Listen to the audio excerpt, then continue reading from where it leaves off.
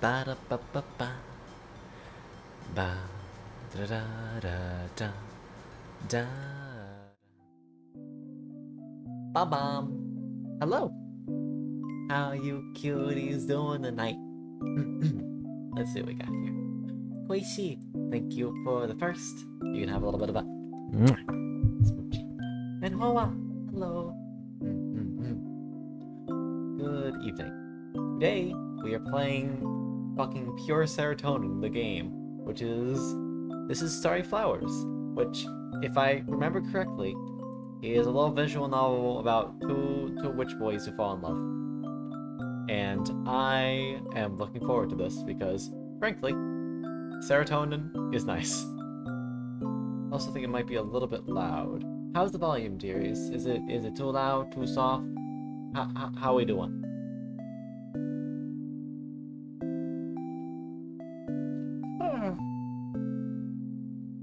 Yeah.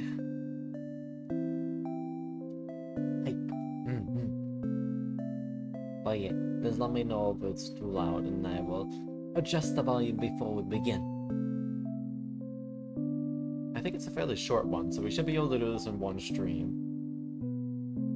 Which I would like, because you know what?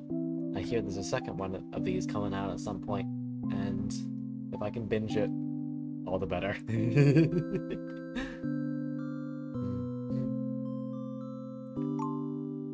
Ooh! God, even the menus are real cute. Okay, I think that's alright. Alright, fuck it. Let's just start. Boop. Ah! Hello! Alright, so our first character is named Periwinkle.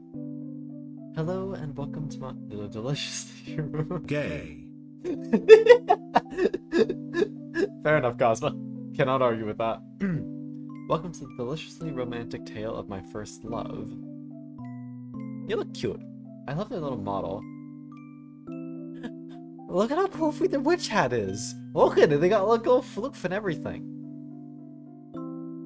Oh, God, this game's so pretty already.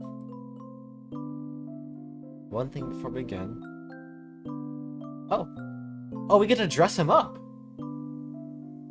Hi, Sage. Thank you for all have pats. Oh.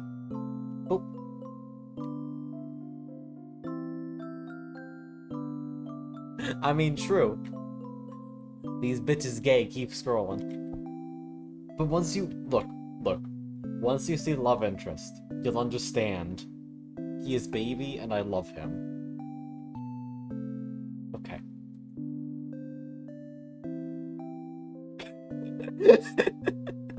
I'm being very gracious to offer you such. Should I give them like custom voices? I don't know if I'm gonna be able to do that well, but I can try. Alright, this one definitely feels like bastard energy.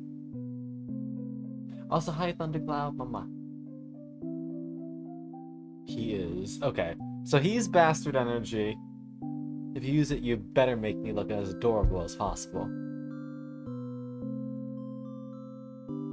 This little feature has no effect on the story otherwise. It's simply for your entertainment, should you wish for it.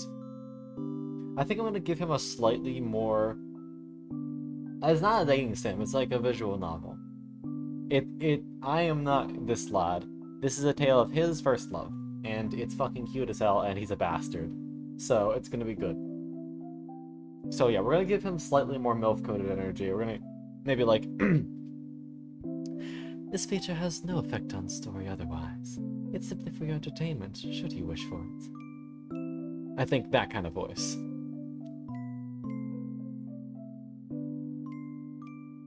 Oh, yeah. Look at the little blush! And without further ado, let's get ready for our first date with Pastel. Pastel?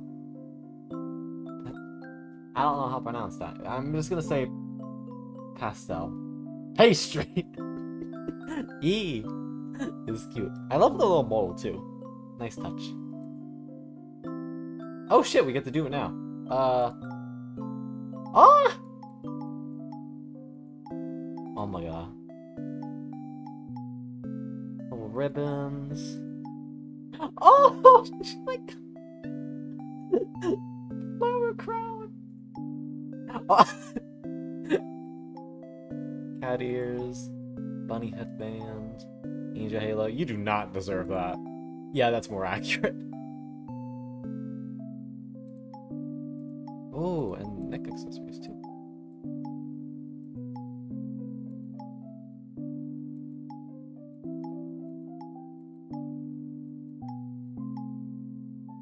I feel like the devil set very much fits the bill.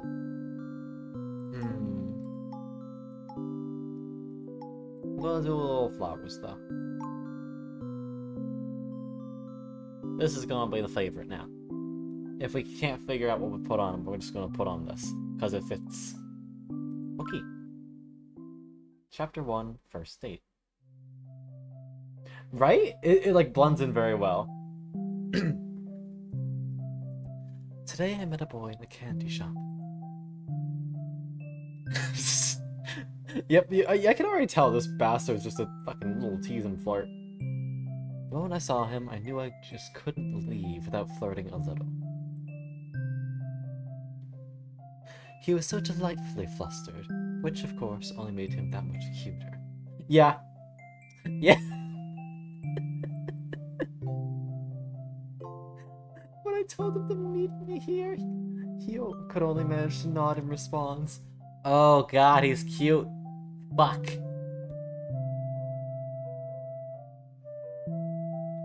You know what you did. Look at that face. That's the face of someone who knows exactly what they've done. Bastard. So cute. I'm not gonna read the internal thoughts. I'll just say what's said out loud. Oh, thank you for the hydrate. I'm gonna be needing these fucking hydrates, I'll tell you. There he is now. Ah! Baby! Look at him! Ah! The white cloak and the little star hat. This is cute. Oh, he's got matching earrings too. Look at the little bean. Patta, patta, patta, patta. I'm not sure if you guys can see my mouse cursor, but I am patting him repeatedly. Ba, ba, ba. Pastel, look at you. And here I thought you looked plenty good in that uniform. My heart wasn't prepared. Sorry, is it too much? I can change.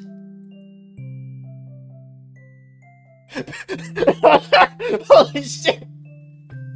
Sir! You've just met this boy! Leave him be! Oh my, he's really... No! Leave the poor soul be!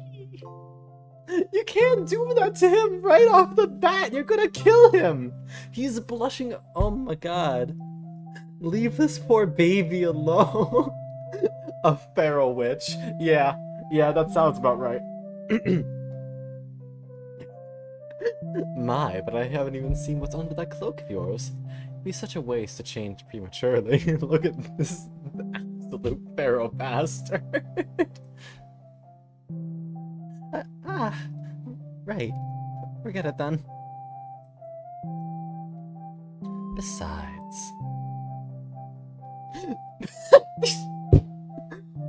Oh my god, okay, I need to adjust this level of bastard.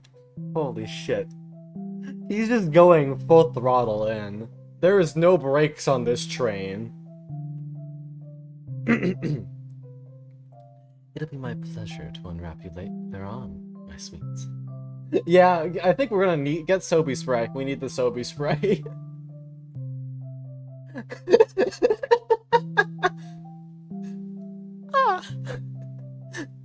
I'm gonna do my best to make the most flustered noises I can possibly manage for this boy.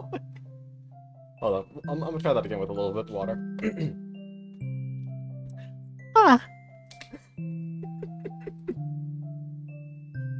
Now, shall we head to dinner?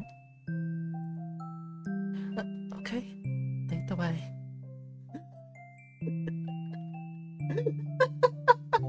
His fucking eyes look like lollipops right now. This is great. I truly didn't expect it. You definitely seem the type to have a more modest sense of style. Thigh highs with such a short skirt? Or was it a dress? I only briefly glimpsed it. I'm quite looking forward to seeing more tonight.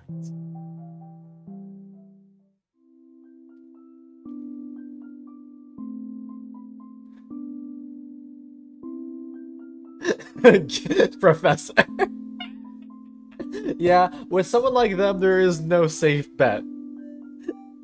You're probably just gonna make it worse. But be careful, it's always the shy boys that have extra underneath. He's worse? Shit, I was right, shy boy. Fuck, alright. This is gonna be interesting. The restaurant I decided on is one in my usual rotation. Good for a quiet, comfortable evening. For a variety of dates, you must have a variety of locations in mind. Tonight's mood is romantic rendezvous. Fuck, rendezvous. I can speak the English language, heck. It's a little high-end, though not overly so. Oh no, not overtly so. Just enough to make the night feel special.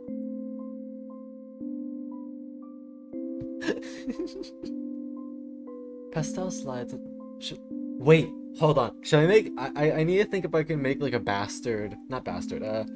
Like a ridiculous narrator voice. Like, y'all know like the narrator from Stanley Parable. I wish I could do that. I don't think my voice can even get close to that pitch though. Pastel slides into the booth, following Periwinkle's lead. Nah, I can't do it. The rendezvous. The rendezvous? Is that closer? I don't know. I ain't a professor. I don't know what I'm doing. Pastel slides into the booth, following Periwinkle's lead. One hand holds his mantle in place, while the other brushes his bangs aside anxiously. Is this your first time? Huh? Coming here, I mean. What did you think I was asking? Ah! No, nothing. I've never been here before. It seems fancy. I'm a fan of the atmosphere. The food isn't bad either. Now, let's get a few formalities out of the way, shall we? First and foremost, your pronouns? Oh, holy shit! So, this man really just saw cute and said, "Hey, want to meet me after work?" Didn't know or care what the pronouns were. That is king shit. Let's go.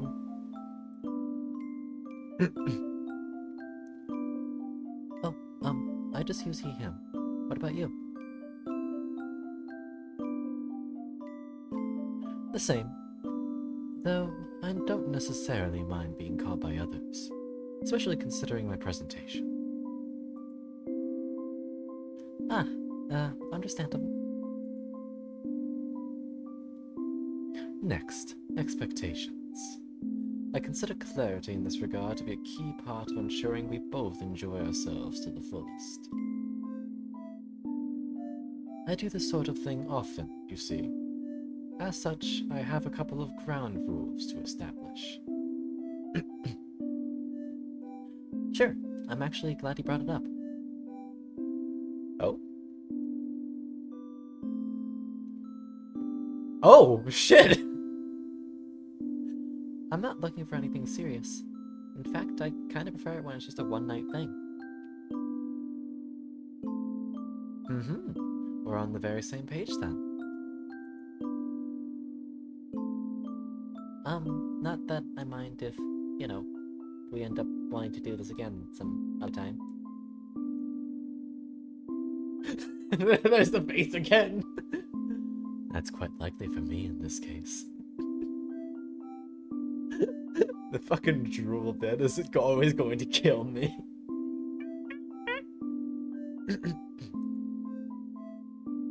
Certainly. I'm open to that as well. Did you have any other ground rules? Sorry, I didn't mean to cut you off. Are you nervous? Yes. You can tell me to stop if you're ever feeling too overwhelmed. That's the other rule.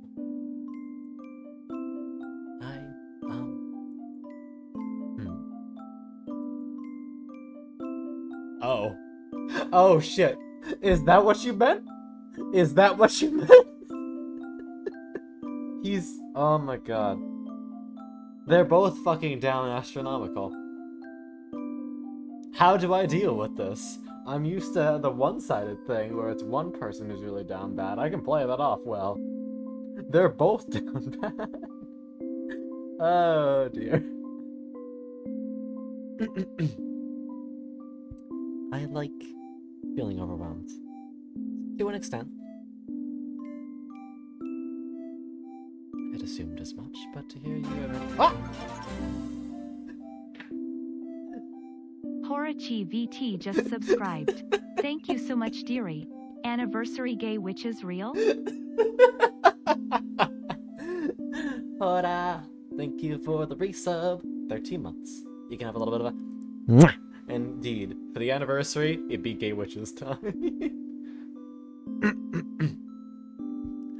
I had assumed as much, but to hear you admit it outright... Ah, Pastel.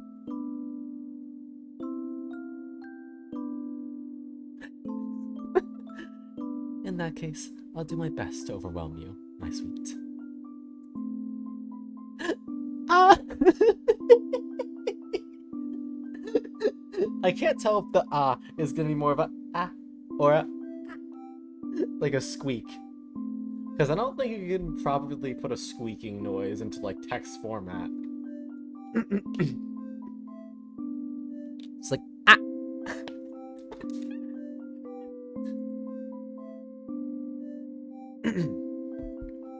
Yes, this was shaping up to be a wonderful night indeed.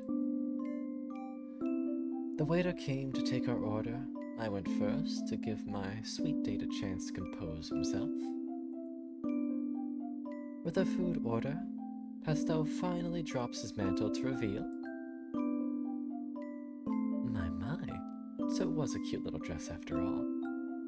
The fucking troll. Oh, you prippy. Hold on, is there a way to... Oh, look at him! Oh, he's got the cute little gloves too! Oh, sweet. Wow. Oh my god! He has a little fucking candy wrapper choker. Help. Help! Ah, that's so cute. Oh. And here I thought you were saving the surprise for after dinner. He affectionate. Agreed. Hold on, I feel like I'm burp. Excuse me. Sorry, I started feeling a little awkward with the extra layer. Don't apologize. My only lament is not getting to take it off you myself. Ah! You'll save the last few layers for me, won't you?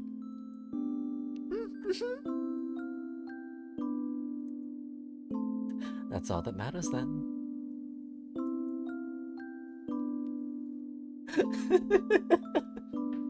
I'm having the time of my life.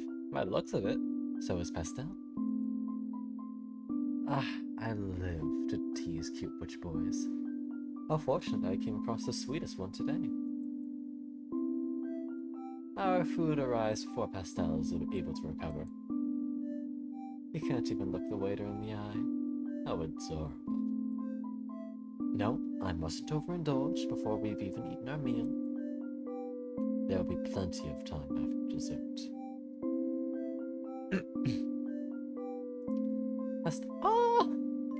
That was a cool expression. Pastel takes a few bites of his food before speaking up. So, Periwinkle, What do you do for a living? Besides tease you until you're barely able to speak.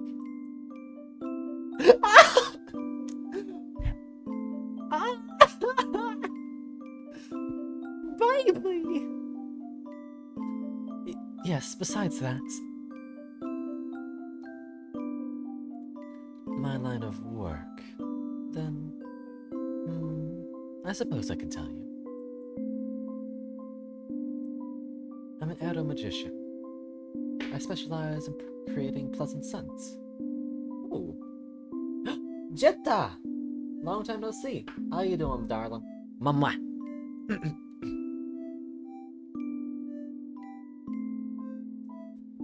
Periwinkle tugs his wand out from his sleeve and lightly taps the candle on the table. In a small burst, the atmosphere shifts around the pair. Ah, I see. I'm sorry, Jetta. I give you a hug and smoochie. The candle's original aroma is quickly forgotten as it's replaced by something new and cozier. Oh, that is nice. What smell is that?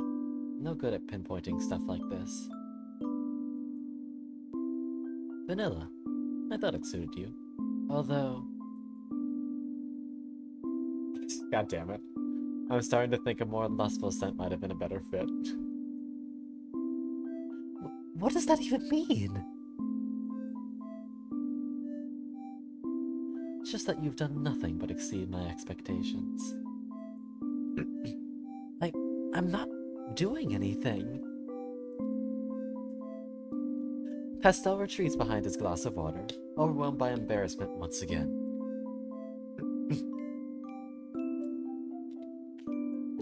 I did say go a little easier on him, didn't I? He's just too irresistible. Anywho, Heck. Is my throat gonna last through this? We'll find out. Anywho, I bottle and sell scents like this. It's fairly lucrative work once you build a reputation for yourself. Ah, sounds fulfilling. What about you, Pastel? What kind of magic do you specialize in? Oh, thank you for the hydrate.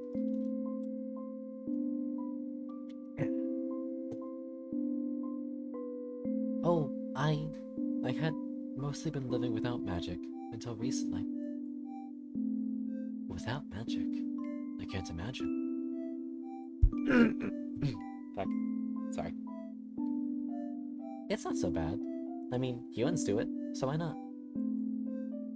I suppose that's true. I very directly make a living off of mine, so I'd find myself in quite a bind if I wasn't able to use it. Couldn't be me. He's like, all y'all and your anti-magic shit. Get out of here. Cringe. Not that I mind being bound from time to time, you know. How do you keep doing that? Every time I think we're talking about something innocent. I just can't help myself, can I? Deliberate word choice, my sweet. Would you like me to hold back a little more? No, it's okay. I was just... kind of impressed. The boy's like, man, you really know how to twist words. We finish up our meals and decide on sharing a slice of strawberry cheesecake for dessert. Ooh, that sounds tasty. Pastel deliberately leaves the larger bits of strawberries for me. I wonder, is it because he doesn't like them? Or is he just that kind? What? Ah! Flippy, yes, yes, join me. Join me in fucking squealing over this shit. I hope you're doing well. Either way, this has quickly become my most favorite date of the past few months.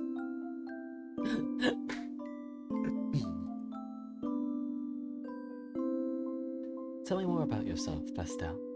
I'm afraid the only thing I know is that you work at the renowned Atelier Sweets.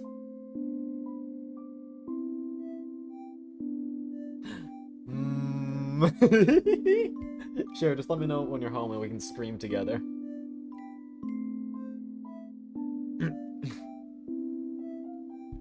Oh, there's not much else to know. Surely there's plenty more than just that. Any hobbies, perhaps? Cleaning? Maybe? Any non-work related hobbies, dear? Sorry, I never know how to answer these type of questions. Male wife. He is male wife. My best friend is an alchemist, so I've recently been going on little adventures to help gather ingredients for her craft. Now there's something interesting. Other than that, I honestly don't get out much. I have my hands full running the store. True! How you doing, True?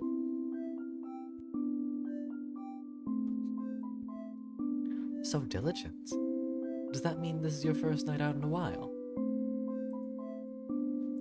Ah, yeah, I guess it is. I'm honored you were willing to share it with me then. Ah, I'm happy to hear it, True. I'm doing pretty good. Fucking screaming over cute boys.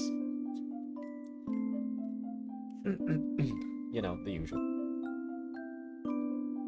Yeah, I don't think I ever would have tried this place if you hadn't brought me in. So, it's been worth it so far. Thanks, Periwinkle.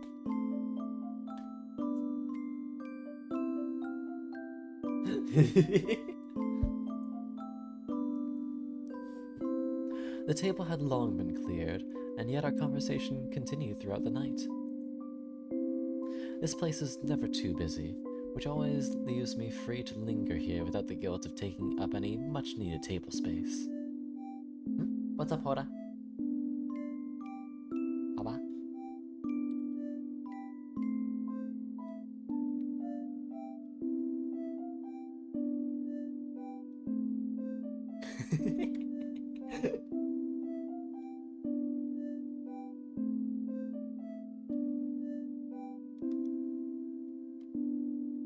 What?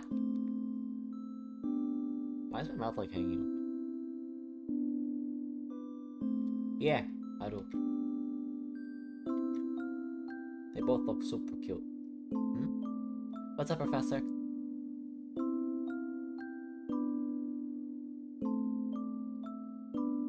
What? No, you. How dare. You come to my house on the day my daughter's quinceañera? You call me cute? How dare. I turn my chin up at you. Humph.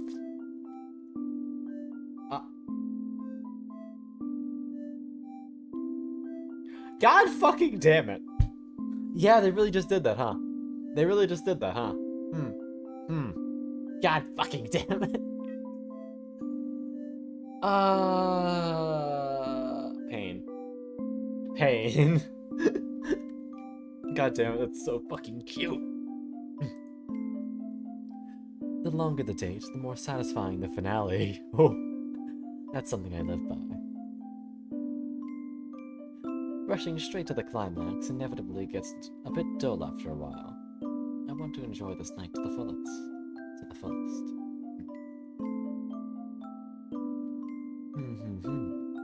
Estelle, do you see the witch at that table over there? Don't be too obvious now. See the one with the tall hat? You see? Yeah, I see them.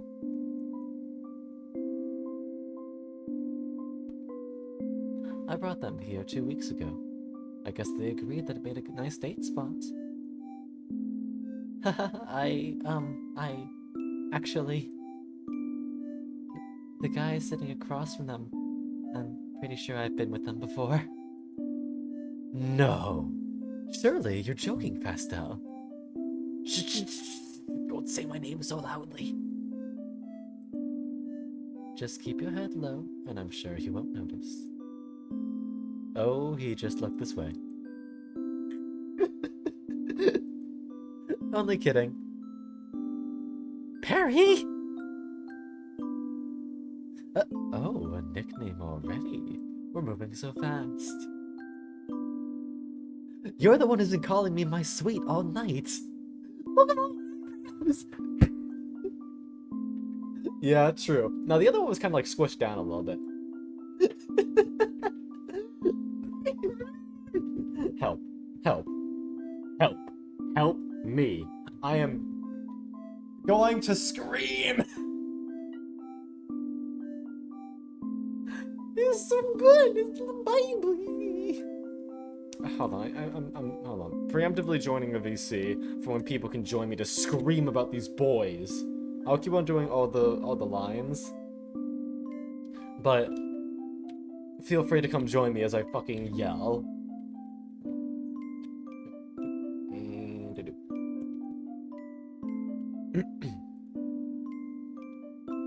Well, you are, aren't you?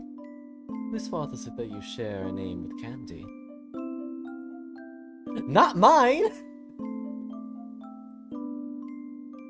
Still, do you think those two make a good couple?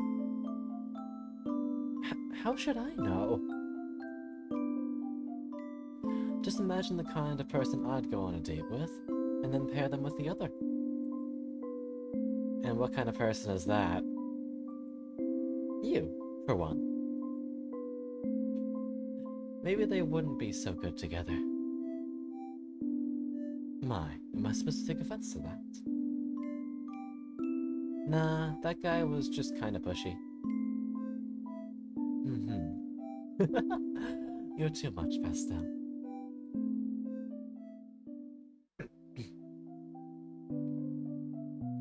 We eventually made our way out of the restaurant that night. It had gotten quite late already.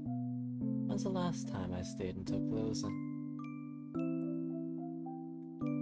There was never a moment of awkward silence between us, only Pastel's embarrassed pauses, clear attempts to steer his mind away from debauchery. As he wandered back into that night air, he's the first to speak up again. And, Professor, while normally I'd be all with you to rag on the bastard, no, he seems to type to go straight for the cute beans that he can bully the shit out of.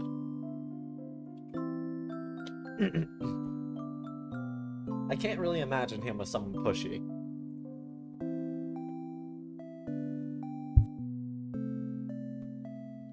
You could have at least let me cover the tip. Nonsense. I'm the one who asked you out tonight, so you don't have to cover a thing. Oh, Perry completely paid for it, though. That's class.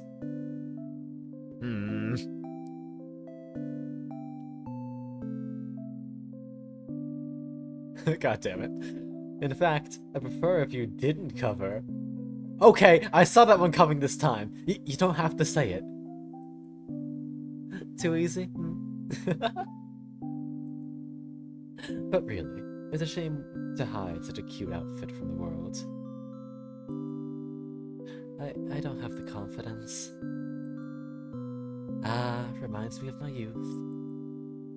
You'll get there, my sweet. One day, you'll be able to toss aside any feelings of inadequacy and wear all sorts of daring outfits with pride. No, it's not a matter of self-esteem or anything. It's just... If anyone I knew saw me in this, I would die. Okay, but that's such a fucking mood, though.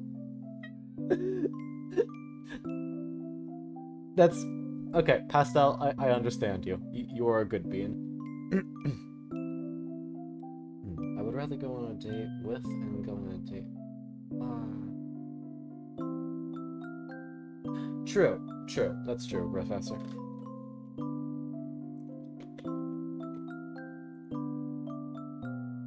So that's how it is. I'm being treated to a more intimate side of this witch boy right now. We walk together under the streetlights until we reach our original meeting place. Would you like me to escort you home? No, that's okay. Then if you don't mind, my place is just down the street. Perhaps you'd like to accompany me? Yes, I mean, I wouldn't want you to have to walk alone in the dark. Such a gentleman.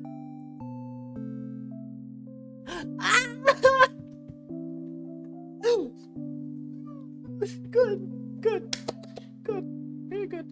Yes.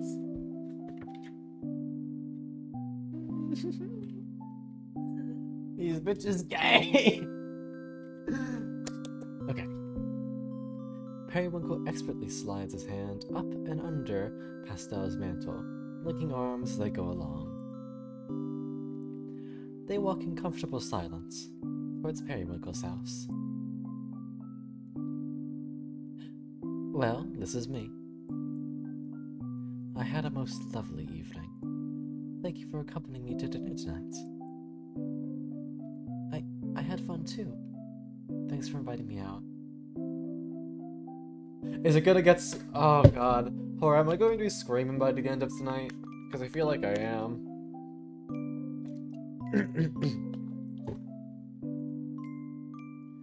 Pastel fidgets as if he has something to ask, but can't find the words.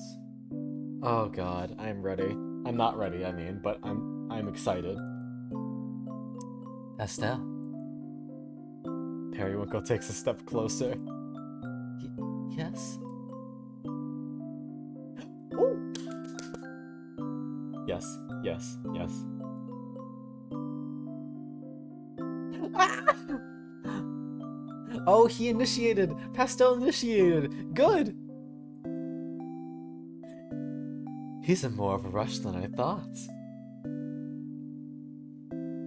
The drooly face again. Then again, I did spend all night winding him up.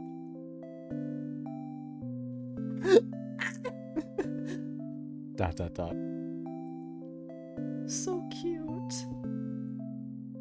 Oh, Pastel, I just remembered. Since we're here, would you like to come in and sample some of my magic?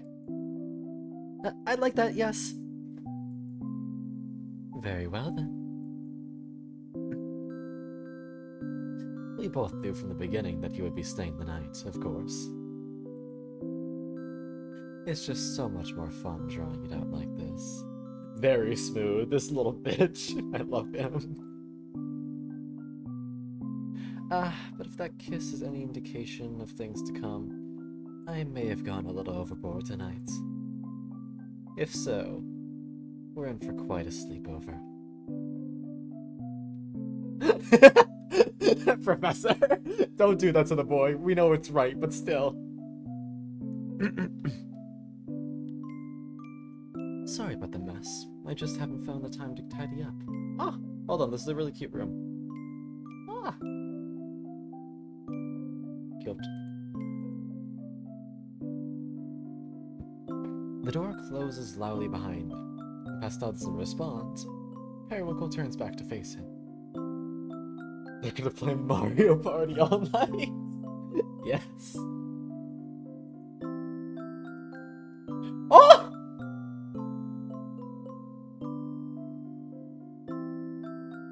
The little hearts! Help. Help.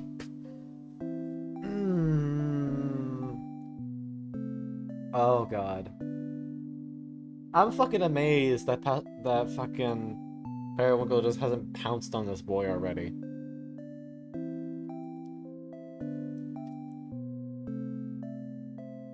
Yep, there's the trolley. He's completely run out of patience, hasn't he? I'm afraid I have simply no other choice but to indulge him.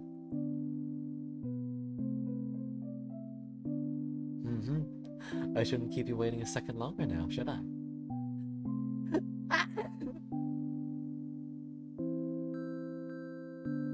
Yep, thank you for the hydrate.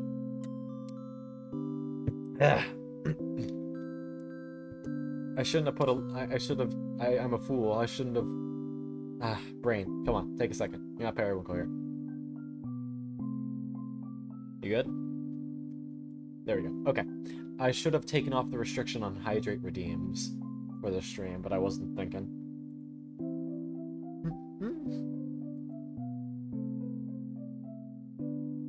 But I still need to change it to something a little easier to take off. Yeah, I figured as much.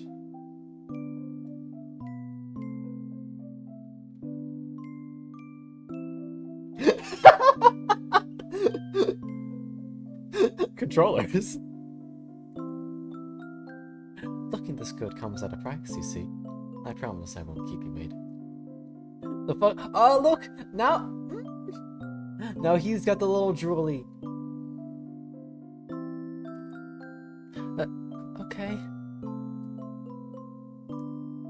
Periwinkle gives him another peck on the lips and leads him through the cluttered living room to his bedroom door. Yep.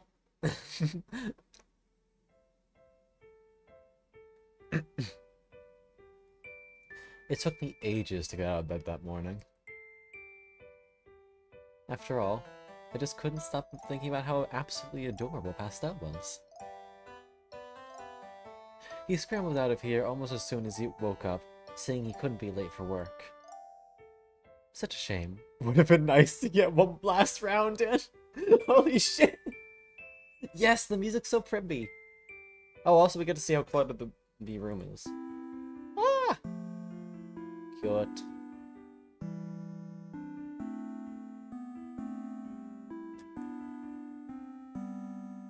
I did get a kiss goodbye, though.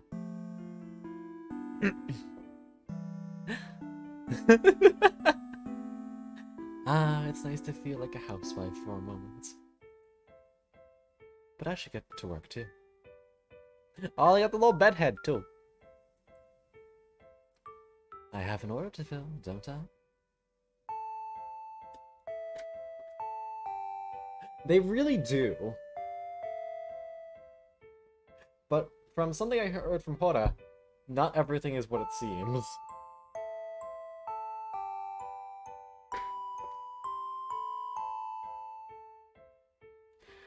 Periwinkle finally rolls out of bed and gets ready for the day. The order in question is for a nearby apothecary. I can never say that name right. Did you know? Arrow magic like mine is quite good for you. It's got nothing on actual healing magic, but the calming atmosphere it creates does wonders for one's mood.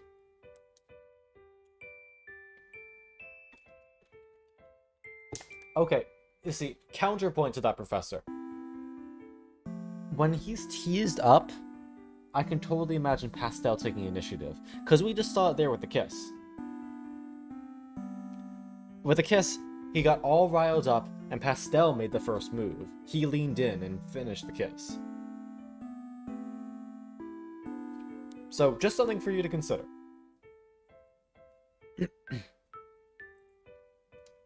This particular batch is meant to help with insomnia. Which is ironic, considering how late I stayed up with Pastel. Goddamn. Whoops, can't be getting distracted now. I really need to finish up these last few bottles. Periwinkle closes his eyes and draws his wand.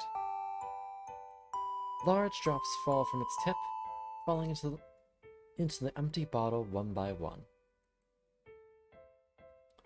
With each drip, the bottle's contents swell, and after only the 5th drop, it's completely filled. Ooh, that's cool.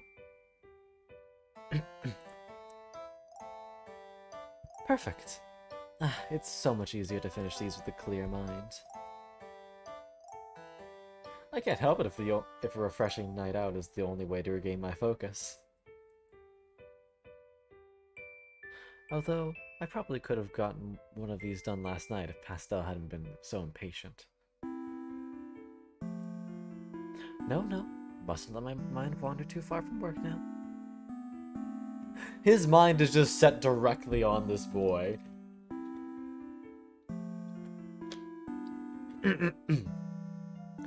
Periwinkle fills the remaining bottles, screwing the lids on as he goes. There. Now my house is going to smell like lavender. I'd better head out before I'm lulled to sleep by my own magic. Ah! Let's see. We're out just doing regular stuff, so I don't think we need the favorite.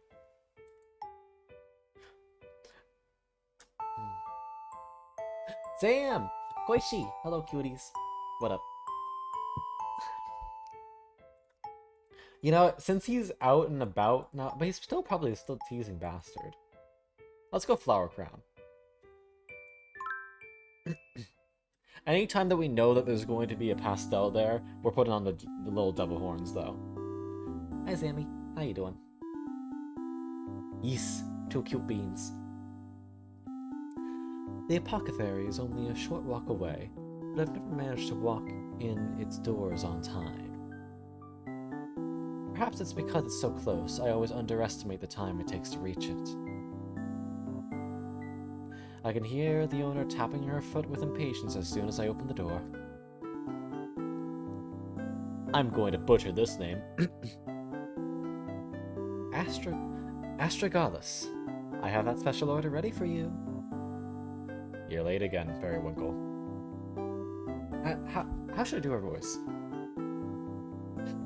You're late again, Periwinkle. Like, just tired.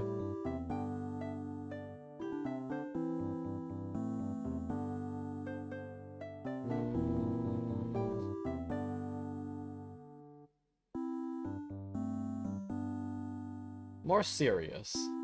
Definitely. Yeah, tired of Perry's bullshit. You're late again, Periwinkle. Lost track of time. You'll forgive me, won't you? You are literally my only provider who has no respect for appointments. That's simply not true. I never miss a date. There's the problem. You were out getting late again, weren't you? How vulgar. I had a romantic evening with a very cute boy. Look out! Oh, but she totally knows.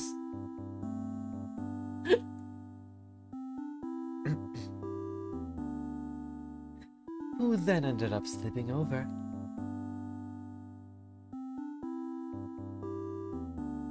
Yes, the pout's very good. Well, you had all week to fill the order. Try getting it done in advance next time. Yes, ma'am. Now let's see what you brought. I've worked with Astragalus for a few years now. She's completely immune to my charms. Shocking, to say the least. But it's meant we've been able to remain good friends all this time. Or, let's see. Astragalus, would you consider us to be good friends? I put up with you. Like, hydrate. Oh yes, I think you told me that they have their own game. Yes.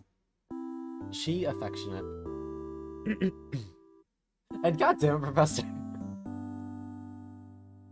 My, but you don't put up with anyone. You must really like me. You got a favor to ask or something? Is that what you're getting at? No, I was just thinking of how to categorize our relationship. Business associate works just fine, doesn't it? Come now, surely you consider us to be closer than that. I know better than to get involved with you, Periwinkle. Why, whatever do you mean? You're too dazzling. I take that as a compliment. Great. Now will you stop distracting me? I'm trying to count. Yes, we're definitely good friends. Too dazzling, though. Not sure if there is such a thing. This bitch. What would be wrong with it if there was? What point is there in something not shining as brightly as one can? Astragalus finishes counting the bottles, sighing in feigned exasperation as she marks them off on her checklist. You may always be late, but you deliver quality every time. You're consistent, if nothing else. The waiting is part of the fun. It builds excitement, wouldn't you say? Bitch.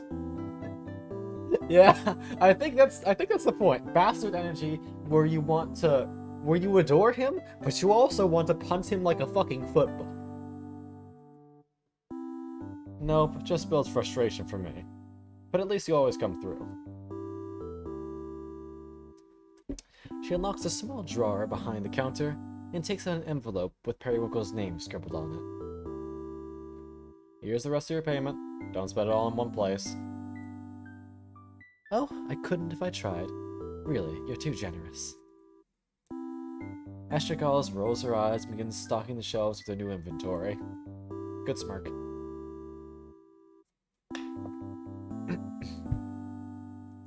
Two or three orders a month. That's all it takes to support myself entirely through this apothecary. Hard to believe my magic is really worth so much, but who am I to complain?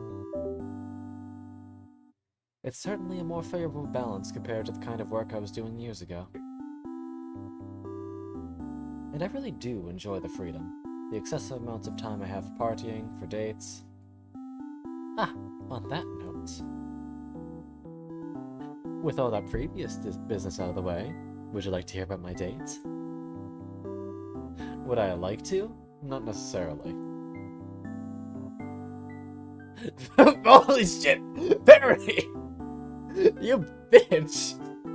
Please, Estragalas, as someone with no romance in your own life, the least you could do is live vicariously through me.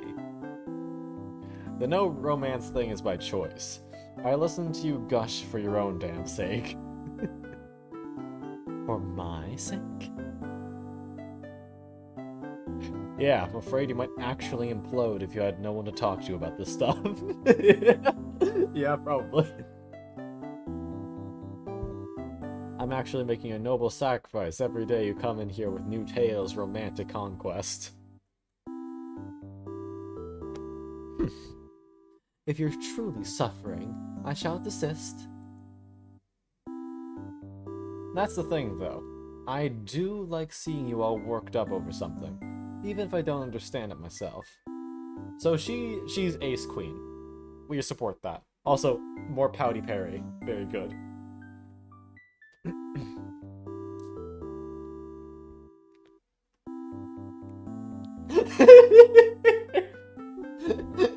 Professor. Yeah, he really did. Ah, so there is mutual benefit. You listen then? Yeah, at least until I get this all put away. After that, I'm kicking you out for the day. Fair enough. I better be brief then. He's the absolute cutest thing. I picked him up at a candy shop yesterday. Fluffy pink hair, with golden eyes, naturally rosy cheeks that make him look like he's always embarrassed by something. He's shy, but not the type that becomes paralyzed in the bedroom. Periwinkle, for the last time, I do not need to hear about bedroom stuff. I wasn't giving any details. Although the details are the best part. This is a safe for work zone only. Break that rule and you're out of here.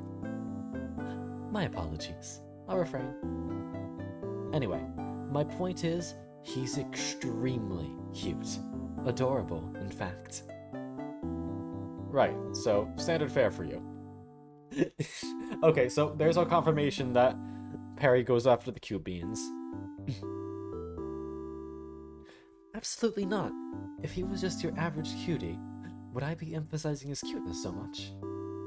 No, Chaotic, you will understand when we go back to the boy that he's talking about. He is baby. He is fucking adorable. I want to squish his little cheeks. Hey, Desimon. Yeah, we're playing the Gay Witch game. This is not the other Gay Witch, though. She is an ace queen and wants nothing to do with romance. She good.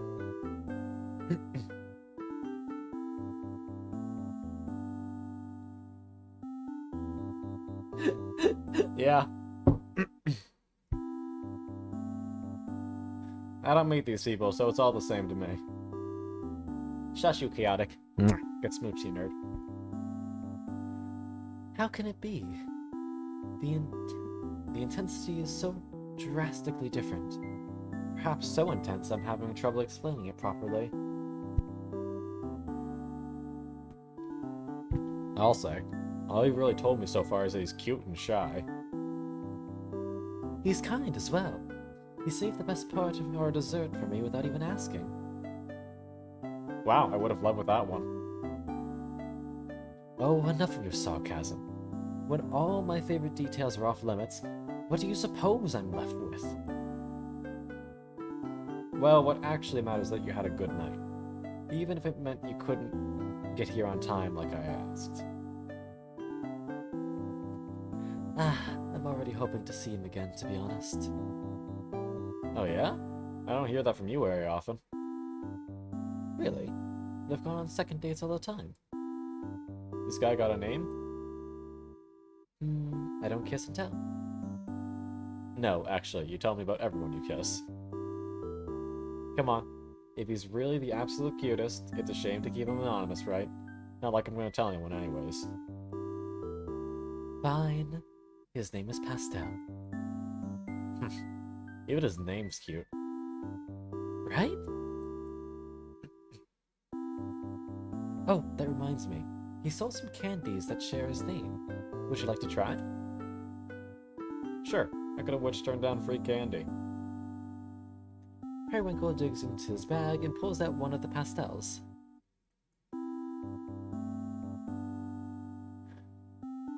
He hands the candy to Astrologus, who promptly unwraps it and pops it in her mouth. Oh, these are good. Where do you say this candy shop was? Not far from here. I'll give you directions.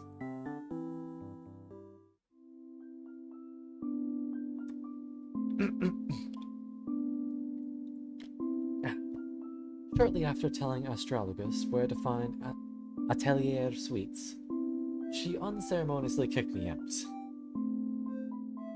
She'd long finished putting all those bottles away, after all. With money in my pocket and no more work to be done for the moment, I'm free to begin pursuing my next date. But wherever shall I go? It's a weekday, too early for parties, too early for drinks. I suppose I could return home and straighten up the place. However...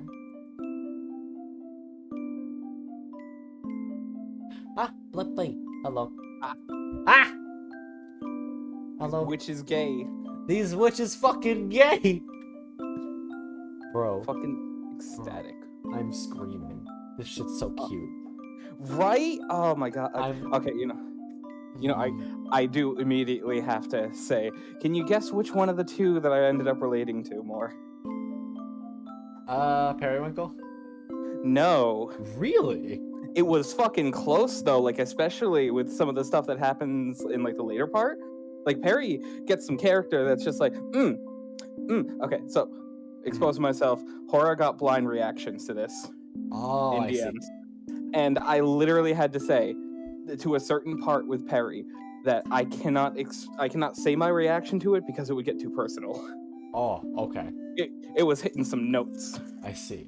At least at the very moment, Perry seems to match you more with the fucking way that he manages to twist every fucking sentence. Yeah, just like you're just talking about like books, and he's talking about like the way he wants to mark you like a book. And I'm like, how do you keep doing that? Like that seemed exactly like a fucking you reaction. Okay, chaotic mama. Hi, chaotic. But yeah, I'm here for reactions too. Yes, trust me, we'll get plenty. And we'll just scream. We're gonna sound like a dial-up modem. Do you want me to stream it to you, or it's a visual novel? Yeah, it's a visual novel. I mean, if you want like somebody else to do some voices, go ahead and stream it. Nah, I'm going to do their voices. Okay. If another side character shows up at some point, though, maybe. Yeah, because you can only do so many voices. Why would I Even miss if him? you are a talented voice actor. That is not even remotely true. Why would I busy myself with chores when I could be celebrating another order successfully filled? Hold on. I'm going up. Oh, you already met Astralis. Yeah, she could. Oh, fucking great. Ah, Our favorite Ace Witch. hell yeah. Like Aero Ace bitch. Let's Hey go. yo, we'd love to see it. Before Periwinkle can decide on where to go, a familiar witch approaches him. Oh! Another bean! Hello? Ah, her. She cute. You want to do her? I mean, you might want to like share screen it then. If I am gonna Yeah. do like voice side characters. Boop, boop. Ah, ba, ba, ba. Periwinkle. Ah, Cassia. So lovely to see you. Hey, I'm so glad we ran into each other. How to describe Cassia? She's exceedingly cuddly. We met at a party one night, during which she latched onto my arm and never let go. Quite endearing. Since then, we've gone on little dates from time to time. She really loves my magic, so I tend to spoil her whenever we're together. Aw. She's also got the vibes of a really fluffy cappuccino. She does! The brown with the white top? Mm-hmm. Oh, actually, is that pink? Very faint pink, Yeah. but you see more white. Yeah. Did you need something, dear? Ah, yes. I tried coming over last night, but you didn't seem to be home. Uh-oh. Aw, you came by to visit me? I'm flattered. I must have been out to dinner at the time. I'm sorry that I missed you. Oh, it's okay. I was mostly looking to talk. So, if you're available right now, do you want to go to a cafe? That sounds perfect. I would love to. Ah, lightly. She got the VTuber hands. Let's go. She does. We take our seats at a nearby cafe. It's a pleasant, sunny little place. I've come here often with all sorts of other witches. Cassia orders her usual hot chocolate with extra marshmallows, while I decide on a simple rose tea. Oh, Periwinkle, could you make my marshmallows smell like roses too? With pleasure. Periwinkle's wand drops from his sleeve, and he gives Cassia's cup a quick little tap.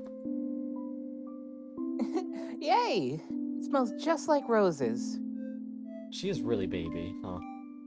Pata. A sweetheart. Just as you asked, dear. It might slightly affect the taste, so let me know if we'd like the smell undone. Cassia dips her spoon in and lifts some marshmallow to her lips, blowing it lightly before popping it into her mouth. You can increase the text speed if you want, because I see you're letting it scroll. Hold on. Options. Papa. Ah.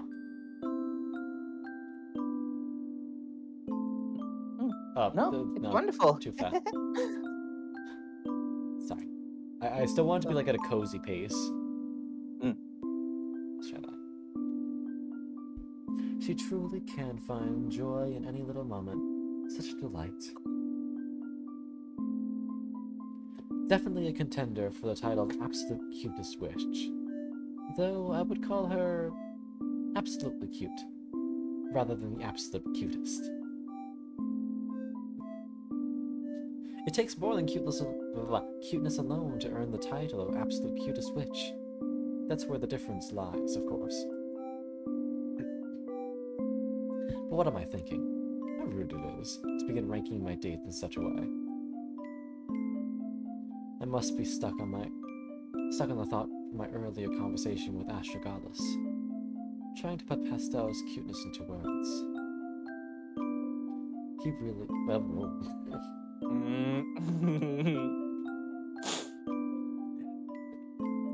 he really is something special. It's all in the contrast. His polite, well-mannered, and proper exterior, concealing such intense desire. Oh, begging you to make the first move, and then going ahead and taking it on his own as soon as you. He Yeah, is. how about like immediately, like a whole paragraph, honey. It's becoming so incredibly clear how much Pastel, or how much Pastel is just stuck in his head. Yeah, it's definitely not at like the clear romance sort of thing, but like there's an impact. Like, There's such you, an impact as a fucking crater. enough of that. There's someone else in front of me now, isn't there? Cassia continues, happily sipping her hot chocolate before speaking up again. I missed you, Periwinkle. I've been so busy with packing, I haven't had a chance to see you at all. Packing? And just where are you heading off to? Oh, that's right, I never had a chance to tell you. I'm finally moving in with my partners. In 2 more days, the 3 of us will all be sleeping in the same bed. Oh, she's Polly. Uh-huh. Cute. Oh, that sounds cozy. Congratulations. Thank you. I've looked forward to it for so long. I'm be real. Poly relationships, have fun with that. I'm pretty sure I'd kill anyone in a poly relationship just because I can barely share a bed with one person. Like I need my spot in the bed. No, fair enough, but that's why we stack 2 king-size mattresses next to each other. True. Like, yeah, I completely vibe with that, but at the same time, there can be more bed to go around. Yeah. It sounds like you're about to enter a lovely domestic life. You deserve it. I'm really happy. Oh. But, speaking of my partners, you've still never even met them. True, but I can imagine they're wonderful, just from how you've talked about them. Right, but, what if you didn't have to imagine? That's what I've been wanting to talk to you about. I was hoping we might all be able to go on a group date sometime. Oh? Yeah, because, like, I just think you're so wonderful, Periwinkle. I want them to know you too. Aw, that's so precious. Although it sounds like fun, I'm a bit... Oh, wait, before you say no, they're both very easygoing and loving and nice. I can promise it won't be overwhelming. That unfortunately isn't where the issue lies, my dear. I know you said you didn't want to get involved before, but I just know that we would all get along so well. I'd like to reassure you however I can, but I understand if you'd still turn me down. Matters of love are so tricky, aren't they? I still recall the first time something like this was asked of me. I had been nervous going in, but I also had never entered a group situation before. I attributed my anxiety solely to that. However, it quickly became clear I just wasn't suited to it at all. I do love to spoil each of my partners, but strictly one at a time.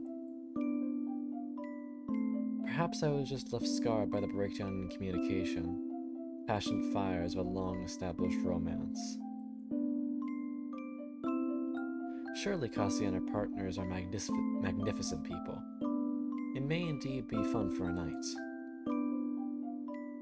But becoming entangled in committed relationships is something I've always avoided from the beginning, isn't it? This is all very sweet of you, but I do have to decline. Can't help but feel a little bit heartbroken. I apologize. Truly, it's nothing personal. Oh, I know. I don't take offense or anything. It's just sad. Now that I'm going to be living with them and knowing you don't want to meet them. I think it's best we just break things off. Yes, I agree. As you said, it's for the best. I hope we can still be friends, though. Of course. I'm sure our paths will cross every now and again. Yeah. Thanks for always treating me so well, Periwinkle. It was my pleasure.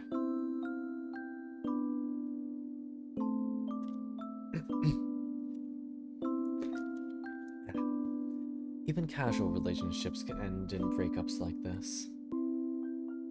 This is largely why I tend to prefer one-night affairs. Things can just become so messy as needs evolve. As Cassie and I go our separate ways, I can't help feeling a little blue. Perhaps I'll return home for the day after all.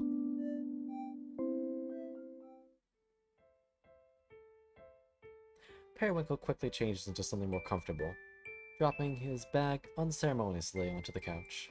Okay, but real quick. Yeah? Mood for an apartment. Oh, yeah. Like, and yet he still lives like this. I've had this explained to me by my fucking chemistry teacher of all things when she saw my journal and how I wrote in it. This is what she referred to as controlled chaos. Because it's chaos, but you know where everything is. You know where everything is. Exactly. That's what matters, yeah.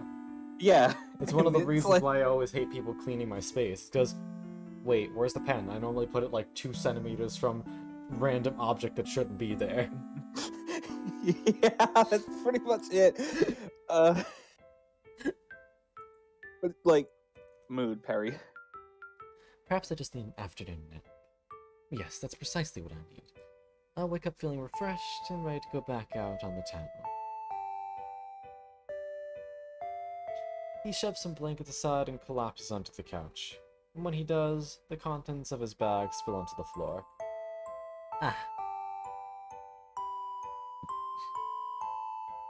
Lazily leaning over to gather it up, he notices the candies from before. ...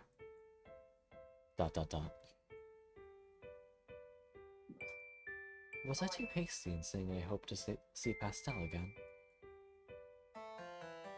I suppose I'd forgotten the feeling of not being enough for someone. Usually these things tend to dissipate naturally, without confrontation or notice. For someone they don't, it stings.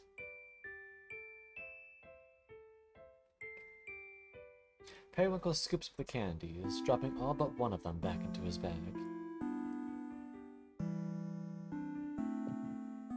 He settles into place on the couch, nestled in a tangled mess of blankets and cushions, and unwraps his chosen pastel. It is sweet though. That look. How did you manage to look like a bastard even eating a piece of candy? It's the angles of the eyebrows. You're right. It totally is. Cover the eyebrows, it just looks like they're nomming on candy thinking about something. No, or even then, like, remove the eyebrows and it looks content, like, He's a bastard. Yeah. Oh, look at that. What a shame that would be if I never got to taste it again. That's right. I could never resist the promise of an entertaining night, no matter what may come down the line. I'm a hopeless hedonist after all. Nothing to be done about that. You know what? Fair enough, I guess. Let fate decide then.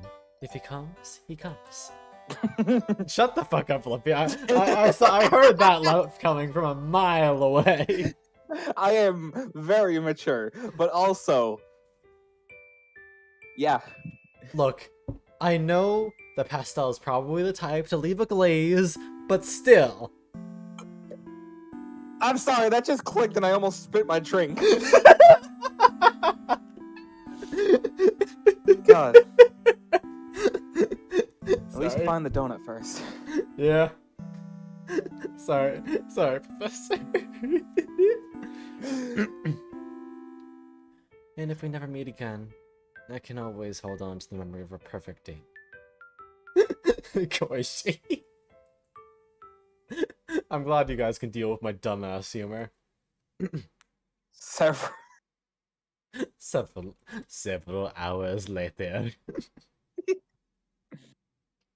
Yep.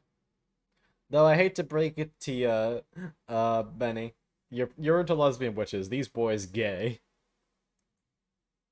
There's a knock at the door. Oh shit! And right there on his doorstep, Periwinkle is pleasantly surprised to find Pastel. Oh my god! Look at his. Yeah, the little jogger suit. That's so cute! Oh, little hairpin! Help.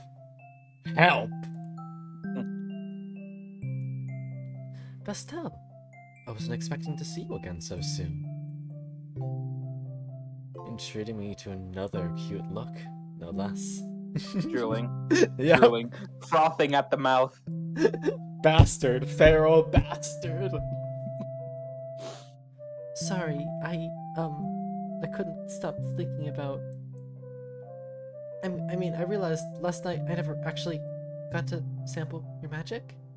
The scents you mentioned. Oh, that's right. We were quite preoccupied. Yes, so that's why I'm here. One handmade excuse delivered to your door. I love his little eyebrows, though. Hell. Also, is my voice for Pastel overdoing it, or do you think that works? I feel like it's stuttering a little too much. All right, less stuttering. Got it.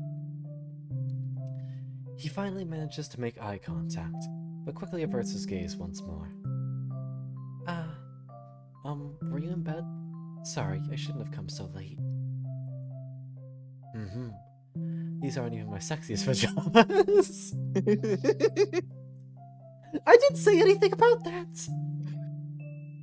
But how easy he is to make blush. It's like, so good. No, this is like automatically a match made in heaven. Like the flirt and the easy blush. Yes.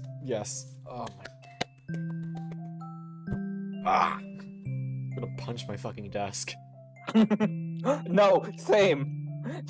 I'm pretty sure my desk has an imprint of my forehead from how much I was getting riled up by this. Valid.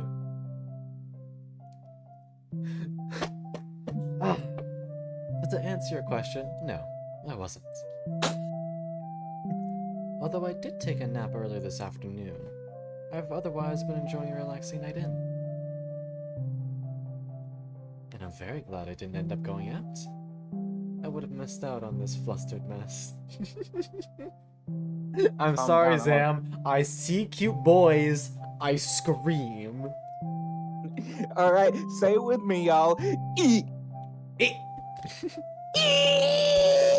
I actually choked on my fucking candy. Honey, be careful.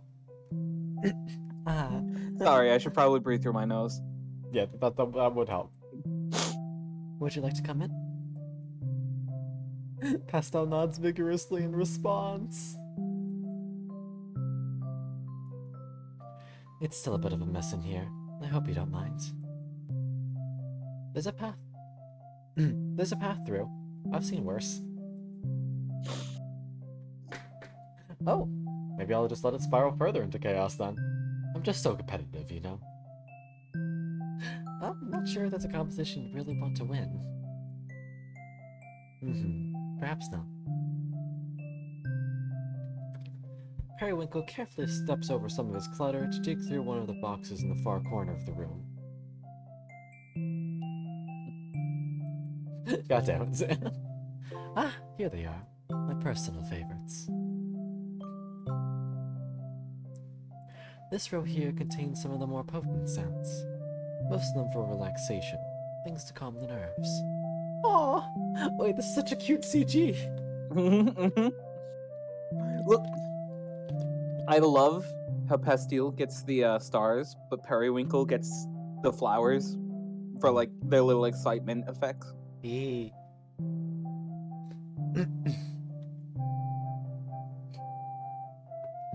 Professor, I think it was already a mess before that. The rest, I just so happen to like. Sweet scents like strawberry, banana, bubblegum, mango. Is there a reason you're only naming candy flavors? Must be a coincidence. I'm pretty sure those are fruit, except for bubblegum. Yeah. Pastel picks out an unlabeled bottle filled with a pale pink liquid. Uh-oh. I know, I've read enough to know where this is going. What's this? Watch out. That one's an aphrodisiac. We'll see about that. Holy shit, Pastel! I think Pastel just called his fucking bluff. See what this is why I fucking love Fasteel. No, like, that confidence, just like, oh, that's an aphrodisiac. Bullshit. Pastel locks eyes with Periwinkle as he opens the vial without hesitation. How bold! Oh, it's Peach. I almost expected it to be overpowering. Yes, well, the aphrodisiac bit was a lie, but I'm glad you like it. Look, don't say what the fuck. My man knew that Periwinkle was trying to tease him into another stuttering mess, and he called his bluff and was right. That, and what is that gonna change? We know where the night's probably gonna go. Well, yeah. And hi, Reaper. You missed these two being fucking cute, and Pastel, the pink one, being a flustered mess. But he's getting a little bit more confidence, so we'll see if it gets better. You're really good at this type of magic. I've never done anything like it. Would you like to try it out?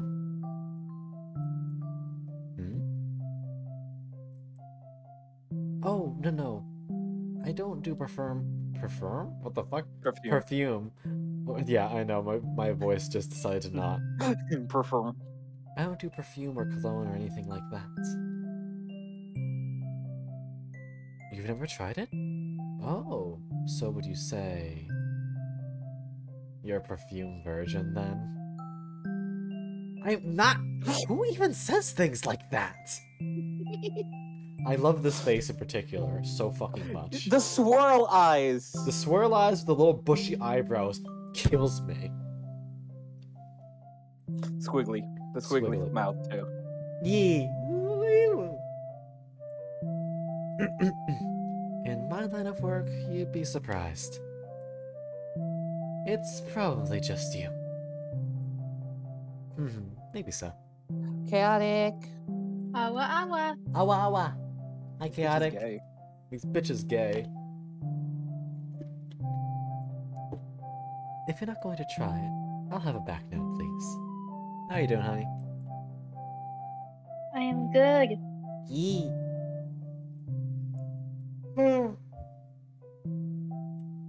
I am looking forward to bullying you.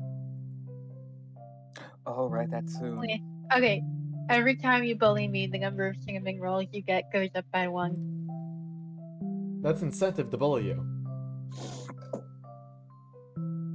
Honey, that's You incentive want me- to Do bully you want me to come to your place with like 20 cinnamon rolls? Is that the goal? I think that would be a little Damn. bit excessive, but I mean, Well, cinnamon if you rolls are both- good. 20 times during this stream, then you're gonna get 20 cinnamon rolls. I mean, I haven't bullied you yet, though. I just said I was. I know, and I'm letting you know before you start. Okay, so is it starting at 0, or is it starting at like a predetermined number? It's starting at 0, but I'm going to be getting at least some. Okay. So what I'm hearing is I'm basically free Oh, to bully Flippy, you at least a shush. couple of times. Shush, Lippy. What? Oh, at least a few Lippy, I'm times. going to Well, restart your CRT monitor. I bet it's just gonna be like the one hanging, like, you know, like when it closes on like a pixel of light. It's just gonna be that for the rest of the night. I'm going to just minimize you to taskbar. Oh no. we're gonna put a really awful movie on your screen. Oh god, picture in picture, but it's just my face in the screen. No, it's just the fucking. Yeah. It's the DVD bouncing around until it hits the corner. That'd be fantastic. Anyway, I could try. I just don't know how I'm supposed to apply it. behind your ear. May I? Pastel nods, handing over the small vial. Periwinkle seals the opening with his fingertip and swiftly tilts the bottle over and back. Here. Oh, bitch. That's smooth. Yeah, that's smooth. Is that actually how you're supposed to apply it? Yeah, you're supposed to apply it to like the sides of your neck or behind your ear. Interesting. I've never actually worn cologne before. Yeah, I don't care for it. I'd rather just have the spray one. Whenever I hear the spray one, all I can think of is that one meme of a guy like, spritz here, spritz here, spritz here, spritz here. Hey bro, when you see a lighter chick, giant explosion, .png. Speaking of, hold on, let me spritz. He lightly rubs a spot on Pastel's neck, engulfing them both in a pleasant scent of his magic. Nice. Ooh. Their eyes meet, neither of them daring to be the first move. The first to move. Maybe the aphrodisiac bit wasn't a lie after all? Oh! He just goes for it! I love it. I love it.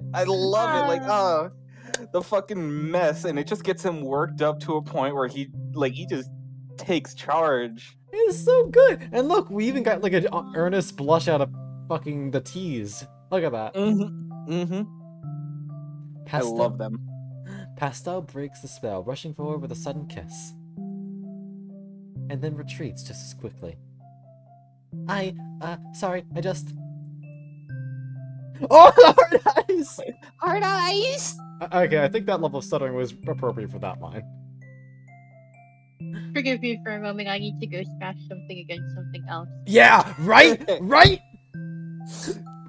Call Leon, tell him we understand. Yeah. Alright, boys, late night boxing session. I bet every time something cute happens, we're all just punching one another in the gut. Hold on, I'm gonna bring a pillow over here, and next time something like this happens, I'm gonna just fucking clock it at full speed. Hold on. No. Do you take me for a liar? No. I'm just concerned for the pillow. It'll be Shit, I almost knocked over fine. my water bottle's not gonna be bad. Bonk. Well, guess what? Right here. This thing's gonna get punched a lot today. He certainly is impulsive. Not that I mind at all. I'm more than happy to go along with your little game, Pastel. Oh no, my magic is working too well. I guess there's no choice but to have my way with you, my sweet. Oh. Oh no. Why are you viewing a dating sim, love? It's not a dating sim, it's these two characters. I am not either of them. It's a visual novel. Pastel's half-hearted protests end there. Holy shit. Oh my god. Periwinkle's hands were already upon him, and would continue to be for the rest of the night. Thankfully, it's fade to block, so we don't have to worry about anything like that. Yeah. Oh, missteps. Uh-oh. Mm. So this is the part where we go in the wrong direction before we double back.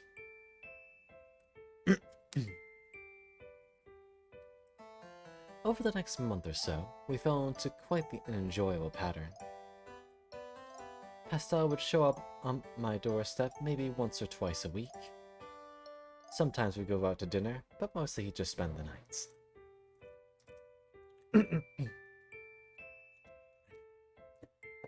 It was starting to become almost routine, though each visit was somehow just as exciting as the last.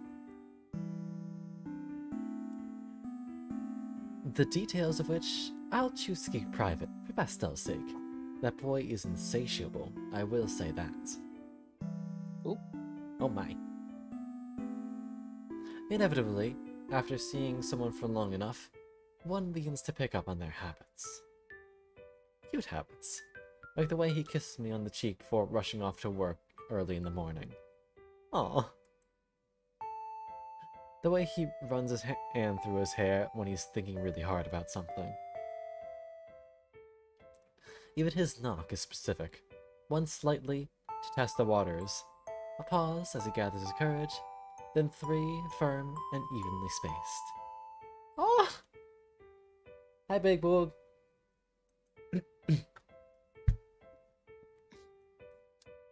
I'm not sure which of these habits he's conscious of, but there's one I've decided he must be acting knowingly. Real quick, I love the fact that Perry is noting this stuff and not realizing that he's noting these details. Yep. Yep. Which is his habit of leaving at least one of his personal effects behind with each visit. First, a butterty, then an earring. His Beret. choker, a what? A beret. Oh! A beret. Then an earring. His choker, a bracelet. Then he returns after a few days with an apology, explaining he had just come to pick up whatever he'd left behind. Sure, Pastel. Keep creating your little excuses to come back here. I'll happily go along with them.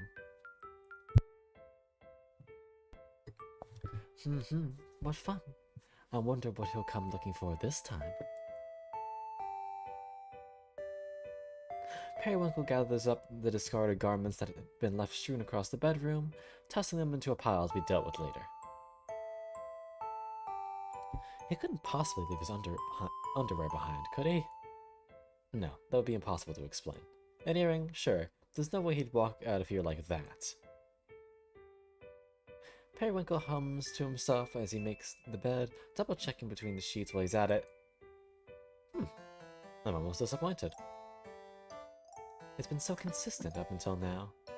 I suppose he could just be that forgetful. Unable to find anything of Pastel's in my bedroom, I decide to spend the rest of my morning cleaning up the place. Now, mind you, I never let my house get dirty, only messy. Leaving garbage or food waste about is out of the question. Everything else, though... It's simply that many things don't make it back to their proper place. Or rather, I can never decide on a proper place for many of my things.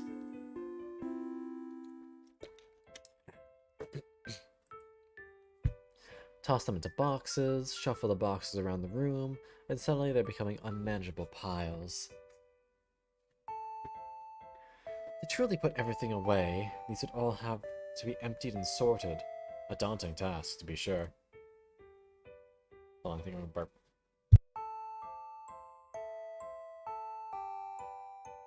Dude. But it has been a while since my last attempt. I may as well put in some effort. But where to begin? I suppose my work supplies have been a little difficult to navigate as of late. That's an achievable goal now, isn't it? And it's practical as well. Periwinkle begins with a box of his favorite perfumes that had been sitting out since one of Pastel's first visits. Ah, yes, the aphrodisiac. That was a fun night. Packs the bottles back into their proper places, closes the box, sealing them safely inside.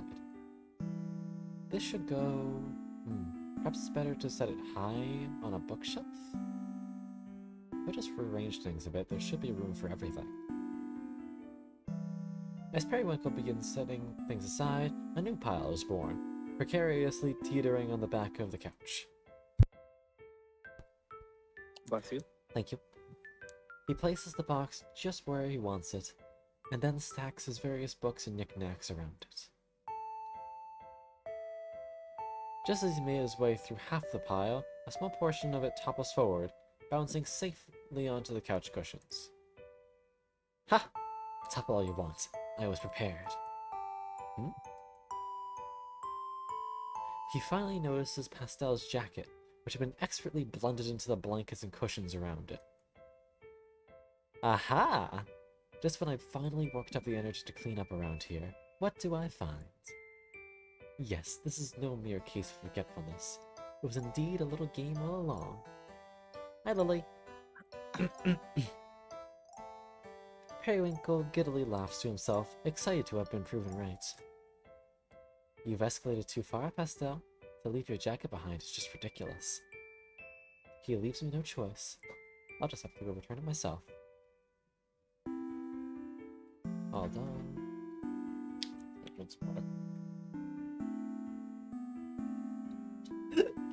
This boy has no restraint, I swear. Might come back to bite him. It might. I mean, because he never got the permission to go see him at work. Yeah, every other time it'd been Pastille that, like, came Initiated. forward.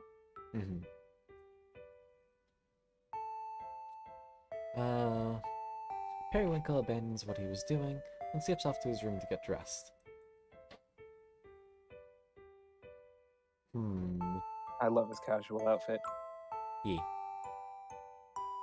There we go. Oh, it does. It says looking good, or like it says something when you load the favorite. Ah, that's Yeah. so cute.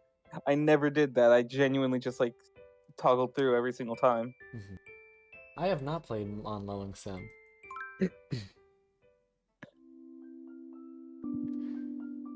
I hadn't had a chance to return to Atelier Suite since first meeting Pastel. He was the one always showing up on my doorstep after all. There was no need.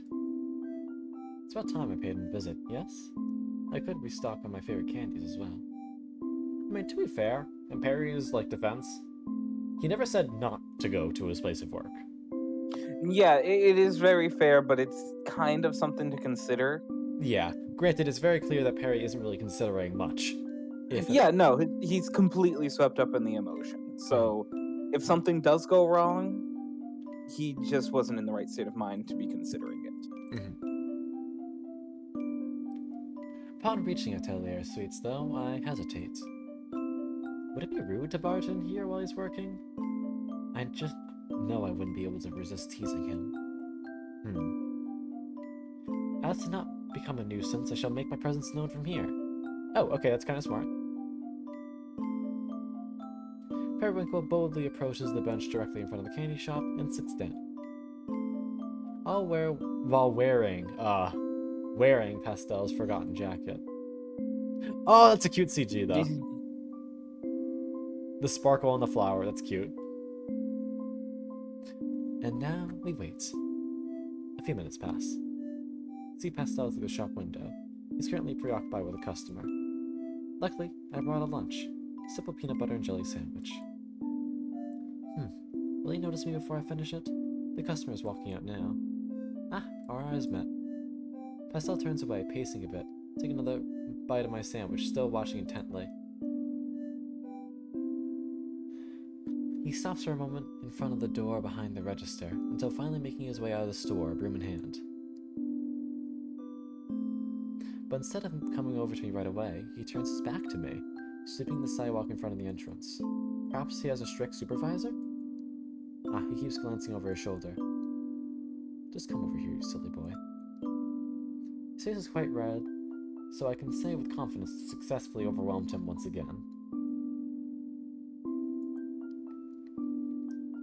It's only fun for some reason. Noted. Granted, I think Power Wash Sim's a bit more interactive. Just going back and forth and cutting the grass might get a bit boring for me. I finish my sandwich. By the time he approaches, he takes a seat on the opposite end of the bench. I thought you were ignoring me. No, I was just trying to decide on what to do. Was this a bad time to return your jacket? Not the worst time. Periwinkle unzips the jacket and shovels out of it, casually folding it onto his lap. I found it whilst I was cleaning up the place. I suppose I could have waited for you to return, but since I was in the area... Right. Sorry, it's my fault for leaving it behind in the first place. Pastel can barely look me in the eye. Oh, wait! I just realized what that might signify to Pastel, even if it's not intended.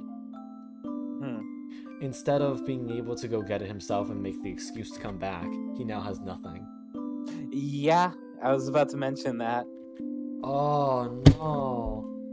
So, even though you were being nice about it, you're, like, unintentionally sending the message of, I've picked up on it, but I'm giving it back to you. Maybe, but at the same time, It just could makes it harder be, for like, him.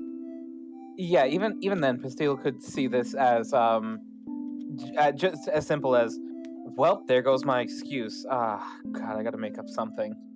And when there's a boy like him who has to think of something for himself, it's hard. That is hard. So while this definitely is a cute flirt encounter, it's gonna come back to bite him on the delays. Pastel can barely look me in the eye. Doesn't stop him from stealing glances at what I'm wearing. Who could resist that? I wore my cutest dress for this. Something seems a little off, though. Usually a bundle of nerves, yes, but this is a bit much. I'll get right to the point then. Oh, Oh, Pastel. You know you don't have to plant excuses just to come visit me. Oh, he straight out says it.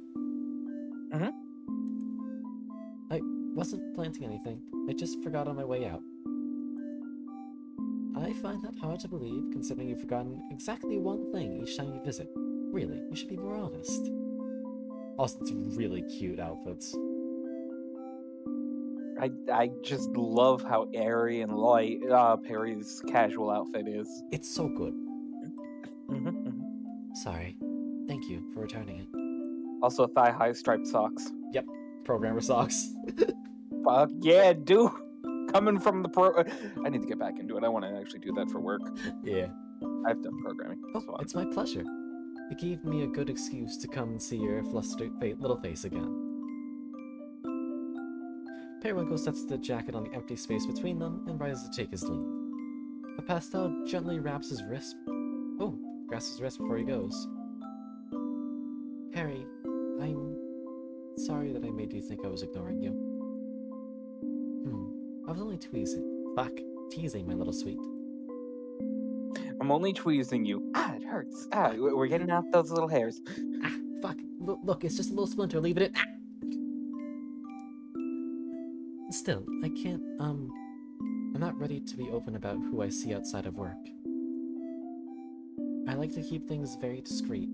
I don't want to have to explain to anything to my friends. I'd die of embarrassment. Oh no. So that's why. Understood. I'm actually used to being someone's little secret. That didn't sound quite right. What I'm trying to say is, I don't mind at all. From now on, I'll just continue to let you come to me. Thank you. Sorry. I don't know what it is you keep apologizing for, Pastel. I'll see you around, yes? Pastel nods, and finally lets go of his wrist. A misstep. A huge misstep. I should have guessed it from the hints he's given. Just a few things he said here and there. It was enough to put it together, wasn't it? The most obvious one being he always comes to me and not the other way around. Our comfortable pattern that I've recklessly interrupted. I should have known in the previous encounters with closeted individuals. What's supposed to be a fun, surprise appearance can so quickly turn into a desperate rally to cling to normalcy. Carefully constructed lies to conceal the piece of yourself that may not be accepted. Ah.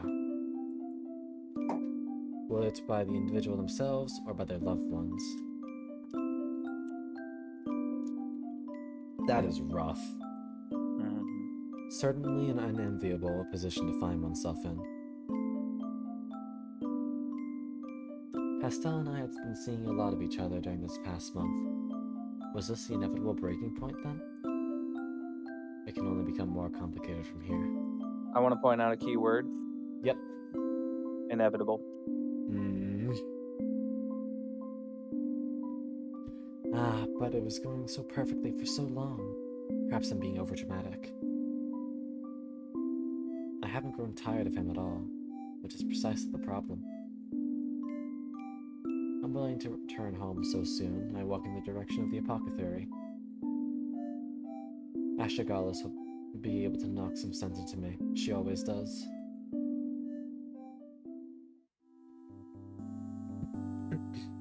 Astragalus, are you busy? Ugh, I know that whine. You shifted into dramatic bitch mode. Say it like it is, sister. No. I love her so much. Take pity on me. I'm having a bad day. Alright, you baby. Tell me what happened. Things are slow today, anyhow.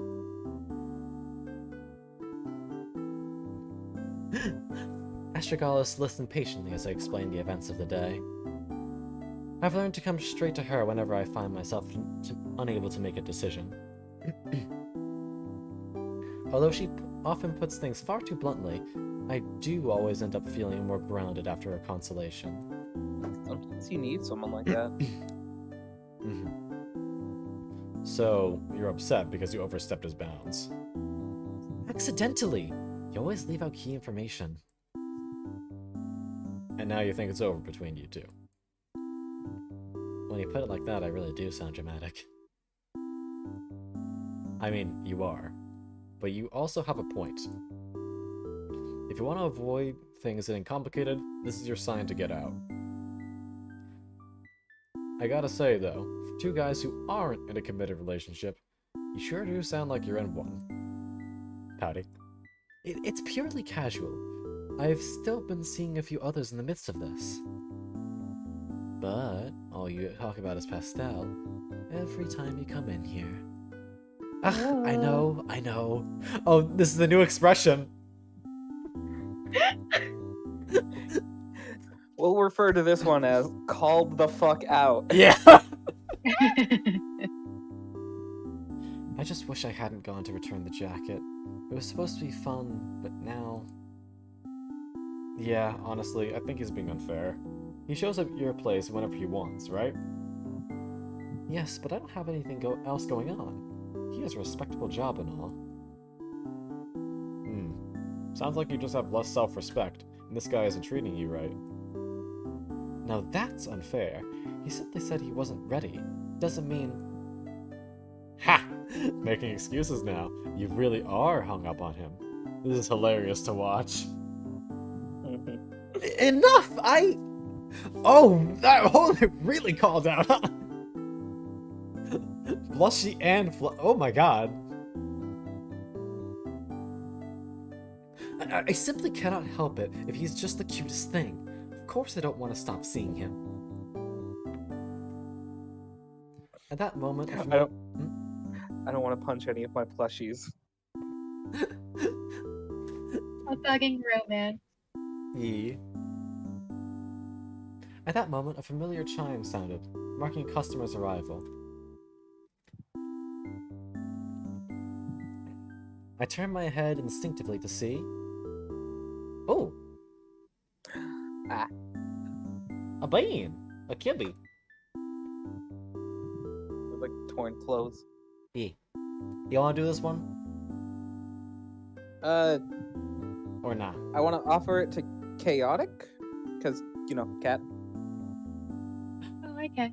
If you like. Okay. Periwinkle! Oh my god, you look so cute today! Hi, Hora. Hey, hold on. Fine, thank you. I certainly didn't expect to see you here, Jam. Astragalus walks into the back room, still laughing at Periwinkle's expense. Belt. I've been coming here to buy your magic! Remember when you did a little demo for everyone at that party? You totally sold me on it back then. I've done a few, so I don't recall. But I'm happy to hear it regardless. Prideful little bitch. So what are you doing here? On a date or on the job? No date today. I ruined my chance at that. Oh man, what? That's such a bummer. I like the little whiskers. She's so cute.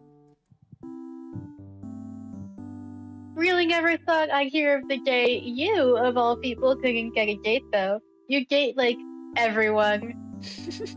Also, little heart nose. I just realized. Oh yeah, it is. She's so cute. I love just this girl radiates the perfect smug. Yeah. Like it doesn't mean anything. It's just like, you know, she's got the ways to say things. Mm-hmm. It'd be more accurate to say I go on dates with everyone rather than I actually date them. Aw, same diff. You're like a thirst master.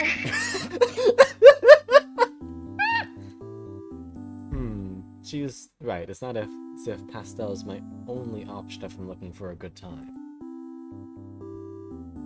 Anyway, are you going to It's okay. Are you going to Chivalrous party tonight? No, this is the first I've heard of it. He's throwing yet another soiree? Soiree? Soiree. Soiree. Yeah, I'm surprised you didn't know. I suppose I've been more out of the loop on these things than usual. So this is just showing that Pastel has been completely dominating his thoughts.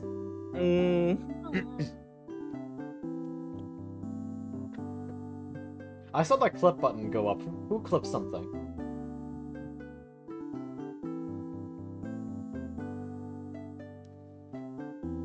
I'm looking at you, chat. I saw the clips go from 0 to 1. I see it on my little side dash. Who clipped it? What did he clip? Loads gun. What'd you do? I'm looking at you. You ain't slick. Just because you didn't post it doesn't mean I don't know.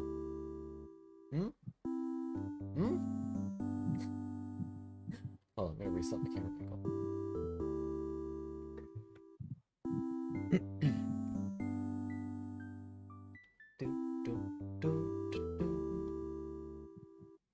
There we go.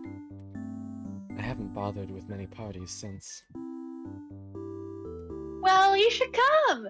They're good luck, like in terms of love and romance. I mean, I'm finally dating my best friend thanks to that last one.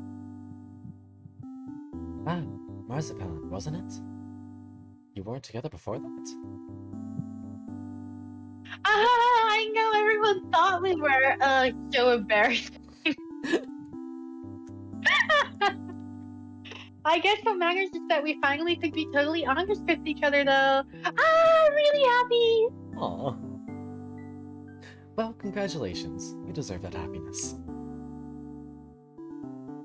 Yeah, so like if you ever need a relationship advice, I'm your gal. This fucking this little winky face. I don't know what to do with the winky face. No, it's just pure bastard energy. Oh, but I guess you wouldn't since you don't actually date anyone. I feel like she says that knowing full well. Periwinkle, he was Astragalus snorting with laughter in the back room. Sorry, I think I might have taken over Astragalus' part this time. It's okay. How dare she? I came here to be comforted, not ridiculed. Gem, dear, what time did you say that party started? Oh, like a few hours from now, I think. Sorry, I can never remember the time difference between here and the netherworld. She's from hell? Okay. No matter. These things tend to go all night, and I tend to arrive fashionably late. Now, if you'll excuse me, I'm going to go return home to freshen up before it. Sure. See you there. What a bastard. Absolute bastard. Periwinkle marches home in a huff. Oh, more bedhead. Astragalus thinks I'm lacking in self-respect. I'll show her. I'm going to find someone to spoil me tonight. The world parties happen to be the perfect venue, always filled with cute faces I haven't yet encountered. Plenty of incubi as well, and they live to please their partners. It's been a while since I've slept with a demon. I think I'm looking forward to this now. God damn it. Alright, if we're going to meet demons, I'm putting on the halo. You've had him dressed in the horn so long, and now as soon as it's time to show off the sins. Yeah, you have to act like you're without sin to attract the devils. You Is know, that you're how not- that works? You're not entirely wrong. Oh my god! That's how you got me, you bastard. Joke's on you, I'm really the angel in this relationship. No, you're not. Honey, we know full well about factors X, Y, and Z. Con, are you calling yourself the angel in the relationship? Oh no, I'm far from an angel. Okay, but it's so just we're like a relative statement of if No, it's one the fact has that we're to- both bastards. Yeah, No, I that- agree with that, but I'm a bastard angel. Come on now. Yeah, that's not what I was getting at. I was wondering if like you meant we're both bastards, or if we both had to be one. Then I don't know. I'm going to plead the fifth. And so, Not without my lawyer, you not say. without my lawyer. And so, a few hours later.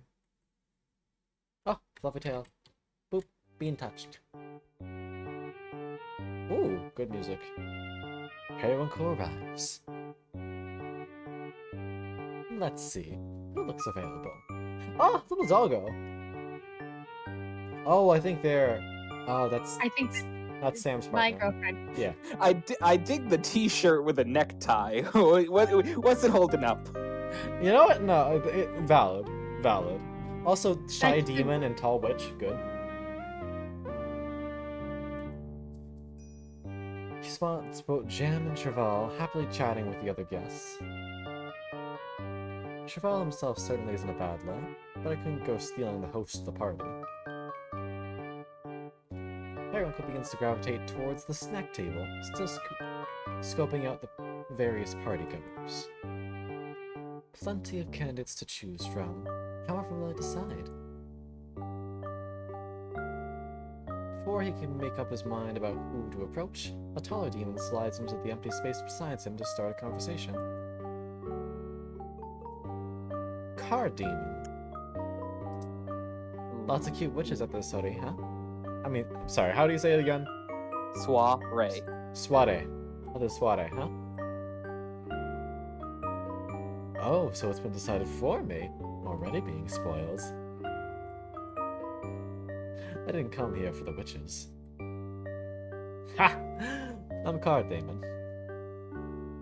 Periwinkle. Periwinkle. What voice should I give this guy? Don't hand him to me because I'm gonna give him my goon voice. Please do. Should I give him the Deep South voice?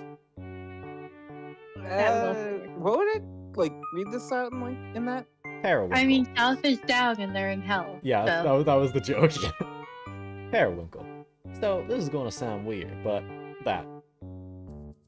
I don't know. I feel like the southern bit is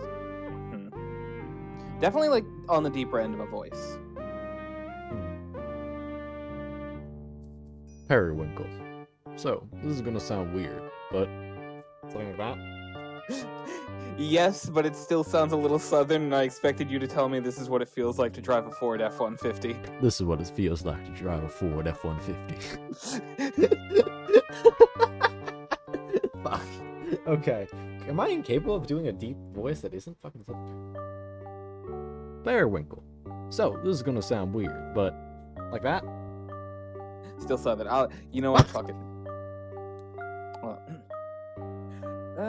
Periwinkle. So this is gonna sound weird, but do I know you from somewhere? Oh wait, he's got a sweet shop uniform on. Is that a candy? Maybe I'm wrong. I have no idea. Your dreams, perhaps? Nah, for real. Something about your face is just so familiar. I frequent these types of events, so it's likely we've crossed paths at some point. That's not it. I would have tried hitting on you if we did. Well, you're certainly free to do so now. I'll give it a shot, with your permission. That's a good bean. This one isn't bad. I do appreciate how straightforward he's being. So, what are you here for, if not the witches? I had intended to find someone to spoil me. An incubi are rumored to be good for exactly that. We are. So the rumors are true. I'm in luck then. Would you happen to have any friends who would be interested in dancing with a cute little witch like me? I could ask around. Or, better idea, you could just settle for me. I suppose you'll do. I present my hand, and Carter Demon gives an exaggerated bow. He pulls me in, albeit a little clumsily, with his gigantic demon hands. Always enjoyable to be swept up in the arms of a larger man. My own hand is almost entirely consumed by his, unlike with Pastel's, which fits so... Pastel? Am I still comparing everyone to him? I shake the thought and return to the moment.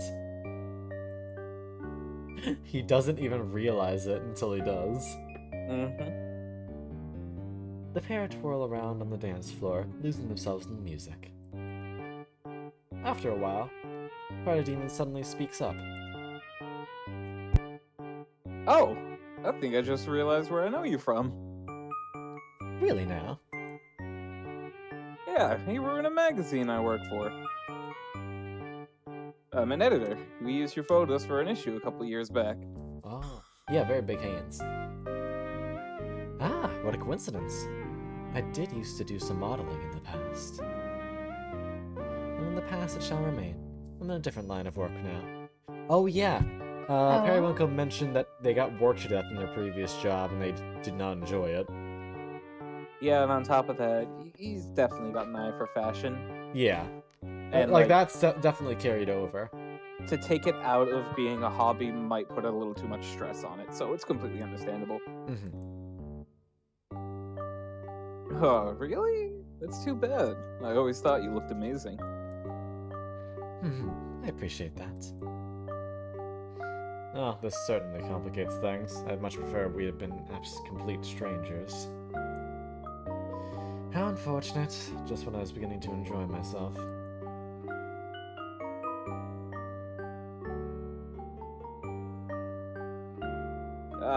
Wow. Can't believe I ran into you like this. Maybe it's a sign. A sign? Of what, dare I ask? You should come back to modeling.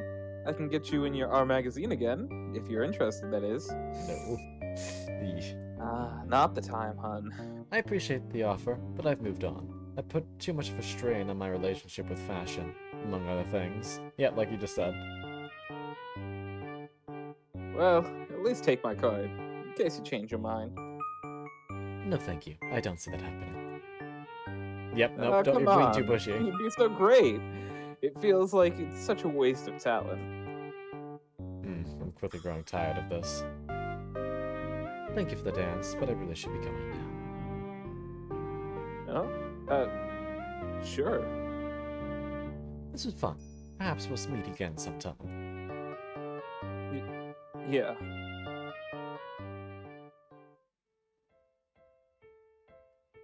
I didn't expect to be reminded of my modeling days of all things.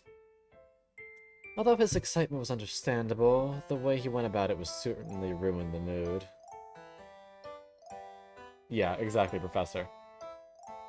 Mentioning it once in passing and seeing it's a negative topic means it's time to move past it already. Yeah. That, and on the big thing, middle of a party. Yeah. If they don't want to think about work of all things.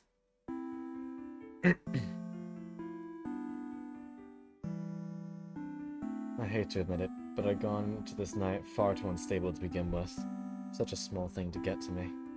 I'm not even here on my own terms, am I? This is all to prove a point. It's exactly... It's certainly not in the spirit of a friendly soiree. It's best I just return home and... Periwinkle, wait. He turns his head to find that Cardedema has chased after him, stumbling into the lonely night air. Hey, I'm sorry if I said anything that upset you. At least he's apologizing. Apologizing. I give this like 75%. Oh, this is. I'm sorry. Maybe this is me being cynical, but this is not a real apology. Oh. Yeah, that's what I'm saying. Yeah, like you can sense that you did something wrong, but gotta think back. Yeah. If you're apologizing but don't know what for, it's not gonna hit its mark. Yeah, at I that mean, point, you can should always just... ask the person, "Hey, I get the sense that you're upset. What upset you? You know, because God forbid you Yeah. communicate." Yeah, that at the very least airs like you care, you know you did something wrong, and you want to change that, even if you can't spot it. But we'll see if he goes from there. The issue with me is I'm generally not good on picking up on emotion, period, end of sentence. No, I just tell you how I feel. Yeah, you're very easy to work with, and I appreciate that greatly. It takes a long while to learn to read people, and if you stress out over the little details too much. See, the funny part is I'm really good at reading people. The issue is there's just a blank slate for you to read when it comes to me. Yeah, there's nothing there. It's actually a little unnerving sometimes. You lack basic emotions. So what's going on in Colin's head right now? Nothing. It's about as clean as... It's violence. Yeah, basically. There's a reason This you man, go to therapy. this man is picturing bullying someone. Anytime you look at my mind...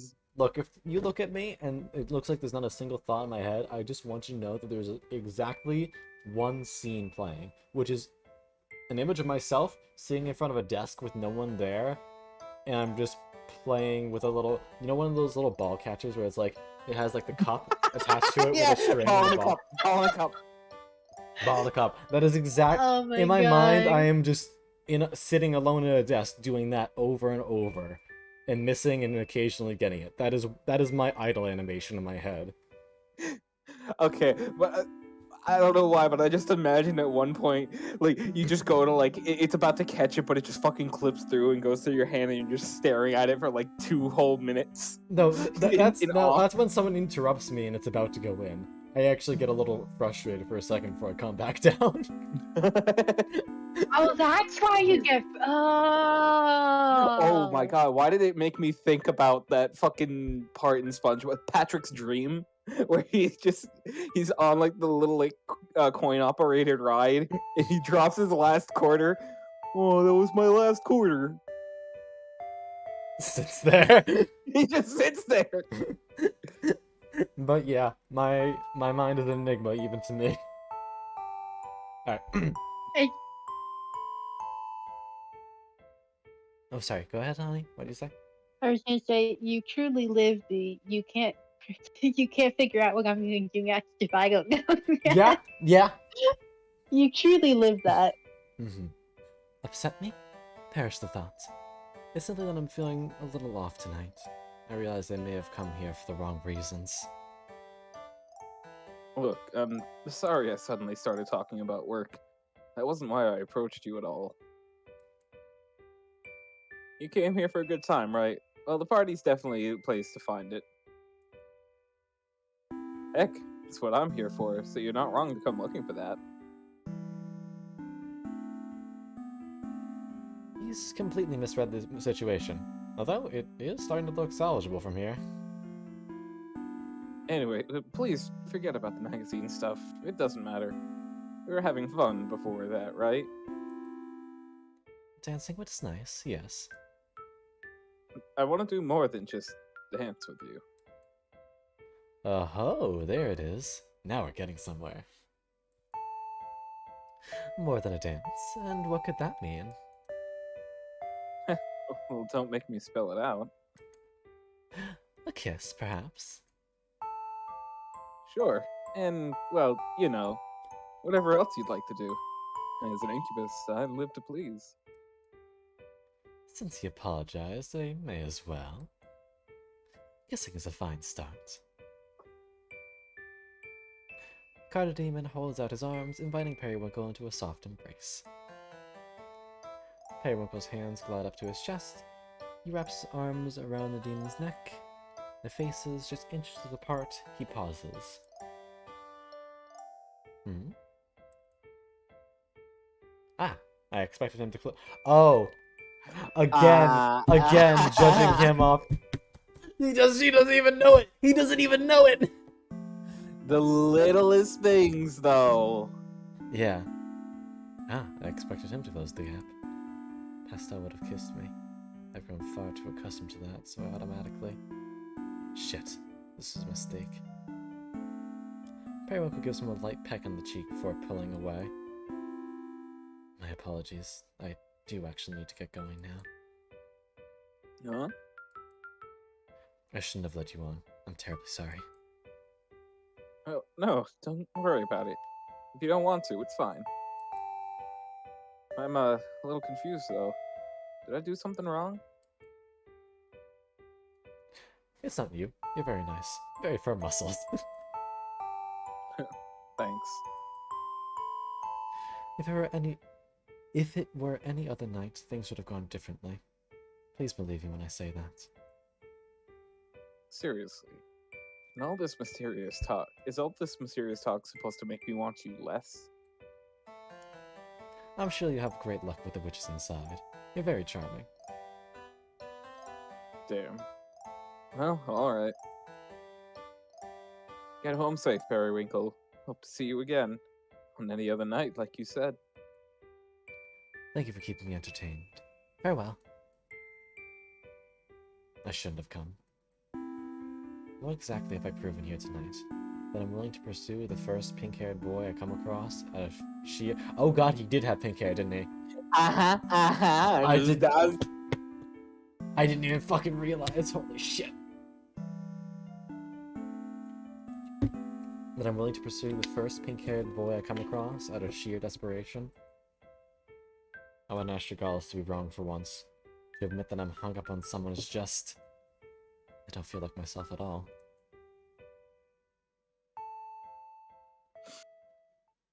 I am holding in the most gremlin of giggles. Periwinkle arrives home, lazily slipping out of his shoes and dress, tosses his hat somewhere and collapses onto the couch. Ugh, I feel even more miserable than before. Periwinkle finds himself staring at the front door, half expecting to hear a familiar knock. The state Estelle would find me in if he were to show up tonight. I should get in bed. But he doesn't. Instead, he buries his face in the cushions and falls asleep. Chapter 4, Peach Blossoms. And this is where we're going to briefly pause, because we're past the 2-hour mark, and I want to use the restroom and get ice cream. Yeah. Yeah. Be right back! Ba-da-ba-da-ba.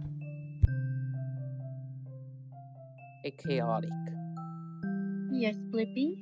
Are you fine with spoilers for this? Because once I finished it, I don't know if you were here to hear this, but I gave Hora live reactions to this while I was going through.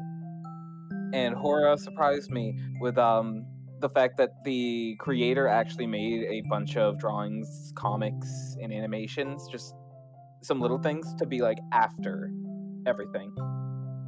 Aw.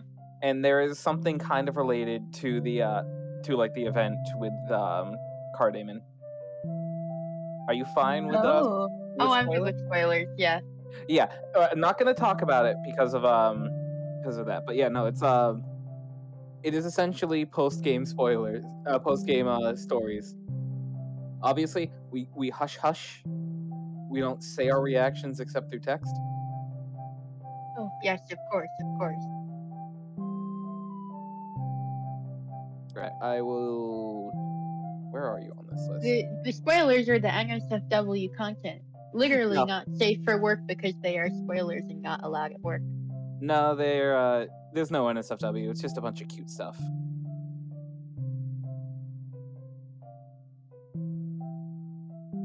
There it is. So that's the entire collection of Aww. posts, but this is the one I wanted to point out.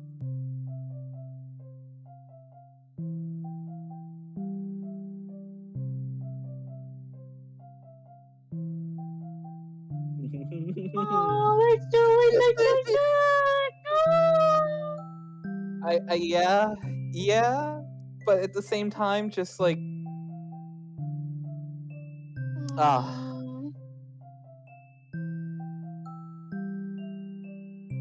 Okay, but for real, you want to see the post in there that melted my fucking heart. Yes. No, I'm not actually spoiling anything. We're vague. Oh. Right. Oh, why is that the cutest part of this game so far? The best. And then I meant to ask though, is Periwinkle he, him, she, her, or they, them? both of these are he him. Oh, It does okay. say it on the Itch.io page. But yeah, the second link that I sent is animations that the creator did. And I love them.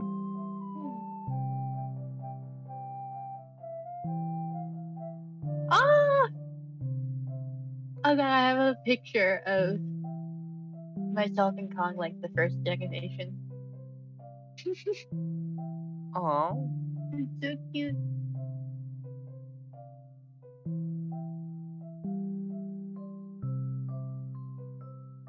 Oh, I think the one with the cape spinning around is cute. They're just having a fun time. Okay, but shit, I gotta click on the link again. Which one was it? The fourth one? The fourth one's just like been a mood for quite a few nights. Oh, pacing around. That one? Remember, Oh, be a little careful. sorry. Are you doing okay, Blippi? Yeah. No. It's just like thinking about relationships with people. That's all. Romantic relationships or like Big relationship. Ah, okay. Hello, I'm back. Hello. I have... Blippi is just making me cute aggressive everything right now. Oh, were you giving the background on the story? No, I will at least mention this to you if you because you could probably get through this. Once you're finished, when I finished it, Hora sent me 2 links. The creator actually made some like post-story comics, art, animations. Please. Okay. I'm probably gonna finish this all tonight because it's fairly short, but yeah, I will. Yes, I would absolutely love to see those when I'm done. Periwinkle bolts awake at the sound of a knock on his door. What time is it? He rises from the couch and lightly treads over to check on who might be visiting him so early in the morning. Ah! At first, I thought my eyes were playing tricks on me. It took several moments to register the fact that Pastel was on my doorstep. Knocking comes again, snapping me out of my stupor. Ahem. 1 moment, please. Periwinkle gathers up the clothes he left on the floor and stuffs them out of sight. Next, he scrambles into the bathroom to check his makeup. Passable, considering the circumstances. Wrapping a blanket around his shoulders in an attempt to look half decent, he finally opens the door. Oh! The fucking Another cute The fucking flash. outfit! The flash. Yeah, look, that hoodie is just so fucking cute. I want one for myself. right? Oh my god. With like the star for the clip too. choker. That choker. Wait, hold on. It's a little candy. My god, it's a candy choker. Yeah, I thought told it you was just a earlier. little pink ball. It's so cute. Ah. Hi, I took the day off, so I... Sorry, did I wake you up? Yes. Yes, I had a late night. Come in. I'll be ready in just a moment. Pastel is here. But why is he here? A day off? Not that he has the day off, but he chose to take it and then come here? Let's just put that aside for now. I need to get dressed. Periwinkle scurries back to his bedroom to change, while Pastel waits politely by the door. So, your day off? And you chose to visit me? I'm flattered. Well, it's not just a visit. I was hoping to, take you on a date? Oh, a date? Usually we've reserved those for dinner time, haven't we? I wanted to make up for yesterday. So, if you did... Yeah, so the baby, he has the sense to know that he might have caused something wrong. Yeah. I'll be right back. Baby. Love him. Yeah, see, this is what we were just talking about with Cardamon. He doesn't specifically mention it, but with clearest of intentions, he senses that something was wrong. He knows what it was, and he just wants to go by it. Also, it has to be pointed out because we might be getting swept up in the cute. How about that about face? The what? The about face. The complete 180 this boy fucking did as soon as he heard that knock. Right? He just went from completely wallowing in depression to brightest star. The boy is here. Yee. That's how you can tell you're really falling for someone. Just instant know mood that too. shift. Yeah, for the better too. Yeah, that's the best.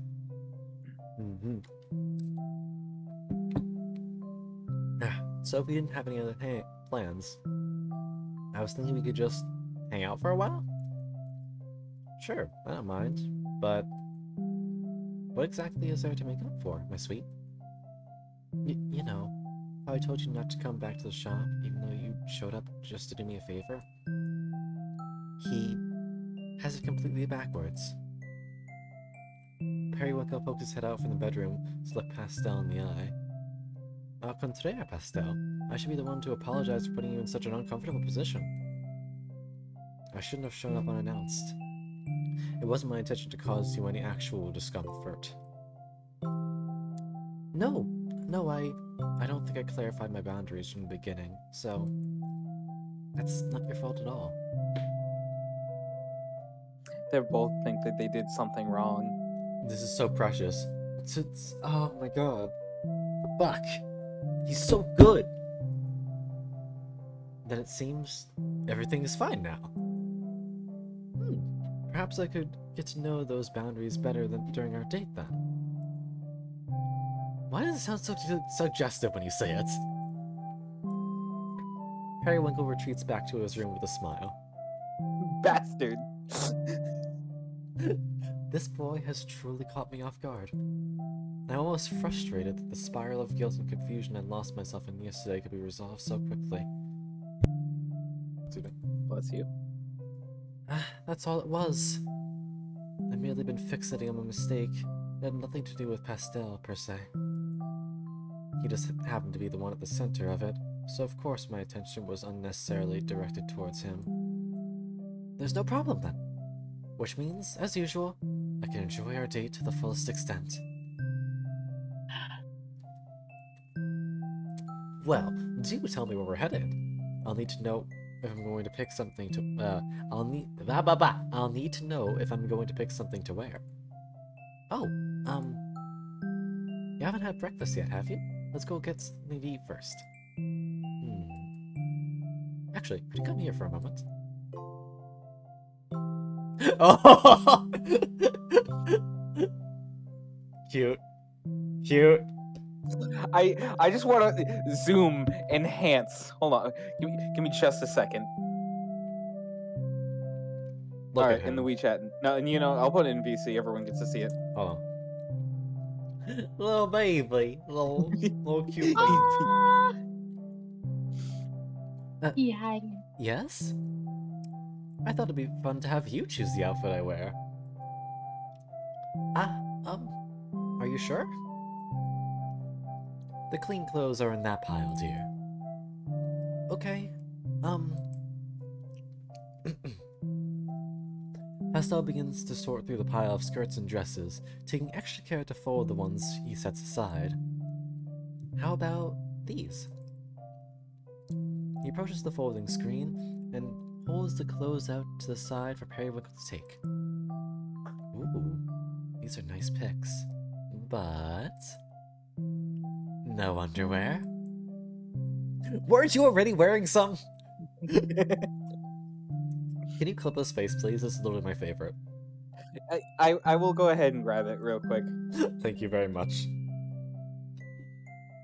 You know, I'm including the candy choker.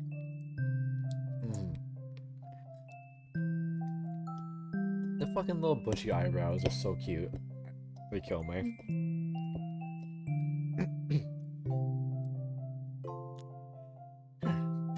Ah! Leo! Leo, happy birthday! Happy birthday, Leo! Good Happy evening, birthday. dearies. My name is Jim Concon. I'm your local Hamdy Foxboy, go by he, him pronouns. We provide streaming content, and tonight we're watching these fucking gay witches. They're so cute. Help me. Leo, darling, how was your stream? Hope you had a fucking amazing birthday. How your wings be? I almost spilled my ice cream.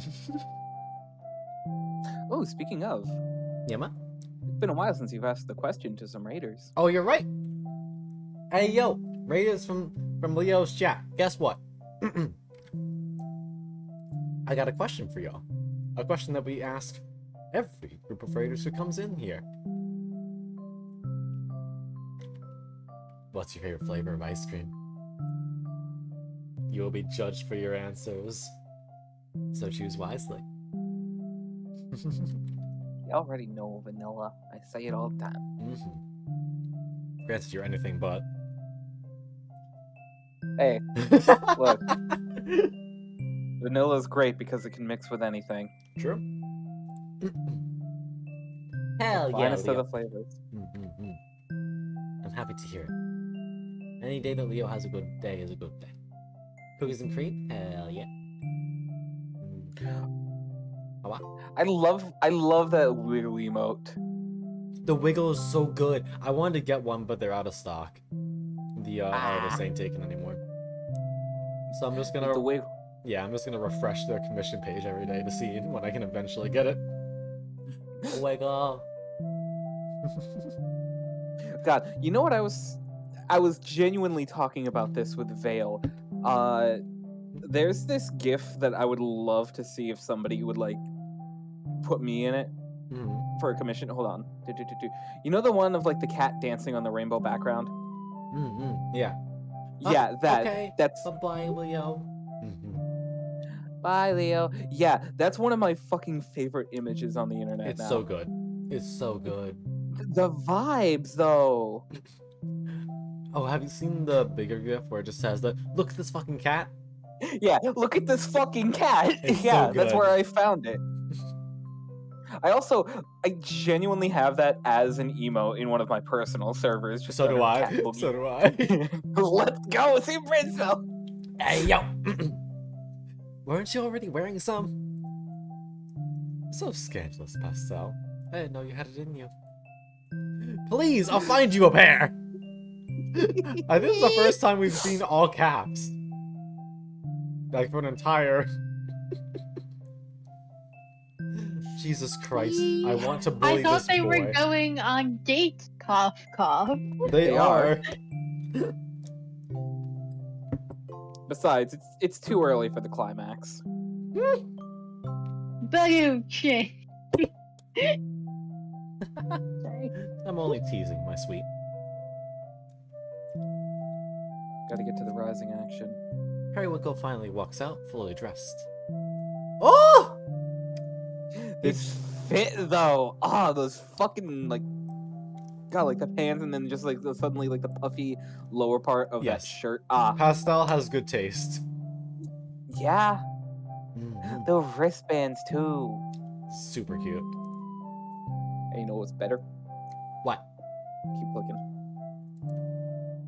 Pastel looks up and down cautiously. You're wearing some, right?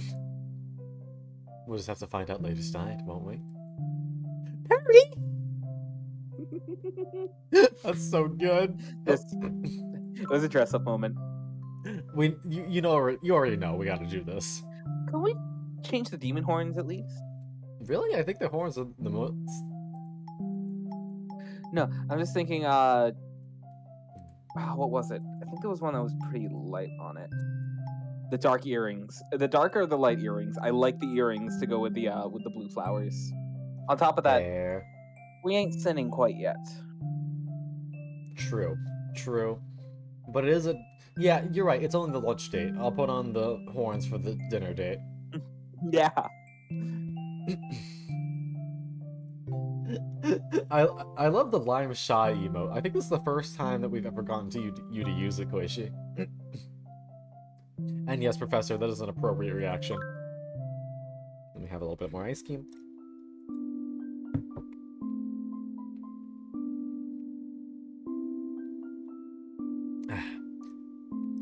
What a lovely day for a date. We walk side by side, Pastel with his hands stuffed into oversized pockets. So cute. He's in the perfect position to be clinged to, but I must refrain. I doubt he'd be comfortable with me hanging all over him in broad daylight. Besides, there's no need to jump into such overt affections just yet. When we reach the cafe, Pastel orders us some donuts to share. Yes, Koishi, it's so good. I wonder what else he has planned. He only mentioned hanging out. Who knows what that could entail? Munching away at our breakfast, I study his face for clues. He really is so cute. I remember the choker. He wore it on our first date as well. Ah, that's the beret he left behind after one of our sleepovers. Such a pointed choice in accessories. Hold on, I like how his expression changed. Yeah. Don't forget, this is just Perry getting lost in his thoughts. So yeah, so he is just staring at him while just going on in his thoughts, and that's great.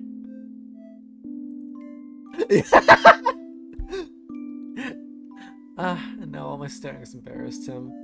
You're too easily flustered, my sweet.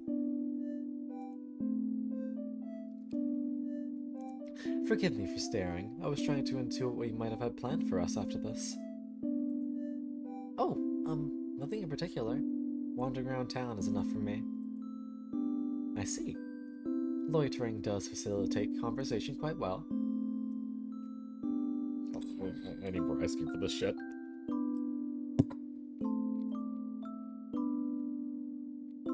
A boy.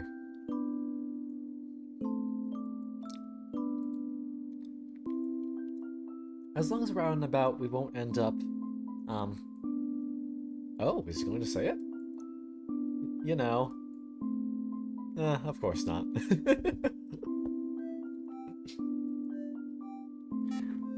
What? Zemter! Awa! Thank you for the raid! Good evening, dearies. My name is GM Concon. I'm a local high up the Fox Boy, go by he, him pronouns, do a variety of streaming content, and right now, we're playing Starry Flowers. This game is making me aggress! I have a pillow here so I can punch it repeatedly. Hi, how are you guys doing? I am filled with violence and cuteness.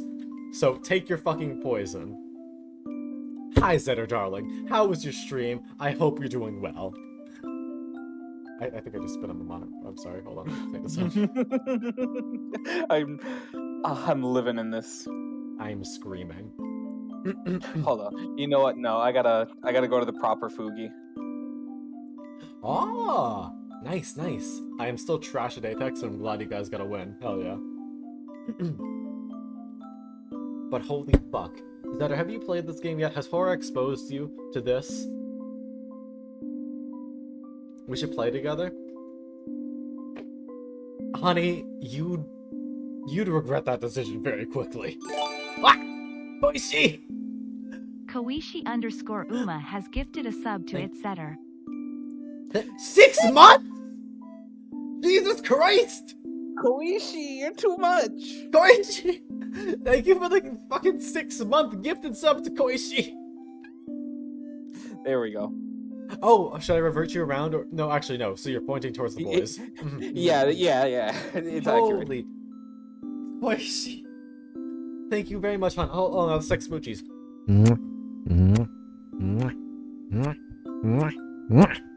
Thank you very much. Ah, and Stevie Rose. I've seen you before. Hello, welcome. Stevie! Stevie. But guess what? You got Con emotes for fucking days. I hope you enjoy them. Getting prepaid for that long. Wait, What? hold on. No, you know what this calls for? What? You know what this calls for? What?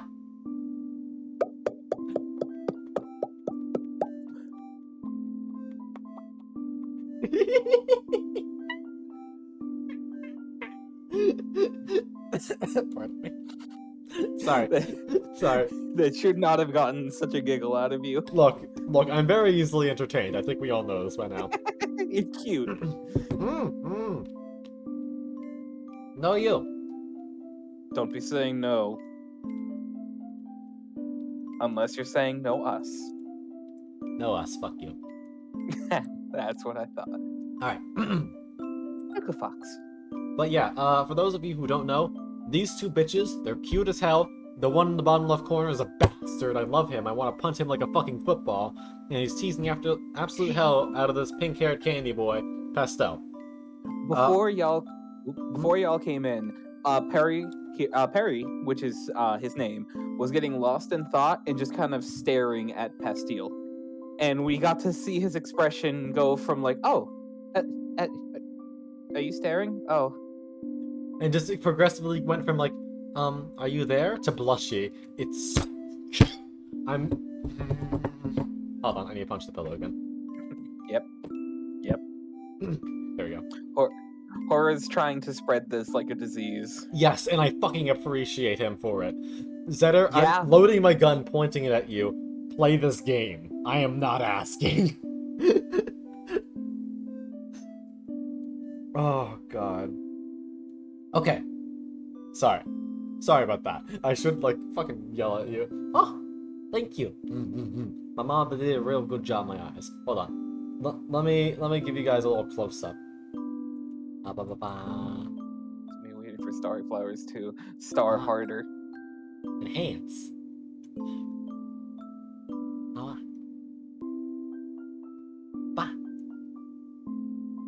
No, we talk about the eyes, but I still gotta say, like, the eyes wouldn't stand out quite as much if it wasn't for the eyeshadow highlighting it. I gotta thank my original mama for cooking that up. I didn't even ask for that. She's just like, hey, yo, pink eyeshadow. I'm like, shit, that looks really good. Right. Granted, did you know that originally I was supposed to have glasses and I just totally forgot about asking to add those? Yes, you did mention that, which is why, like, you mentioned it to Vale, and they were going to do that for Constifer, but you just settled on the monocle for a joke.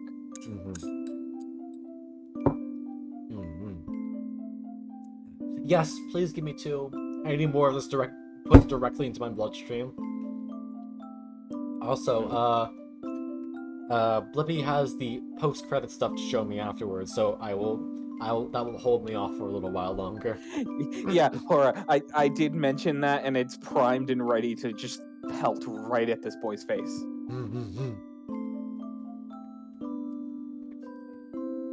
Alright, but back to it. I actually like it when we get to talk. I mean, not that I don't when I sleep over, it's just a different kind. Look at this boy. Look at him. Look at him. Look at those swirly eyes, the little candy. The fact that he won't make eye contact. He is indeed. He is a candy boy, and I want to fucking eat him. Oh. Moving. Scented. Yes, shaking hands with glasses, correct. Periwinkle. True.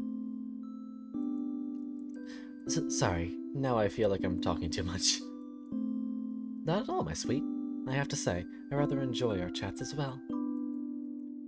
Even if you can't resist cutting them short once we're behind closed doors. Not pure.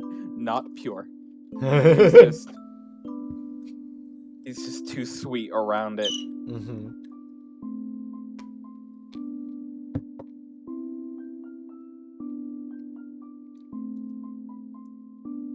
I mean, I want to fucking squish him and cuddle him tight. Precious being deserves protection. I'm really sorry! He's simply too much fun. But this is no time for my usual teasing. I can't forget what brought us here. This is the perfect opportunity to become more deeply acquainted. Aww. Hey, what about that respectful distance that you wanted to keep? Huh? Completely forgotten. I'll learn all about Pastel so that I don't end up crossing the line again. But in his mind, he's justifying it as not wanting to cross boundaries. That's how. In the interest of defining boundaries, are there any subjects I should avoid bringing up with you? Yes, we saw a Carter Demon. Yeah.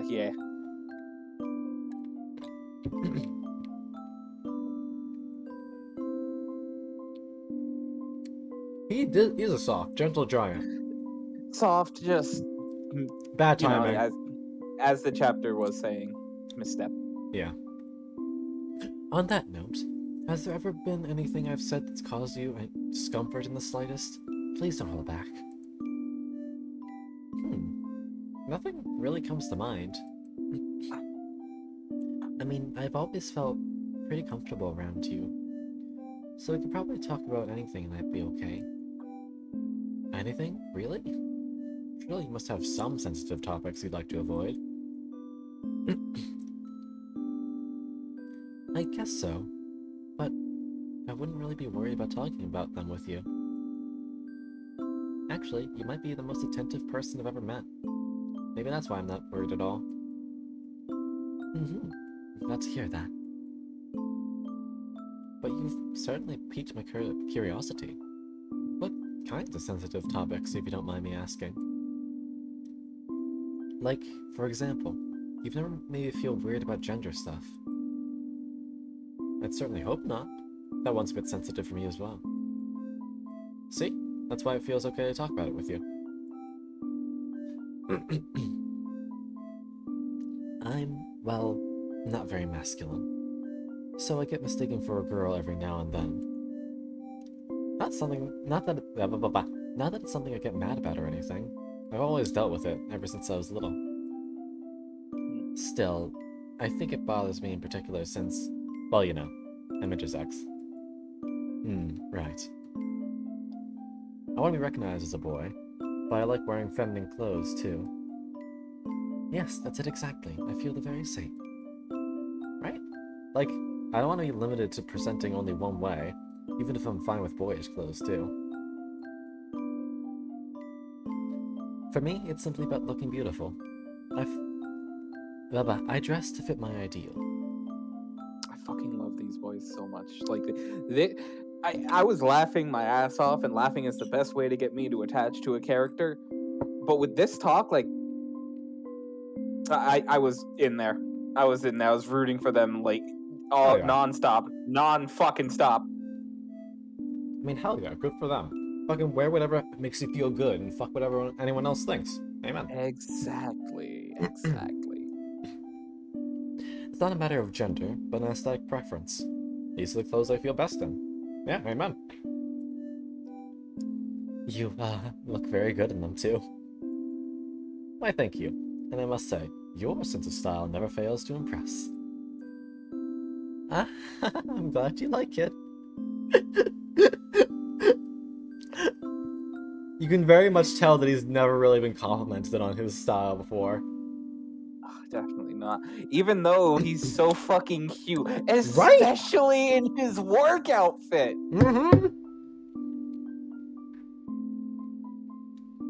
Sorry. Calm down. Pastel sips his drink while Perry Wupu continues. Oh, he's about to spit it out. Nope. Alright. When I was young, I didn't have the confidence to dress so beautifully. Can you even imagine it? You? Without confidence? No, I'm not sure that's possible.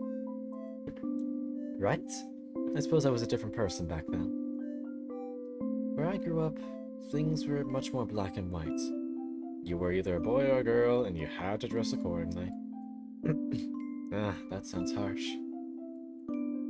It very much was. I was completely miserable. Perhaps it's because I come from that sort of environment that I want to be known. I look this glamorous as a boy. Not to say this is easy for any gender. I only wish for my efforts to be acknowledged. Little pouty face again. Fucking love a pout. I think that's just your competitive spirit again. See? You truly understand me. They laugh together. Periwinkle relaxes into his chair and finishes his drink with a big smile on his face. They're both laughing, they're both smiling, they're both happy. Blessed. Gay! Fucking get. I gotta have a little bit more of this ice cream before it totally melts.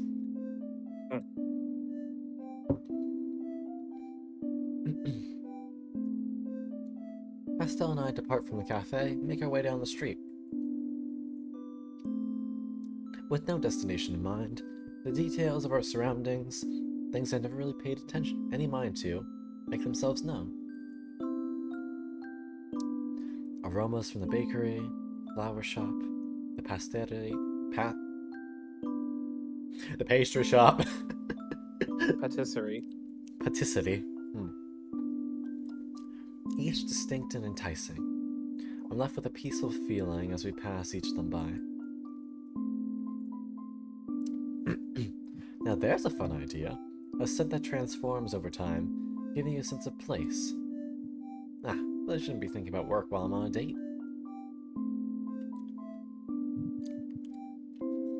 Alright, hold on, that's really cute. The idea that he gets inspiration for a new candle from all this shit. That's adorable. Yeah. He's got attention issues. I know, but that's just touching to me, the fact that he gets that from that. Yeah. Yeah, no, it's still just cute. But, hey, I get the feeling we're not going to hear about work much more. What do you mean? You know how when he was trying to get Pastille out of his mind, Pastille kept coming back up? Oh, I true. get the feeling he's actually going to be able to stay focused. True. I turn my attention back to Pastel. With gender thoroughly discussed, the next personal question would have to be...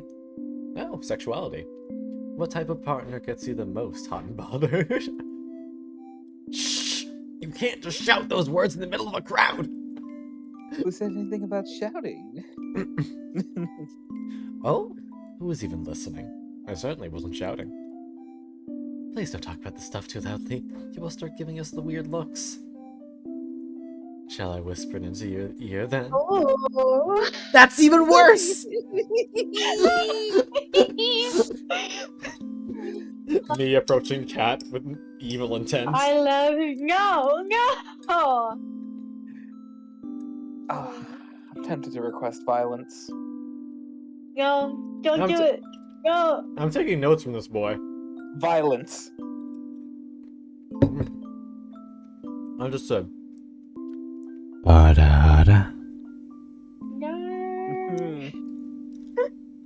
Yeah, that was a little weak. I had chalk in my mouth. There you go. Perfection. Now who's shouting? Pastel glanced around, but despite his outburst, Periwinkle was right. No one had turned their way. Sorry. Guess it's okay. Feel free to stop me if I'm being too much, yes? There's nothing wrong with being a little too much. Oh. I imagine you'd say so. Returning to the topic at hand.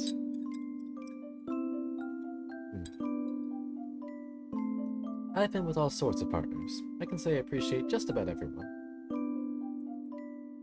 but I must admit, I prefer witch boys above all others. I would also say witch boys. Oh, care to elaborate, my sweets? The fucking drooly mouth coming out again. Frothing at the mouth. So evil. It's so good. I swear to God, you just like turn the camera around and you can see us just like doing like the most dude bro. You got this, bro. Look, this is great. Nope, that's all I have to say on the matter. I'll have to tease it out of you later then. Internal screaming.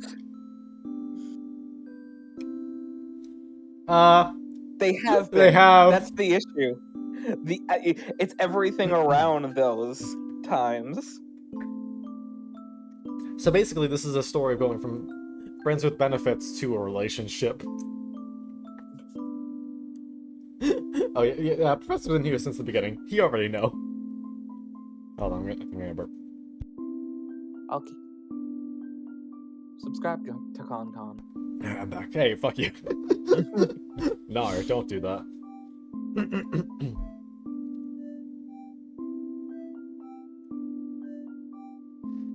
We follow along the twisting streets of the shopping district, looking in each of the windows as we pass them by. This is my favorite part of town, filled with all the high-end boutiques you could ever dream of. The mannequins from one of them catch my eye, and I lightly grab Pastel's sleeve to draw his attention. No. What? No. Damn it! Did I not mute in time? Fuck. That's okay. That was IRL. No worries. You look good in that, don't you think? Really? I don't know if something so extravagant would really suit me. It could look cute and little. I love the fit. I We think already know you which would- one. It's got the little sparkle. Well, yeah, but I feel like the blue underneath wouldn't entirely fit him. True. I mean, he's got blue underneath right now. Yeah. I mean, then again, more extravagant fashion stuff is generally more Perry's thing. Yeah.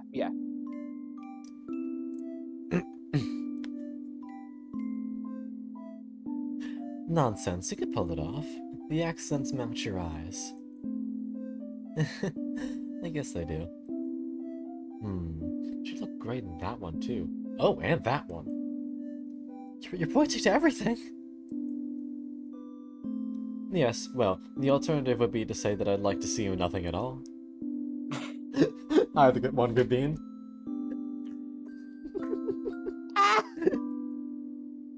Do you go clothes shopping often? You have such a variety of cute looks. Oh, every now and then. But I can't afford the kinds of stuff they sell here. It is rather pricey. But the brands are worth it. I don't really know anything about fashion. I just end up picking up whatever stands out to me. So basically he's a fucking natural. As it should be. You're better off not becoming obsessed with these things. It certainly isn't easy on the wallet. Hold on. Excuse me. I'll leave the brand name stuff to you then. Just seeing them is good enough for me.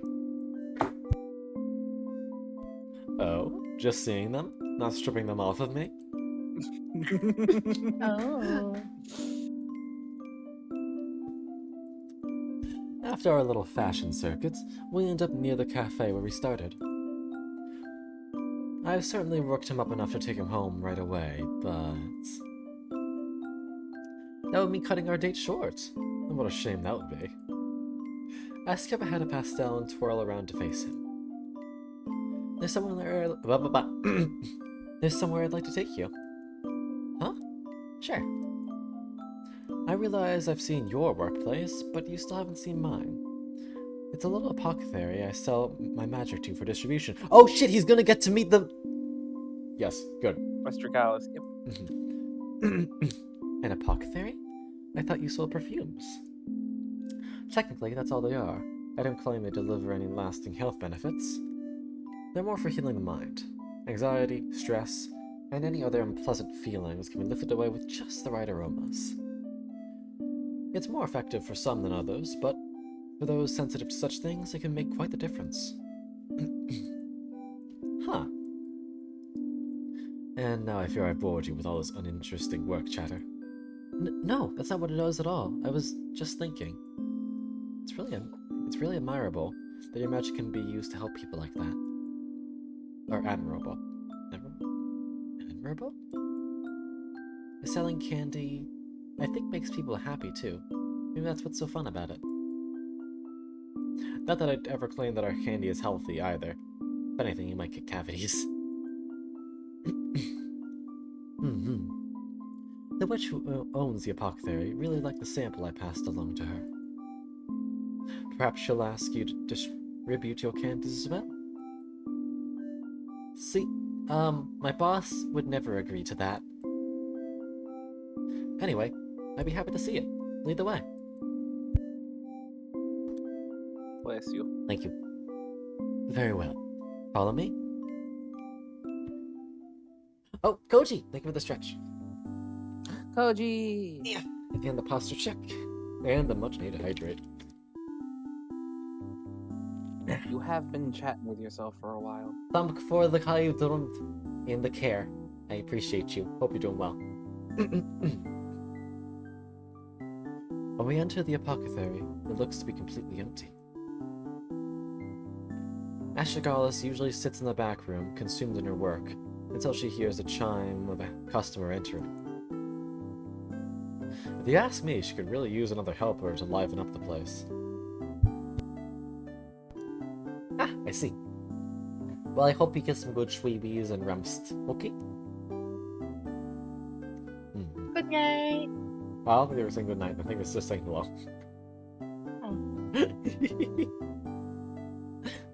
If you ask me, Sorry, I just okay. you're good. But I suppose the hustle and bustle of an ever-busy shop would have its own setbacks. Feel free to look around. I'm gonna go greet the owner. Oh. Yeah, so that would be a little bit early to sleep. Sure. Periwinkle leans over the counter to peek into the back room. Astragalus, you have a customer.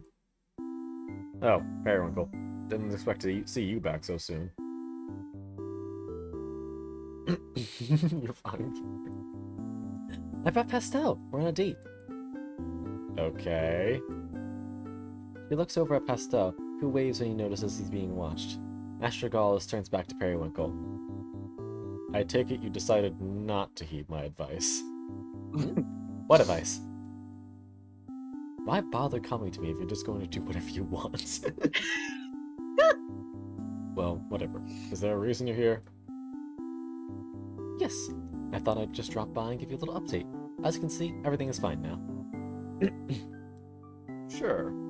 Very normal of you to suddenly bring one of your dates here. Is it not? I visit you all the time. Yeah, but not for stuff like this. Anyway, I just wanted you to meet Pastel. Pastel, come over here. Startled by suddenly being called upon, Pastel fumbles the bottle he was holding and crashes onto the floor. Oh no! Ah! Hey, you break it, you buy it. Pastel sweeps the pieces into of the bottle onto a little pile with its powdered contents. No! He holds it up in his... Oh, what the fuck? He holds his hands over the pile now glowing with magic, and three of them watches it reassemble itself perfectly before them. Impressive. He's done it so quickly. There, good as new. Bring it here. Sure. Sorry. I can't help but feel I put Pastel in yet another uncomfortable situation. Damn, can't even tell it was ever busted up. Is kind of magic your specialty? Not really. I only learned it because I thought it might come in handy. Ah. Astragalus continues inspecting the bottle, and then takes it into the back room without saying another word. Wow, I suppose she was impressed too. Is she mad at me? I can't really tell. It looks like you were spared today. That spell really saved you. I can't believe I did that. I'm usually not this clumsy, I swear. Oh, but wouldn't it be adorable if you were? Pastel the klutz. I know it's like pastel and not pastel, but I started saying it pastel and I can't stop now. No! I'm just gonna wait outside! Don't be too hard on yourself. I promise you made a better impression than you think. Anxious boy. Oh, baby! He's just trying to do his best. Pastel walks out of the apothecary, and I lean against the counter, waiting for Astragalus to re-emerge from the back room. But when she does, it's with a bag of... well, I'm not quite sure. Where'd your boyfriend go? You shouldn't call him that. Might I ask, what is it you're holding? Busted lamp. I'm meaning to glue it back together myself, until I saw the opportunity to aid myself to trouble. How offensive. Take to a repair shop like everyone else. Nah, waste of money. You better keep that boy around. He's useful. You've certainly changed your tune. He's cute. I got a good vibe from him. Anyway, bring him back sometime so I can get this lamp fixed. Got it? She's putting him to work. He won't be doing that. Seriously, though. Where I'm from, we were taught that you can tell a lot about a witch from their magic. And his? Very empathetic, sincere, compassionate. Well, you aren't wrong, but how can you judge that sort of thing after witnessing one little spell? Wouldn't you like to know? I'd love her so much. Same. I don't need your superstitions. I have a date to get back to. Alright. Have fun, Periwinkle. Oh, I very much intend to. Smiling to himself, Periwinkle strides confidently out the door where Pastel is waiting.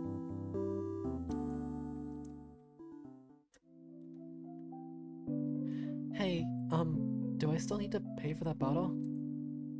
She didn't mention it. I'm glad I could fix it. Was worried it might be expensive. You never told me you were so good with magic. As I recall, you said you had been living without it?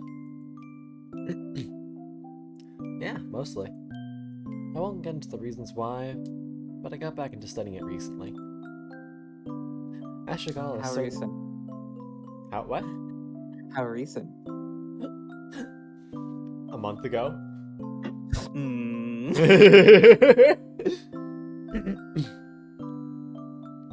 Astragalus certainly thought you were talented. I'm impressed too, of course. Thanks. If only I could use magic to stop myself from being such a klutz. Oh, are you embracing that nickname now? No! Please go back to saying my sweet... Ah, if you like that one so much, I suppose I have no choice. I just meant... Never mind, don't call me anything! Do not perceive. Do not proceed. I want to just pat it. Right? He's just such a baby. Oh, Pastel. We resume our stroll around town. This time it's Pastel who takes the lead. He seems to have someplace in mind, but he hasn't said much. Oh, are we going to his house? Are we going to his house? He merely takes my hand and leads me up a labyrinth of stairs. Oh! Cute. And once we reach the top, a gust of wind scoops through the trees overhead, showering us in flower petals. Ah, peach blossoms. Ah, like the fucking perfume. It's nice, isn't it? I can't help but think that you're trying to tell me something right now. Huh? Oh, yeah, I fucking knew he was gonna remember it. Don't you remember? My aphrodisiac was also peach scented. I wasn't thinking about that.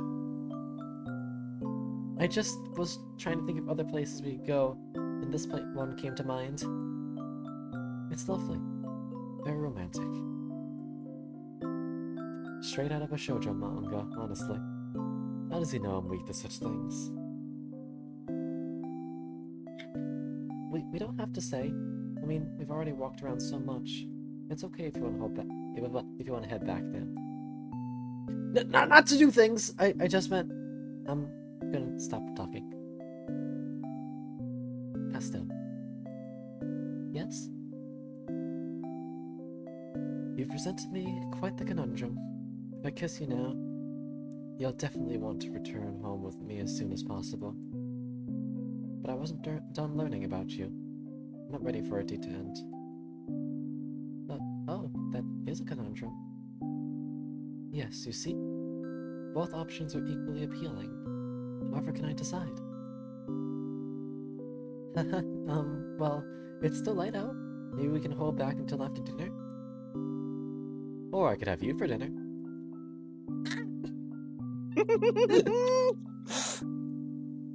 On the other hand, you bring up a valid point. Holding back is fun in itself. Do you expect you to recover after what you just said? See? This is quite fun. It's decided then. The day continues. Bastard. I give Pastel a moment to calm himself. We walk up to the railing and look out at the town. Excuse me. You can see Atelier Suites from here, and the train station next to it. Bless you. Thank you. My house is somewhere in a row of similarly built homes, inconspicuous. Fallen petals litter the bricks at our feet, with every little breeze carrying a few more over the railing to land somewhere unknown. After watching them for a while, I turn back to Pastel. Tell me about your magic. Okay. What do you want to know? Your specialty, dear. If you were so good at reconstruction, I imagine you must fall somewhere in that category? Not really. I'm actually an astral witch. My, how rare! And what exactly does that entail for you? I mostly use it for fire spells, like anyone else. Forgive me, I'm not well versed in magic theory, but doesn't astral magic have something to do with creation? It does, but that stuff is pretty advanced. I haven't been able to find any books explaining how to use it. Which is probably for the best, actually. No one should be able to go around creating souls spontaneously. Pastel rubs the back of his neck, looking off into the distance. He seems troubled by the subject. I suppose because he had been living without magic, it might feel strange to openly discuss it. An astral witch, though, I wouldn't have guessed. Putting two and two together, one thing does make perfect sense now. So the famous Atelier Suites golem was your creation? Is she really that famous? I'd expect our sales to be a little bit better if that were the case. But yeah, just don't go around telling everyone. I didn't know what I was doing when I made her. What an amazing feat. And you sound almost ashamed of it. It's not like I regret it or anything. Gumdrop is really great. I feel bad that she's stuck in a body with so many limitations. Like, she didn't ask to be made that way. I didn't know you could even make golems that felt real emotions, so of course I never considered any of that. Sorry to go off about it. I've just been feeling guilty lately. Kind of a heavy topic. No. Thank you for telling me. It's as if I've discovered a whole new side of you today. I'm grateful to know it. Thanks for listening. I don't get many chances to talk about things like this, so I'm grateful for it too. Hearing you speak of her, though, I'd love to meet this golem of yours one day. Sure, you won't die. Pastel is amazing. I've never met anyone who could downplay their talents this much. You could ask 1,000 questions and still only scratch the surface. My, now I'm the insatiable one. Now the tables have turned. We decide it's time to move on and descend the stairs from whence we came. Still chatting endlessly as we decide where we'll wander to next. Over dinner, Pastel opens up a little bit more. We trade anecdotes, listening intently to each other's stories no matter how unremarkable the events told within them. I could never tire of it. I was hooked by his every word. Alas, the hours flew by, and our day together was quickly approaching its end. But now we had the whole night to look forward to. The sun was on its way down as we emerged back onto the street. The atmosphere so different than it had just been a short while ago. Pastel brushes his bangs aside and asks, "Do you want to head back? It's starting to get late." You've waited so patiently to be able to say that. It's not like you weren't thinking it too. Let's go through the park. It's a shorter walk. Sure. After you. Periwinkle extends his hand, which Pastel takes without hesitation. Under the cover of dusk, they walk towards the park with their fingers gently intertwined. Cute. Cute. Ooh, cute park.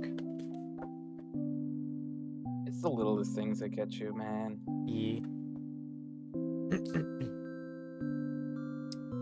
This park, during twilight hours, is nearly always deserted.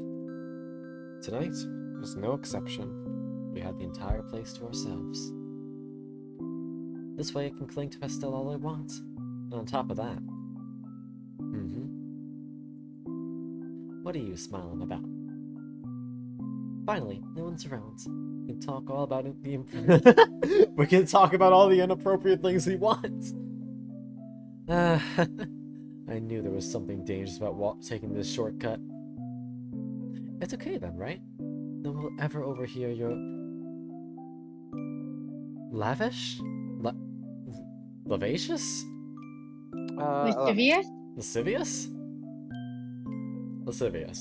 Lascivious confessions. Yep. Lascivious. Feeling or revealing an overt and often offensive sexual desire. Oh, shit. Okay, yeah, very on the nose. Pastel. Okay. What do you want to know? Oh, I didn't think you'd actually agree. I don't have anything prepared. But, really? Oh, anticlimactic. Unless you're dying to tell me how much you love being domed. I'm not gonna say that! Any fetishes then? I have experience with all sorts, you know. This is too much! I need to sit down. Pastel begins to retreat to a nearby bench. I perhaps into fooling around outdoors? That's illegal!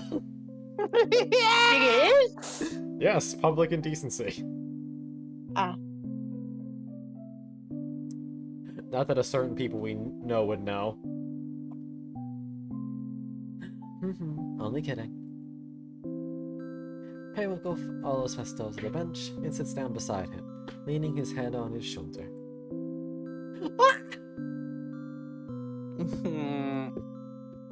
Cute. I want what they cute, have. Cute. Your sweatshirt is so warm. Da-da-da.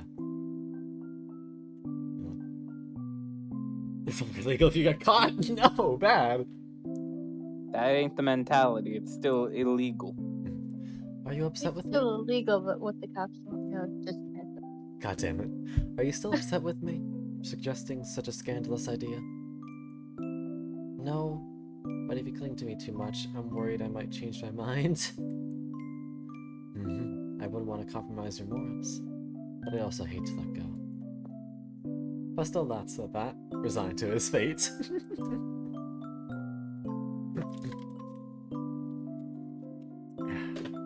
The pair sits in comfortable silence for a while.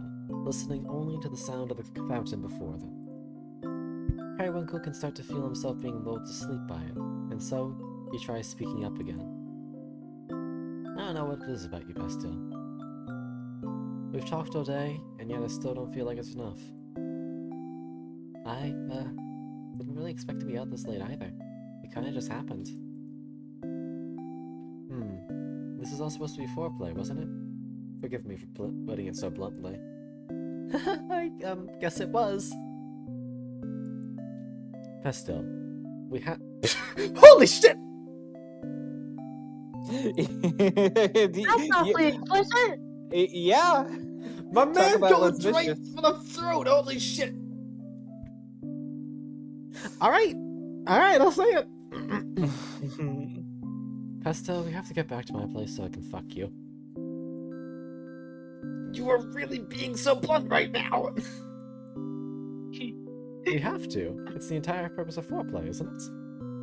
How could you have let it go this long?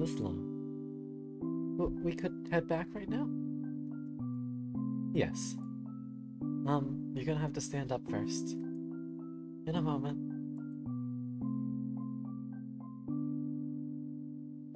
But trapped in their comfortable position on the bench, Periwinkle is unable to stand up and stand in the end. Ah! Instead, he falls asleep to the sound of the fountain and Pastel's beating heart.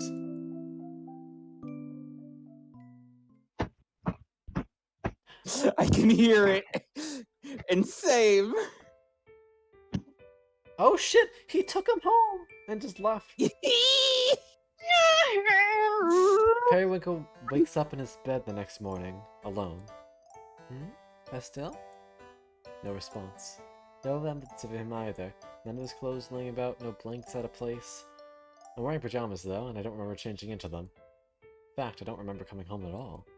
Did I fall asleep then? I vaguely remember being carried, but... Pauses. And suddenly throws the covers off himself and leaps from the bed. He truly isn't here? I need to change my clothes. Was I conscious for that? I fell asleep before he could fuck!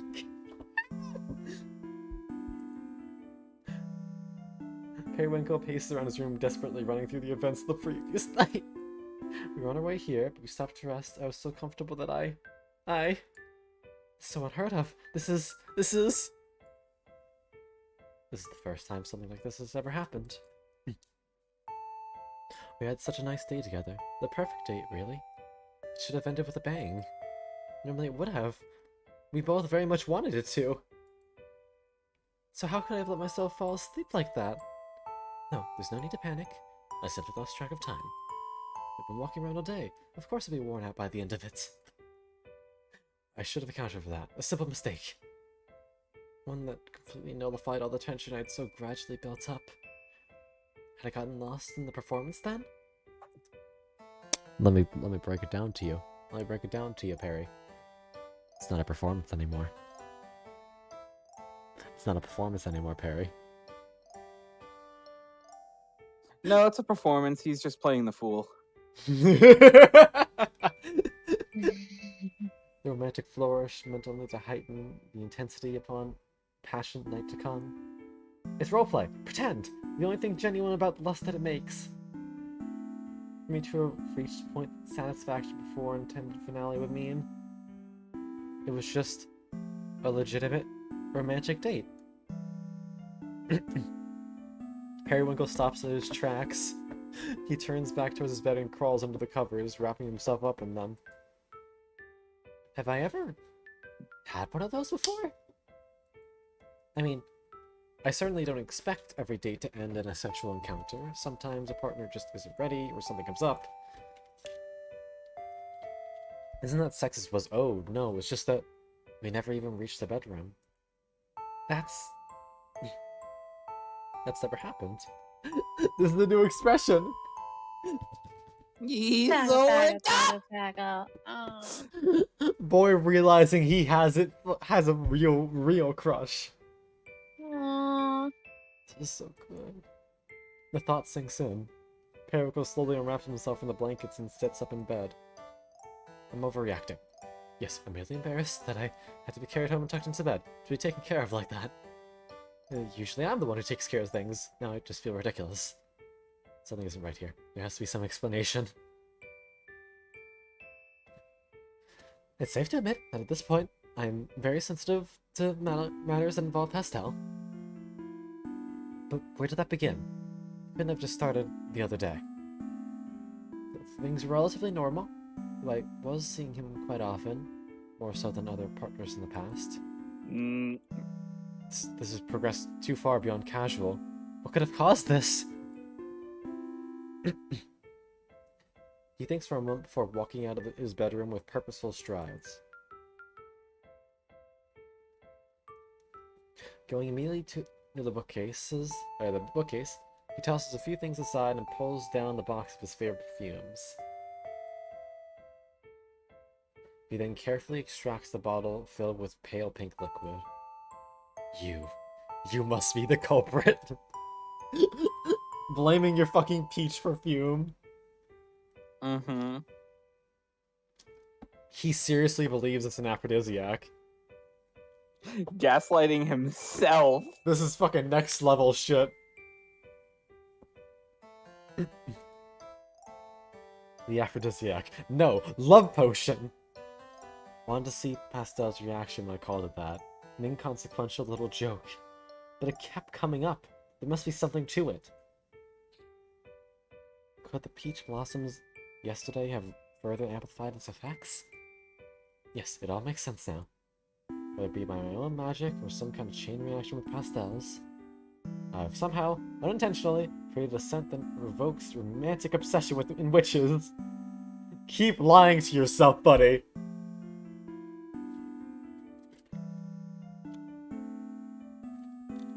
You know, Professor, I wish that were true, but he's too sweet. If he did it, it was completely by accident. There's research to be done. I have to put an end to these artificially inspired feelings.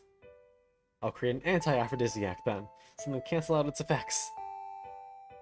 At which point, everything will go back to normal. No problem at all. Convinced by his new theory, Periwinkle dresses himself and heads out to find a solution.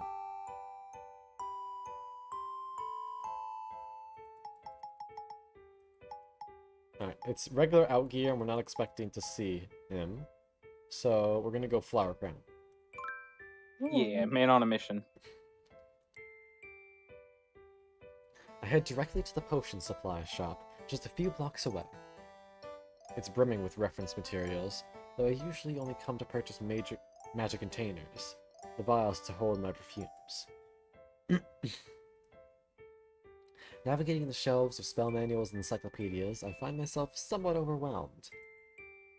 But soon the shopkeeper comes to my aid. Oh, cute. I love the tiny hat. Very cute. I always judge characters based on how exaggerated their hats are. Valid. Okay, this I feel like I can pull a down south theory on. Oh, for sure. Go ahead. Good afternoon, Periwinkle. And what might you be looking for today?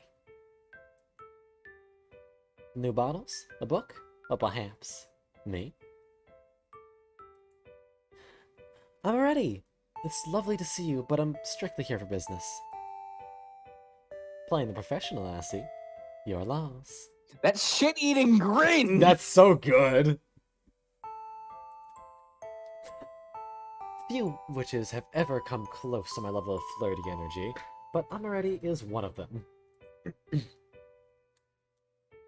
We may have fooled around at a party once or twice, but who's to say? As much as her company would be a welcome distraction, I'm afraid removing my self-inflicted curse takes priority. There actually is something you can help me with. But first, would you happen to know anything about aphrodisiacs? Ah, aphrodisiacs. Magic that sways the heart, stimulates the libido. They do end up being classified as a dark magic because of manipulative aspects, but a few popular spellbooks happen to contain instructions for consensual usage. Is that what you're looking for? Now you want to punt her instead? The list of punt targets grows. Yes, Rather, assuming those books also contained instructions for canceling the effects. Did something go wrong in the bedroom? You can tell me. Nothing to get embarrassed about.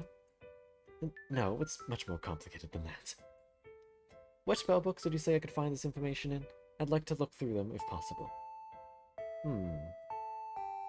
You're lying to me, aren't you? You just want to learn those spells to spice things up in the bedroom. Not everything is related to sex, Amoretti. Love, man? No, you aren't the type. Come on, why don't you just tell me? I can't help if you won't give up any details. All I want to know is whether or not aphrodisiac-induced feelings of romantic love can be nullified. The details aren't important. So it is love. Why does she have to insist on wasting my time? Another good parry expression. Okay, Koichi, have a wonderful night. Hi, Koichi! A large, resounding thud down the aisle startles both Amoretti and Periwinkle. The pair turn to see a much shorter witch there, fuming. Nasty witch. If I have to listen to you ignoramuses babble on for another second, I'm gonna lose it! There's another customer here? How long have they been listening?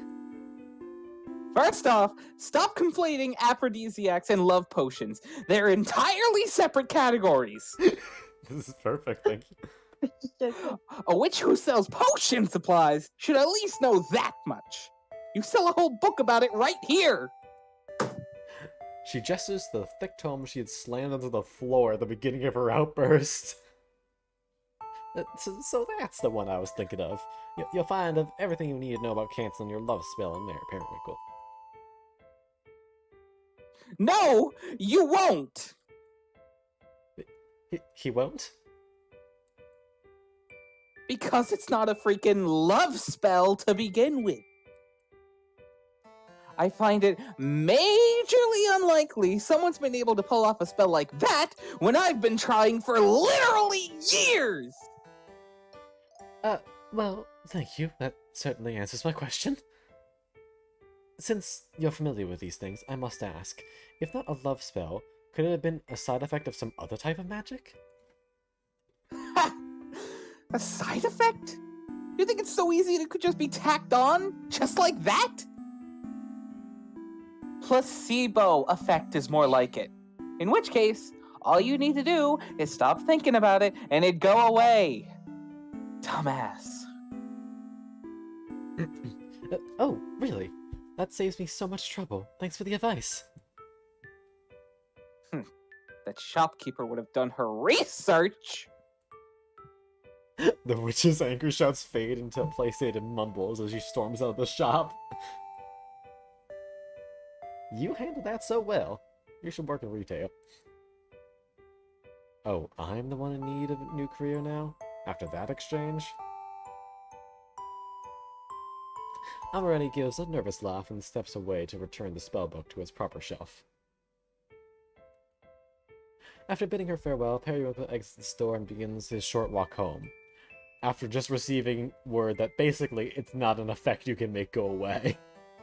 Hi, Twitchmon. Hi, Twitchmon. That's all chaotic. What? I think they just like your angry voice. It's really funny. I have fun voice acting sometimes. Yeah. We could tell it. Indeed. Hold on. Excuse me. A placebo. Of course it was just a placebo. I should have thought of it sooner. There was never any cause for alarm. This is just like before. It has nothing to do with Pestin. He just happens to be the one my mind is fixating on. Keep telling yourself that. It's precisely as a temperamental little witch said. If I stop thinking about him, the problem will resolve on its own. And so, I must take a few days to focus on myself. At least until I can find a way out of this odd state I've ended up in. That state is called love, you fucking dumbass! So, let's see, it's time for him to realize, full force, how much he's been dominating his thoughts.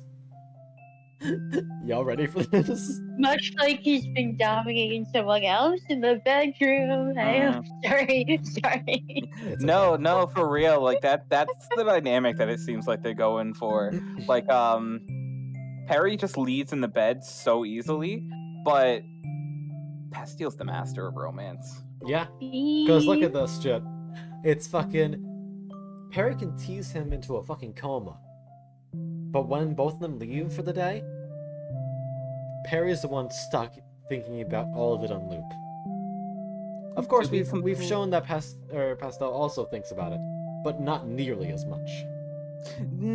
We can't quite say for certain. We're just getting Perry's point of view. But we Sure. can say for certain, this boy is down so bad the bar went through hell and came out the other side. Yep. Oh, I gotta start using that one. Operation Stop Thinking About Pastel, Day 1. Let's see. The optimal distracting task would be work, of course. Perhaps I could begin with that transforming a Roman I thought of yesterday. But the idea came about during our date. I should avoid any and all memories tied to him at the moment. This may prove more difficult than I anticipated. No matter. I'll just warm up with a nice bergamot scent for now. Periwinkle retrieves a few empty vials from his box of perfume supplies and readies his wand. Oh! But instead of the bright green drops he expected, what comes out is a familiar pale pink. Peach? That isn't right at all. He seals the bottle and moves on to the next, which, much to his dismay, yields the same result. ... Okay, magic is tied to emotions. I mustn't get frustrated. I have to focus. Deep breaths. It never helps to just force it. Just imagine the desired scent and... tries for a third time. And yet... Peach again?! I laid a face, mama. I laid a face. Yeah. This is a waste of Oh, hello. supplies. So much of my attempt of diligence. If I can't conjure other scents, I'll have to find something else to occupy my time. Housework. I can finally get some chores done around here. Nothing can possibly distract me from finishing them today. They are a distraction. Oh, that's right. I still have laundry to put away, didn't I? And now it's gonna find the clothes that he put to the side when they were picking outfits, calling it right now. Periwinkle walks into his bedroom to face the pile of clothes that he hasn't folded yet. It is very cute. 2 gay witch boys, and I love them so much. Whenever I tell myself I'll get to it later, I tend to leave it for days.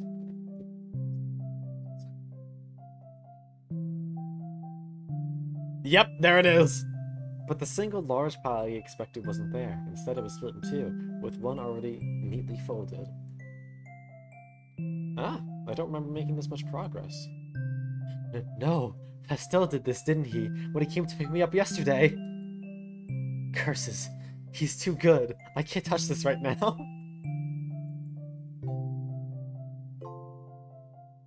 Periwinkle covers up the pile of neatly folded clothes with the rest of the unfolded ones in retaliation.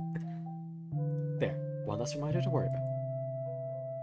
I'm gonna have to think of something else to do. So far, my attempts at forgetting about Pastel have been completely futile. That's perfectly fine. No one said it was going to be easy. Ironically, the more you tell yourself not to think of something, the more your mind will be enticed by it. I mustn't let this consume me. I have to find a way to relax. A nice bath should help me calm my nerves. Later that evening. Feeling so refreshed, I could do just about everything. I should try cooking for myself tonight. No, there is a task that will require my full attention. Periwinkle opens up the fridge for ideas. A pint of milk, a few cups of yogurt, some eggs, whipped cream. There isn't much in the way of meals, is there? This is why I never cook. But I could try making an omelet. Breakfast for dinner. Oh, what fun. Periwinkle carefully reaches for the eggs, then pauses. Actually, can I cook without magic? He turns to face the stove. This burner is the kind you'd light with a spell. Far too nervous about my magic is going to come out smelling like peaches again. Periwinkle slams the fridge shut. Forget cooking. What was I thinking? I'm not cut out to be a chef. Pastel, on the other hand. No. Yeah. Think of him in this delightful domestic context is especially banned. Oh. No matter how much I want to eat his cooking right now, he's obviously the type to be good at it. Ah, this is depressing. Right back to where I started. I'll just order takeout. Delightfully domestic. Delightfully domestic. Yep. Periwinkle goes to bed that night utterly incapable about forgetting about Pastel.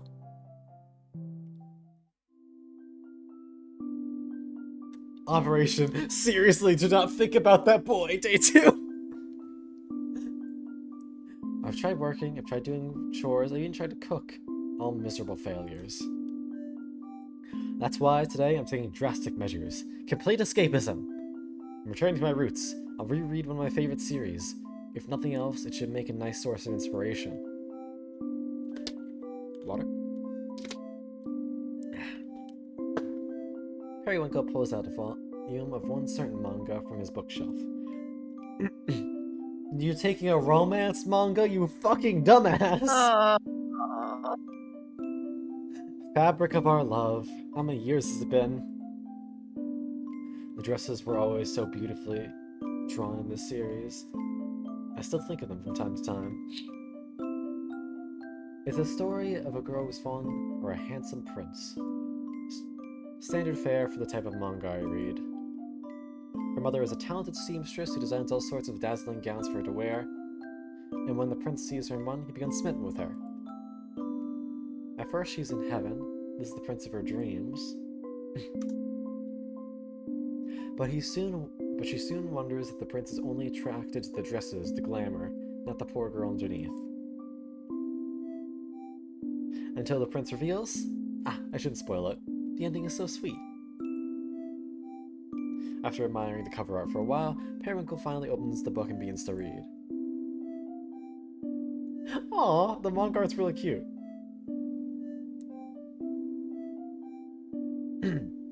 Just as lovely as I remember. Such delicate line work. I wouldn't blame the prince for noticing the dresses before the girl. They really are so beautiful.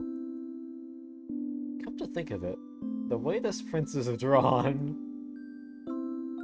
His short, fluffy hair, his gentle features remind me of... Periwinkle closes the book in a panic. That was dangerous. I can't even risk thinking his name. There's even the later chapter when he's dressed in servant's clothing. There are too many parallels! Periwinkle rolls across the bed and slides the book back into its place on his shelf. My man can't catch a fucking break! It's no use, the boy's in your head. This isn't fair.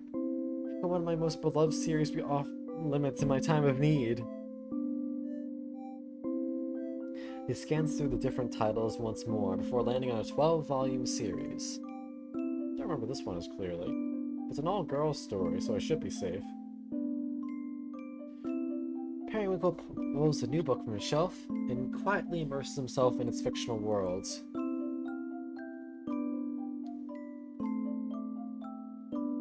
Before I knew it, I'd finished reading all 12 volumes. The whole day had flown right by. I couldn't help but turning the pages. The story was so much more than I remembered. Excuse me. Just embrace it already, right? He doesn't know yet. He hasn't accepted the feelings are real. The protagonist was nothing to write home about, but her childhood friend? What a moving character arc. She's very charismatic from the start. The kind of person you'd think you had all figured out, but you couldn't be more wrong. Sounds familiar. Over the course of the series, she goes back through so many love interests. Back in the day, I had assumed it was because the author couldn't make up their minds. But reading it all at once must have been planned from the beginning. These doomed relationships are merely self-sabotage. A distraction from pursuing her one true love. Help. Help. She never realized the obvious answer until the very end. And what an emotional finale. She finally moves to confess, and the two girls share their first kiss. Ah, the fireworks. Could anything be more romantic? Tears of happiness, finally being honest with herself. With her best friend, how lovely. Oh my god, it's the lovers. Yeah. The well of loneliness that is her character was portrayed so flawlessly. She's the most real of them all. Hey, I wonder why you relate to her. Yeah. Mm-hmm. Ending the story in any other way would have been an injustice. She deserves the world.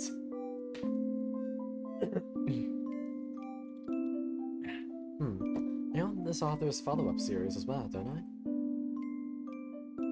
Watch this. I'm betting it's Boys and Boys. Time to get some snacks and start searching for it. I can't resist diving in right away. Operation Escape Reality, Day 3. Penguin will continue to read. And read. And read. Until he heard a knock at his door. Pastel? No, that isn't his knock. Wait, I was trying to forget about him! Though I suppose that means I've been successful for a while. I forgot I was avoiding something to begin with. When he opens the door, Periwinkle is greeted by a small crowd of friends and acquaintances. Himbo Witch! I didn't even realize it said Himbo Witch when I got here. I was just fucking taken away by the fucking flame tip at the hat. It's good. Oh my god, I love it. You want to go for it? Periwinkle! Get dressed, we're hitting up the club. Wow, the whole cavalry's arrived. Unfortunately, I'm going to have to decline. Tonight isn't going to work for me. What? But no one's seen you in ages. You haven't abandoned us for a new scene, have you? Oh, nothing like that. I've just been a little preoccupied. I'm taking some time to myself at the moment. Nothing wrong with a little self-care, but are you sure you don't want to come out and enjoy the nightlife? I don't know. I've fallen so far behind on my work. Choosing work over getting laid? Now I know something's up with you. How offensive. I have more going on than just going out and flirting with everyone I meet. Ah, of course, of course. I do appreciate the invitation, though. Thank you for thinking of me. We just had to come and make sure you were still alive. The club's a little lonely without you. This is gonna be him realizing it's really been a while since he's done anything. I'll have to make my grand return some other time, then. Have a lovely evening. The group waves goodbye and disappears into the night. It's been a while since I've had to turn them down.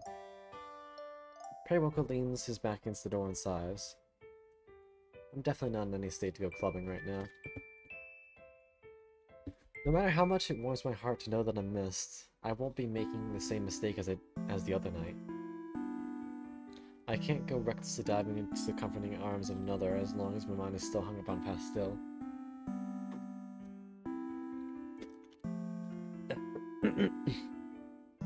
But how long will I remain in this state? Shutting myself away, binge reading comics? These are emergency measures. I can't avoid the outside world forever. In any case, shouldn't Pastel be returning here at some point? From where we left off, I have expected him to come knocking as soon as possible. And yet, it's been a full 3 days now, hasn't it? How long could he possibly abstain from my touch? Or is something wrong? I shouldn't be thinking about any of this, but I'm beginning to feel annoyed? Confused? If he never comes back, I suppose my problem would go away on its own. But I hate the thought of that. As things are now, I'd only be haunted by the thoughts of what I possibly could have done wrong. What is my plan, then? Continue to ping-pong back and forth between these extreme emotional states? He rubs his eyes in exhaustion. Just the slightest bit concerned. Pastille has been gone a few days. Like, he Yeah. has successfully forgot about him for a little. I hope he's alright. I'll worry about this tomorrow. Periwinkle steps back into his room and tucks himself into bed with his books. But an hour later, another knock comes. This time, the pattern is unmistakable. Pastille is here. Well, well, well. So he's come after all. This is my hard work of trying to forget.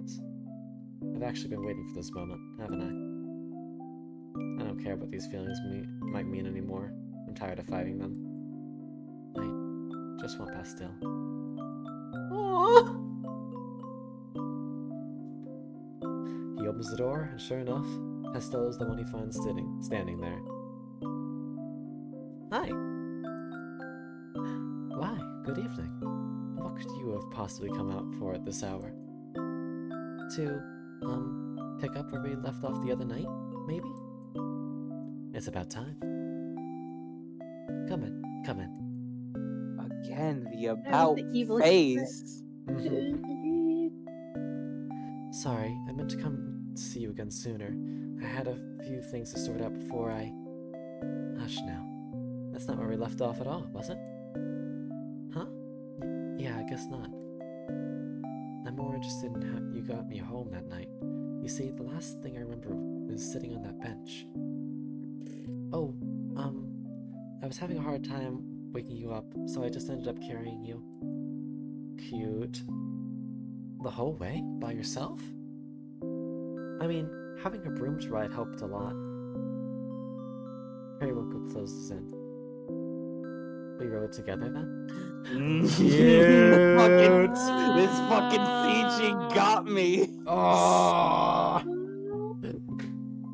Pastille may have been the one pushing the buttons today, but you're still helpless when he gets you in this pose. That was the I mean, to easiest be way. fair. Yes. To be completely fair, find me somebody who wouldn't melt with that. Valid. You must have held me close so I wouldn't fall. Oh, the shaky smile! You are trapped. There is no escape. The arms are locked around you now. But I did. Putting your hands all over me. I didn't feel you up while you were unconscious. Actually, that kind of fits. I didn't feel you up while you were unconscious. He gives him a big kiss. Oh, Him! I love him. I want to slap, but I can't blame him. Alright, enjoy your lurk, Gato. I was only kidding. But you also changed my clothes. Because I thought you'd be more comfortable that way. That was an innocent gesture. I can't believe you saw my bare chest. I've already seen it! I was fucking cackling when I read this. This is one of the things that I was saying. Like, later on, Perry was just like, yeah, I'd make that fucking joke. I would joke about, like, yeah, you've seen so much. And it's like, what? I've seen everything. Yeah. Like, I care him. Wait. Oh my god! Mm. Pastille suddenly lifts him by the waist and hoists him over his shoulder. He's taking charge! Let's go! You go, little boy! Oh my god! He ain't taking this teasing anymore. He's taking it. Pastille! What? Please handle me more delicately. When they reach the bed, Pastille falls backwards onto it, taking Periwinkle with him. Oh! Okay. They The pause. fucking dream right there. Nice. Everyone, can everyone put thumbs up in chat? Oh, fuck. What was that? I don't know. I don't actually think that's. Yeah, there we go. Seems good.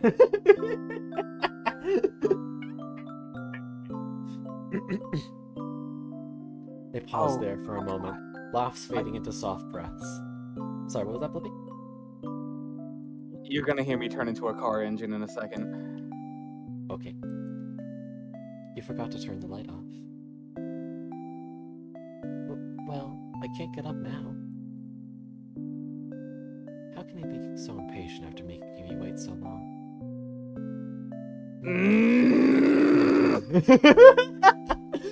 Valid. The eyes covered by the bangs. Let's see what it's in. Very good. Oh well. Longing. I awake to a rustling sound. My bed is empty again, but when I roll over, Estelle is there, standing in front of my closet. I sit up, rubbing the sleep from my eyes. He's holding a box. As he lifts it onto the top shelf, its contents shift, making a clattering noise. Utterly confused as to what he's doing, I finally call out to him. Pastel? Sorry, I didn't break anything, I promise. What are you doing in my closet? Huh? You said I could clean up. Hmm? Oh! Is there anything I won't agree to in my sleep? Oh, I'm sorry. I thought you were awake when I asked. I'll stop. It's fine. I just didn't expect to wake up to find you rifling through my things. That really wasn't my intention. I just felt like organizing stuff. Ah! Breakfast. What do people normally do in the morning after? I guess I should have made breakfast. Oh, I want to eat pancakes. Great, I'll make some. Here, we get the domestic. We get the domestic. Hey, do you remember how I was saying like, you know what? I kind of want to learn about like cooking, baking. Oh, is this why? Yes. Pastel, Do you want to be what? Ah! Pastel practically bolts from the room to get started on cooking. Oh, Pastel. Perry's a mood. Yeah. Excuse me. Looking around the room, he did much more than organize my closet. The books I've been reading were all tucked back into their proper places on the bookshelf. The clothes that had been strewn across the floor or otherwise left hanging in ridiculous places now sat in the hamper, waiting to be washed. Even the pile of unfolded laundry I had previously abandoned was now absent, properly folded and placed into its appropriate drawers by Pastel. In a word, I'm in awe. How long had he been at this? And all while I slept? Shouldn't even be possible. I have so much more floor space than I remembered. How did he manage to do that? Periwinkle puts on a fresh pair of pajamas and walks out to the kitchen in a daze. Hey, pancakes are ready.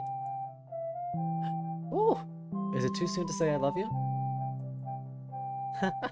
Please enjoy. Periwinkle takes his seat at the table and digs in. Also, those are really cute pancakes. Fluffy. They're delicious. Perfectly light and fluffy. The optimal amount of syrup and whipped cream. Every bite is so heavenly I could cry. I've never felt so emotional over food. What has this boy done to me? I was right about him being the culinary type. I didn't expect I would get to try cooking so soon. It's a surprise attack. Okay, wait, quick pause. How do we all like our pancakes? Define. Like there's a bunch of different ways that you can prepare it. It's namely the big important thing is the amount of batter. Do you like thin pancakes or big fluffy ones? I mean, so here's the thing. I normally put mashed up banana on my pancakes, which typically makes them denser. So I typically can't really have fluffy pancakes. So because they just kind of naturally conflict with each other. I see. So I made mine for years with like meringue. I think called the whipped egg whites, and so I had ridiculously fun pancakes growing up. Like Fluffy's good. I agree. When it's just like chocolate chips, I'll take Fluffy. I like Fluffy, but I like bananas, so Yeah, I'm just like, you like bananas. yeah, they're one of the few fruit I eat. Even, but how did those get there? I have to ask. Pastel, where did you get these strawberries? Oh, I saw you had some jam, so I used a little magic to change its form. Oh, that's cool. Is that okay? Maybe I should have asked first. I just remember you like strawberries, so... Is there any limit to how thoughtful one can be? He's just fucking perfect male wife. So good. It's more than okay. This is the best breakfast I've ever had. I'm sure you're exaggerating. They're just pancakes. Careful, my sweet. If you say it like that, I'm gonna start asking you to cook my every meal. Fine, you got me. They're special gourmet pancakes I can only whip up once in a while. Lucky me! That fucking... Hold on. That confident expression he had, that was good. That was Yes. Yeah, see how it's just like forming? He's slowly, like, easing into it. It's good. It's really good. Yes. I love this boy so much. So good. Okay. Periwinkle finishes up his pancakes while Pastel begins washing dishes. This may just be the most spoiled I've ever felt. Being with Pastel is like getting caught up in an endless whirlwind of positive feelings. No wonder I've become obsessed with him. This boy is dangerously kind. After these past few emotionally tumultuous days, how could I possibly turn away from his comfort?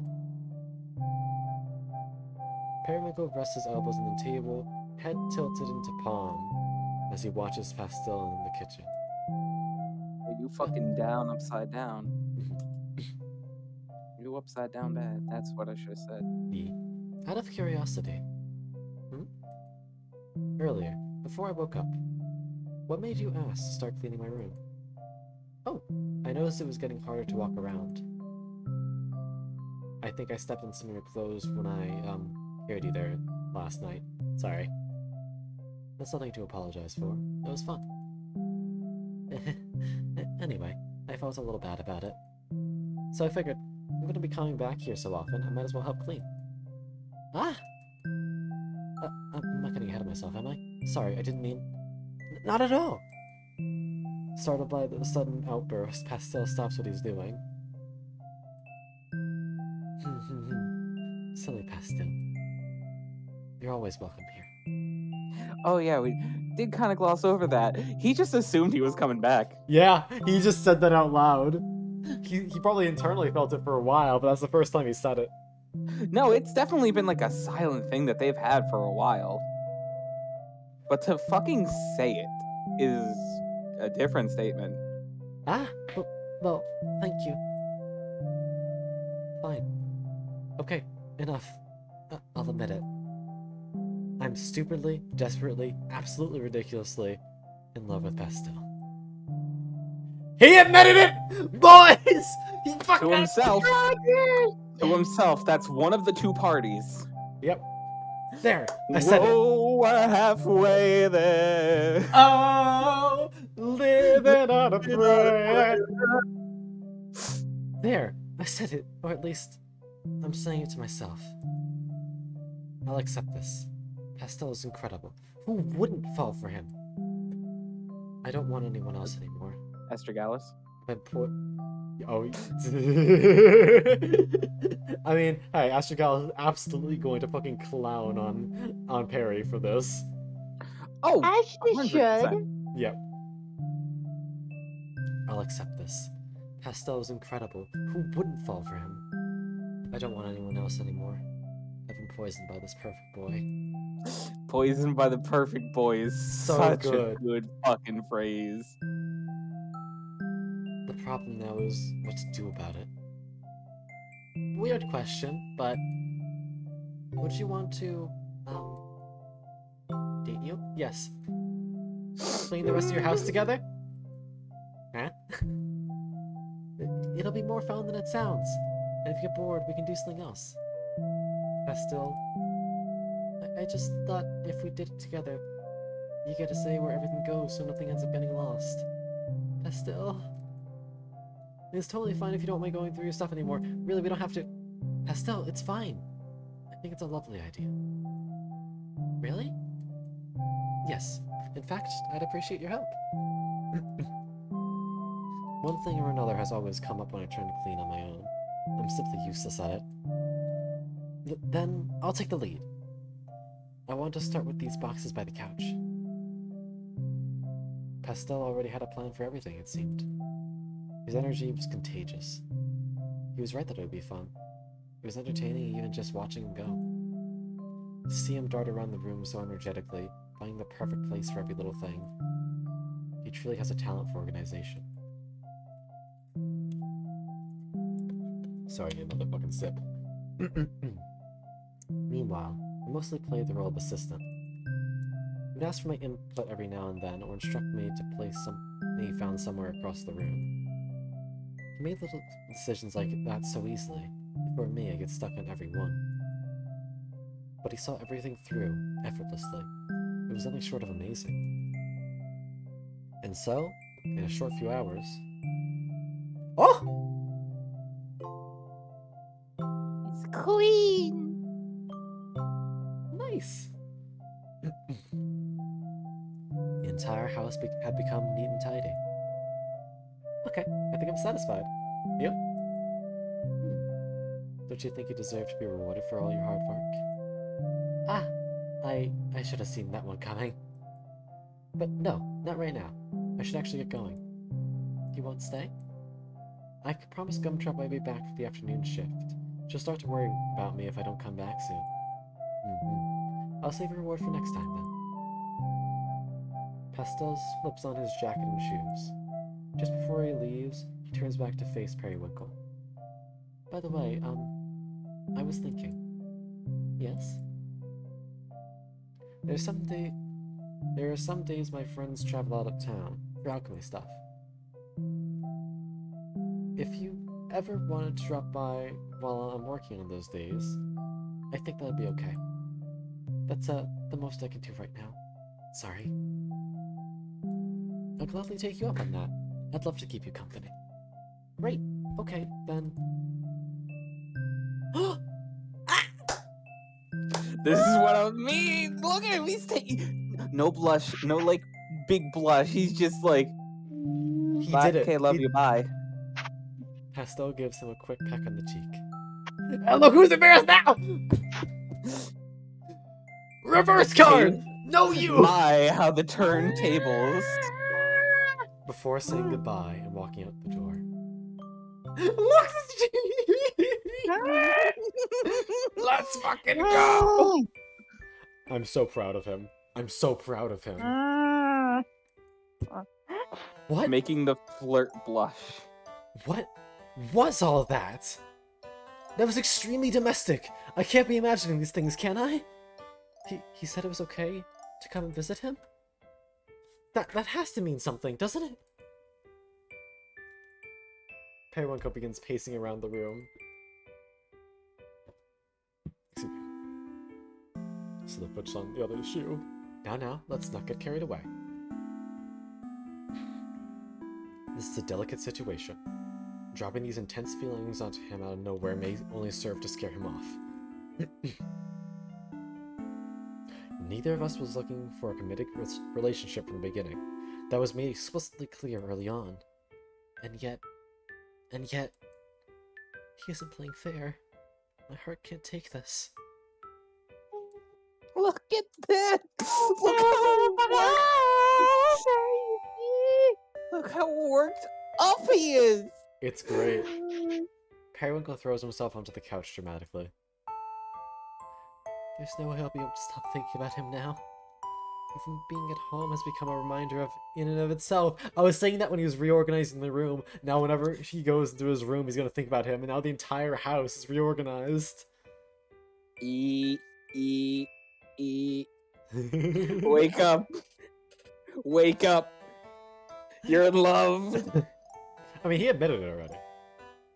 Yeah, but like, Do it again. Say it. There's only one option left. Everything is You nice have to because sleep somewhere else. his place. Ooh. Everything is Sorry. nice because of him. And now I'm suffering. This is simply too much. Yes, Lilin! You know. Do you know? Tell me you know. Lilin? I'm dying. I am fucking dying over here. The shift just happened where the dynamic is just fucking no you reverse card, and I am screaming. We are Me. living. You watched our the first half. best. Oh, Oh, brother. okay. Oh, Lilin. You want to play? All right. Well, Okay. of course, Okay, no go. spoilers if you don't want to watch the rest. I completely understand. But play this game. Please, I'm begging you. It's so cute. Please. You already know who would join. People would join you for that shit, Lilin. Mm-hmm. I keep throwing things against the wall. Lilin, I grab your neck. If you need someone to voice a side character or anyone, tell me. I will be Dude, there. yeah. Fucking bet. If I'm available, When your I will hiatus is over, join. understandable. Right. Yeah. You heard about that, right? Actually, no, I didn't. ISP problems. Yeah. Their modem is obsolete until the move is done, and then you get an updated one. Yeah, one of my Fuck friends Comcast. has an IPv4 only modem, so I feel that pain. Mm. Alright, speaking of which, I'm gonna pause it for just a second here, because I'm out of water and I need to use the bathroom. Because I've drank so much water. I'll be right back. Oh. This is a good time. I'm slowly destroying the room.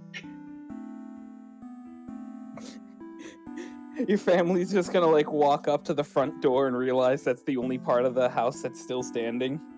Oh no, I'm at my apartment at school, and I'm subletting. Long story short, I'm basically living at my friend's girlfriend's place, and so she's gonna come back and be like, chaotic? Why is everything broken?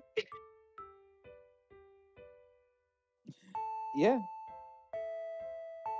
I'm just gonna be like, boyfriend too cute. Don't know what you want me to say.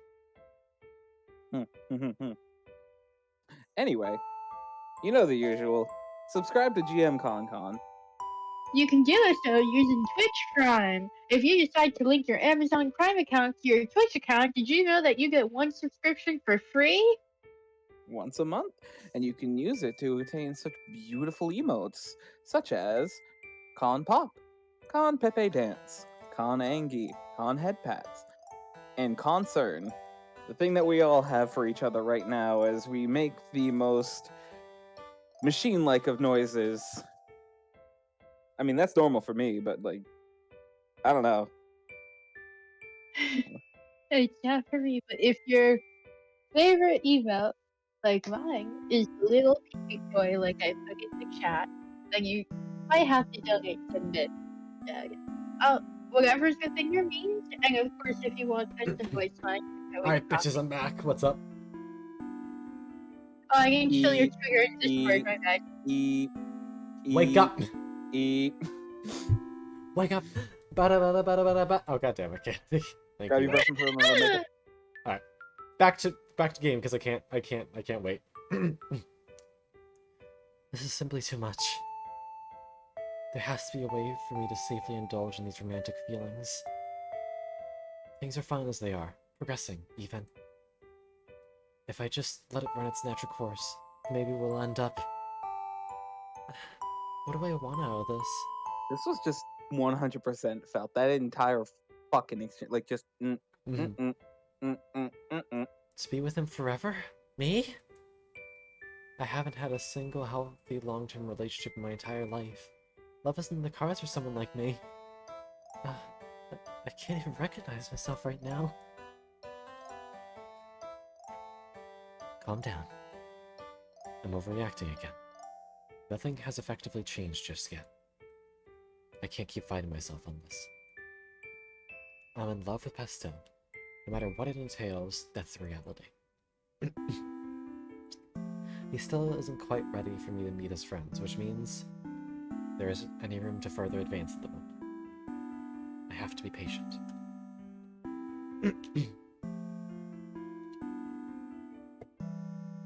At the very least, I hope accepting all of this lets my magic return to normal. I need a nap. And so, over the next few weeks, Periwinkle would come by Atelier Sweets to spend time with Pastel. Oh! I don't think the devil horns suit him anymore. He's still a tease, but he's comes no from a different longer in spot. control. Let's go through. Let's go through and see what we got. Alright, so we got the different types of earrings. We got the ribbons, flower crown, the royal crown. You are not the king anymore. That's not going on. Cat ears, bunny headband, angel halo, and demon horns. I'm kind of feeling either the Bunny cat ears. ears or the cat ears or bunny ears. Either, yeah. Alright, we'll go kitty mode. Kitty! You know, like yeah. Like, nice. Yeah. Ah! Yeah. Bacon boy! Look at him! Blessed Beppy.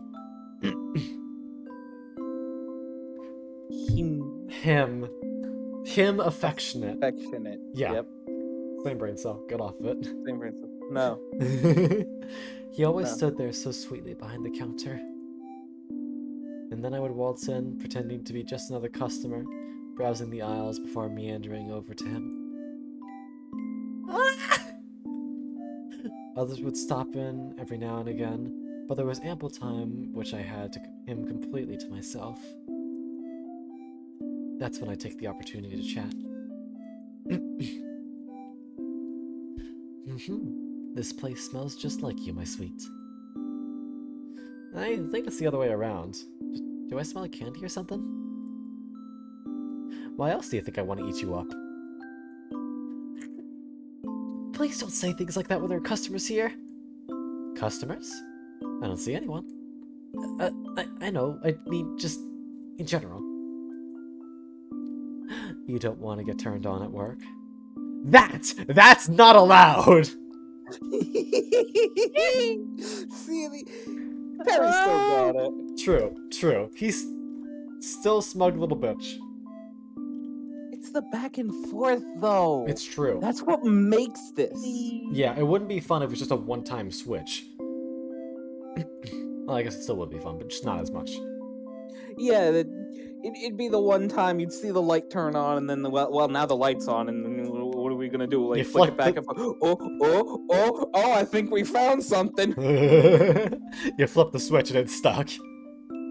Oh shit. Chaotic would know all about that. Anyway, our exchanges are mostly innocent, unlike other partners I paid visits to in the past. More story. He was very adamant about not fooling around at work. Not that it ever stopped me from teasing him about it. Meppy! I'm a buddy. Ready! How you doing, cutie? We're screaming about cute boys. Right? Yes. Right. They're so cute. They're couple goals. I don't know who I want to take after more now.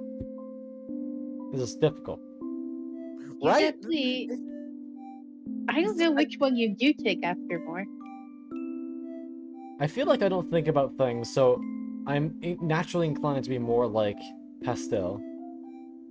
Yeah, I was gonna say also the baking and cleaning. True. Periwinkle. There is also like there is like the romance versus the other aspect to consider when looking at yourself and trying to decide which one you're more like. That's another reason why I lean more towards Pastille. Valid. Y'all fucking heard the stupid little things God. that I like. I mean, I'm sure that they're all blessed. Periwinkle watches as Pastel, armed with a rag and bottle of cleaner, sprays down the counter in front of him. I think I underestimated your love of cleaning. Are you making fun of me? This is my job, you know. Oh? Should I have paid Eddie, you when we love you too. Feel better soon. Aww. okay. I love you too, my big. Here, Aw, take a smoochie. feel better soon, Mm. Maggie. I hope you feel better Mm. soon, okay? Have a good one, Muffin. Don't be stealing that from me now. Don't worry, Mebby is still my main one. I figured to use it since you're here. Wait. Oh, should I have paid you when you clean my house? I'll send you an invoice. I wish you a good rest too, medic sir. Oh. I know what's next. Could I pay you in kisses? That's hard to turn down, actually. Ah, very This is good. brilliant. This Very is so good. brilliant. It was fun seeing him hard at work. The only side of him most people would never be aware of. They'll never know the loss bubbling beneath the surface. His nervous, vulnerable laughter when I've said something he wanted to hear. His gentle touch. The way he can take my hand so casually, yet becomes a stuttering mess as soon as I lean over him. His sense of humor, sincerity, his quirks. His genuine desire to always provide the exact perfect thing to make me smile. No, the depths of pastel are reserved for me alone. Oh shit! Let's go. Welcome to Altaria Sweets! Perry gives a little twirl and winks at Pastel, who's trying his best to stifle his laughter. Ah, they're in uniform! How was that? Do you think it suits me?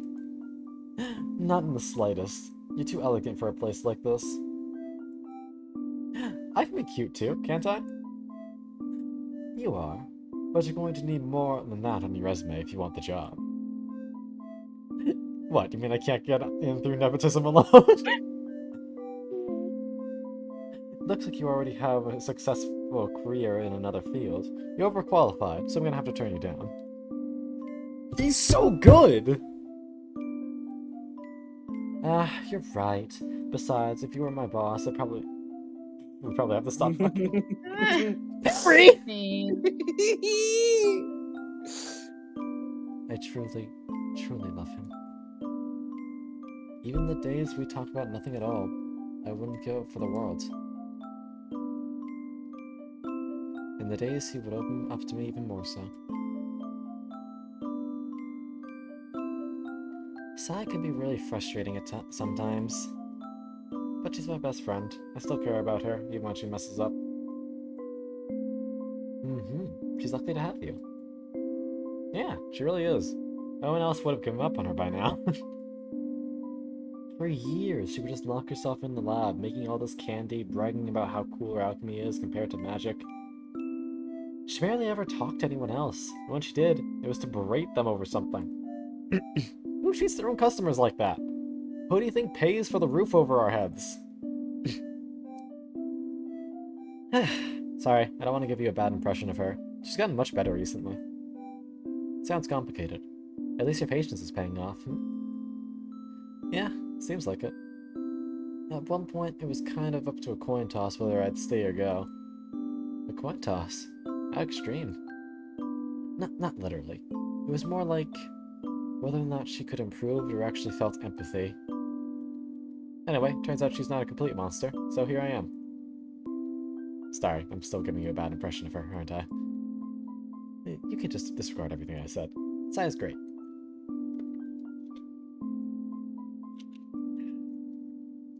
I believe you. She must be, if you put up with so much for her. From her. Yeah. I treasured every moment I got to spend with Pastel. Even without a label on exactly what our relationship was, I could enjoy myself with the same. In truth, I was only biding my time, but it didn't really feel like that at all. Just being near him was enough.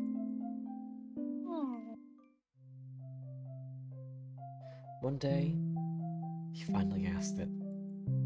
The question I've been waiting to hear. Do you want to meet my friends? Well, yes, but are you sure?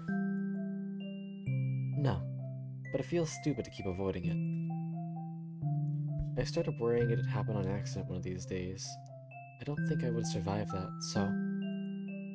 We should just go, before I change my mind. Right now? Yes, come on! Pastel takes Periwinkle by the hand, and the pair hastily makes their way over to Atelier Sweets.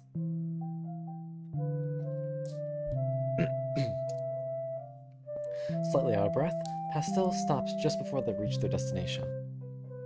Okay, give me a minute. After we rushed all the way here? Don't back down now, my sweet.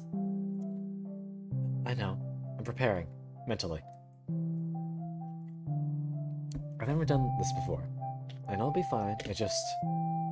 Take your time. We'll go in when you're ready. Okay, I think I'm only getting more nervous standing out here thinking about it. Let's just go in. After you. The meeting itself was nothing memorable. Gumdrop was incredibly human for a gold made out of candy. Syrup was about what I expected. Curt, but also warm. Also, oh god! I love these two. My goodness, the It's so scientists get pretty. up. Yeah, so this is Sai, I'm assuming. Which Yeah, means that's that Sai. he literally made this bean. That's Gumdrop. Remember, that's the golem he made. So that's why he was talking about creating a soul. He literally made another sentient creature. And downplayed it. For all the build-up, the interaction itself was anticlimactic. A quick exchange of pleasantries before the candy alchemist called her golem back downstairs. Didn't feel real. Have I acted normal? Come across as my usual self? It only just happened, but it's already a blur. This is my OC. Yeah, basically. I held Pastel's hand in the end. Remember that. He'd been so nervous I could practically hear his heart beating out of his chest. I hadn't understood just how stressful it would be for him. I felt guilty having put him through it, although it was his idea to begin with. He decided to go through with that. For himself? Or for me? The seemingly mundane interaction that meant so much before for both of us.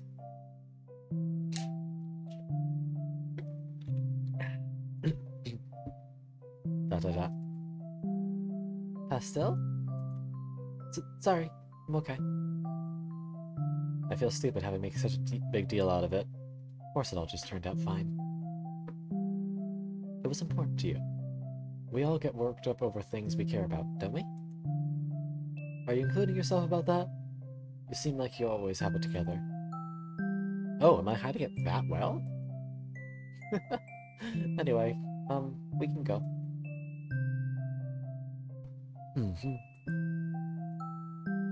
How is he gonna react when he discovers what a mess I've been?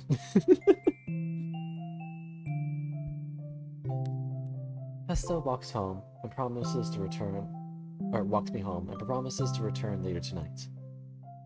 Things will move forward from here, won't they? Or is it too soon? Maybe it's too much for one day. I don't want to add to his stress. Ugh, this is so difficult. His perception of me could be completely destroyed, tarnished. That's a risk worth taking, isn't it?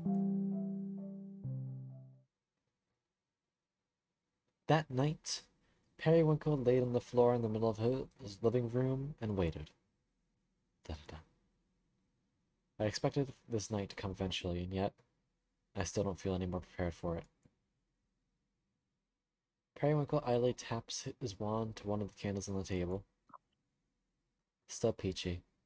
The curse is not yet lifted.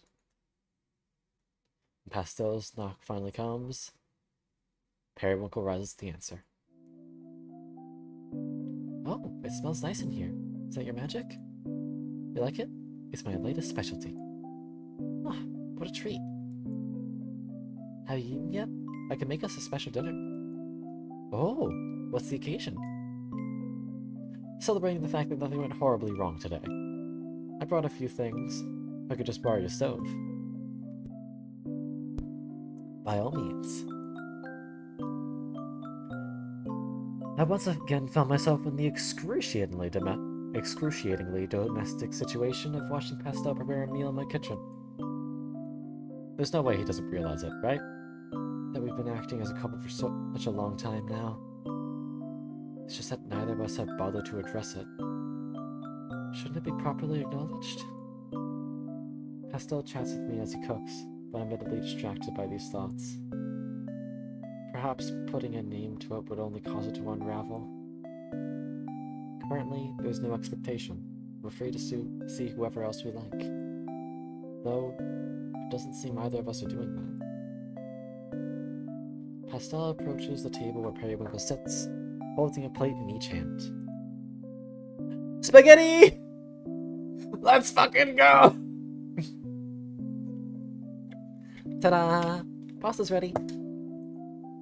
Ooh, bon appetit. Maybe he's already decided we're a couple, and I'm just obsessing over formalities. Spaghetti! What does it matter, so long as the two of us are happy? And I really am happy. His cooking tastes wonderful. Perry? Are you okay? Huh? Yeah? You were being so quiet. I started to worry I messed up our dinner somehow.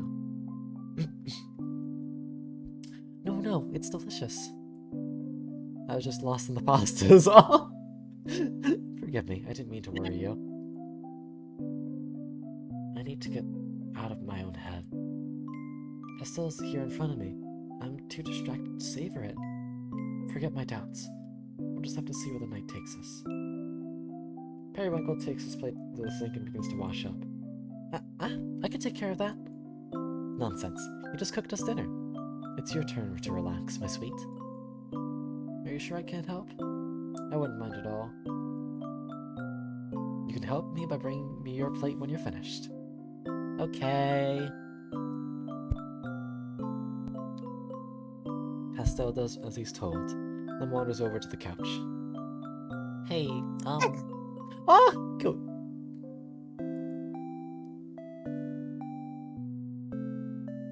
If you have anyone you'd want to introduce me to, I'd be happy to meet them. Return the favor, sort of thing.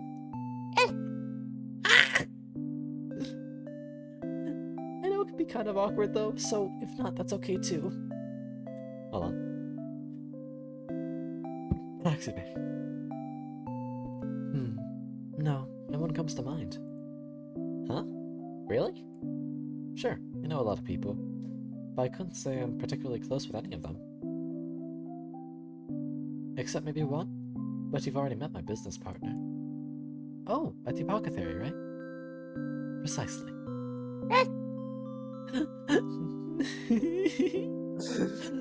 he just sits right in the middle. Yep, I like the gears turning in Pastel's head, realizing that he waited so long to do his meet and greet when he did his so much earlier.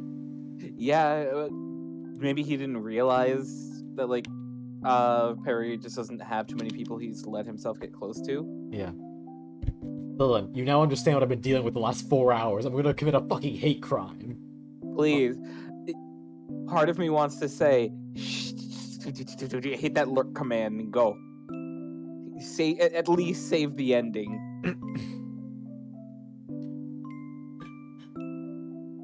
In fact, no, I'm gonna force it. Dylan, I'm pointing my gun at you. I hate to do this to you. Leave the stream. Leave a lurk. Get out of here. You need to savor this bit for yourself. I'm sorry. It's gonna be a long, 2-3 weeks. It's gonna be a bit. But you're gonna love it. I can promise you that. Because this is not gonna have the same payoff, since you didn't see the entire beginning. Yeah, you need to see the build-up. Especially Perry's inner monologues. Mm-hmm. So, Little Damon, thank you for coming tonight, but politely get the fuck out of my chat. You cannot see this. I will not progress further until you leave. Or at the very least, hit the lurk. I know, but either way, I hope Yeah. I'm being banished. I'm sorry. This is for your own good. You need to savor the cuteness for yourself. I'm sorry. Plus, that means that horror gets to live react to your seeing it. And wouldn't you like that? Mm-hmm. Yeah, you guys can project yourselves onto these two cuties. I mean, hell, Pastile's male wife material. The Lindy male wife. Villain V Demon has been disconnected from your channel. Goodbye, sweet prince. We'll see you in therapy. Love you, Owen. Hopefully we'll see you soon. Love a Owen. Alright. Back to it. What's with that look? Look at that bastard. Look at that fucking bastard Look at the old face. Winky. No, nothing. I just don't know what to say now. You expected someone as charismatic as me to have all sorts of new people to introduce you to then. I guess so. I'm just surprised. I, really like being around you, so I expect that to be true of your other friends, too. This.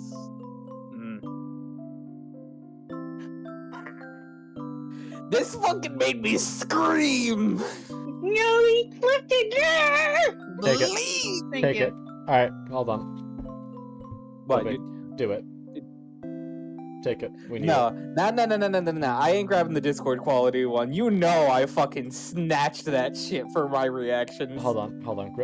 Grabbing mine. I'm taking out my slitting tool. I'm doing my fucking self. What? I'm taking a snippet of this. Hold on. No. I got you, baby. Oh, you got it I already? got you. And it's got the fucking text with it. Good. Thank you. Love you.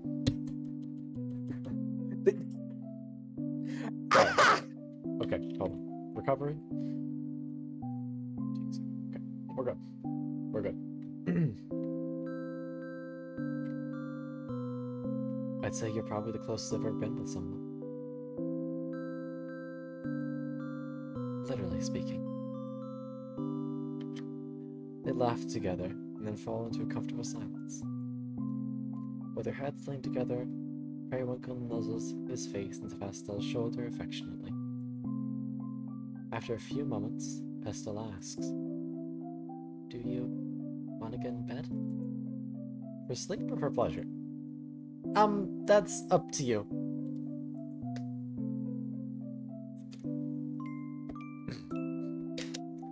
Periwinkle stands and then turns around to take Pastel's hands. Come, then. He leads him into the bedroom, closing the door behind them. When he does, Pastel speaks up again. You know, I'm still finding it hard to believe that there's no one else you're close to. Two is a reasonable number. You had two friends as well, did you not? Seerp and Gundrop. Fair point, but counting you makes three. You have me beat. Perhaps I should try harder to catch up. Sorry, did he just casually say Perry's one of his favorite people? Yep. And he Yeah. didn't. Perry didn't even pick up on it. Periwinkle collapses into bed, while Pastel sits down beside him. Good. You're good there, buddy? We're all Also, gonna be screaming and like. all I'm saying See, is, look at the pillows, flowers with the candy wrapper type aesthetic. Oh my god, yeah. Yep. But no. These CGs are like perfect from here on. Okay, I'm excited. I think I preferred it though. Keeping a healthy distance for others. Oh, hey, Pats, we're fucking screaming over cute boys. He has big striped socks. Yeah, I was about to say. Really? How come? The alternatives have been disastrous in my experience, and far too intense. What do you mean by that? Goodness, my best example is the worst one. In my teenage years, there was a boy I would have done anything for. I wanted to prove so badly. I wanted to be loved. It's funny. I can't even think of what drew me to him. I suppose he was just a vessel to project onto an idealized boyfriend. This shortcut to happiness. Him. Poor guy. He didn't know what to do with the torrent of feelings I've been forcing onto him. We were young. A love like that is much too painful, if it could even be called love. No, it's just getting swept up in your emotions. I know that too fucking much. I'm a hopeless romantic. I feel you, Perry. Ah! Meanwhile, my ass over here not feeling any emotion. Pato pato, I'm sorry, Perry. Cannot relate. Aw. I'll stress you, honey. You give me happiness. Although no, I was sort of being like, aw, Perry. Oh, yeah, Also fair. being hopeless romantic. It took some practice to be able to separate the emotions out. To be able to indulge in the romantic and sexual energy I craved while protecting my fragile heart. But ever since I figured it out, I've gotten to experience all sorts of love through these casual flings. What am I saying? It's perfect for me. The ideal life, really. But listen to me, Pastel. I don't know if your heart is as fragile as you think. You don't believe me? Despite what it seems, I have the heart of an innocent maiden. I don't know about innocent, but... Oh! Holy shit! The heavy breathing. This is why. That... Woo! And without so much the fucking blush. Sir! When were your nads composed of fucking steel? And yes, I got that. Thank I got you. that one. Thank you. Thank you. I need to grab the very next one though. For Okay. you. Pastel leans over and lays his head on Periwinkle's chest.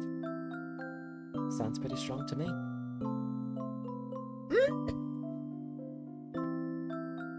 Ah, it's beating harder now. That's because it said they embraced me! See? This is what I mean by being fragile! The one blink, the fucking smile. The wink, the wink. He knows, like... Oh, he's been playing him. Yeah! I'm Oh screaming. my god, that was the most genuine scream I've ever heard from Con. I'm going to...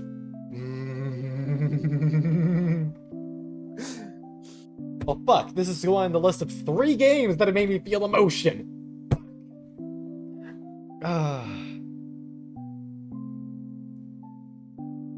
God damn it. Oh, hold on. I need to clip this. Do you have it, honey, or should I get it? Oh, you got You it. Thank get you. it? Okay. Oh, you mean like snip, okay. You got it. I saw. That's so precious.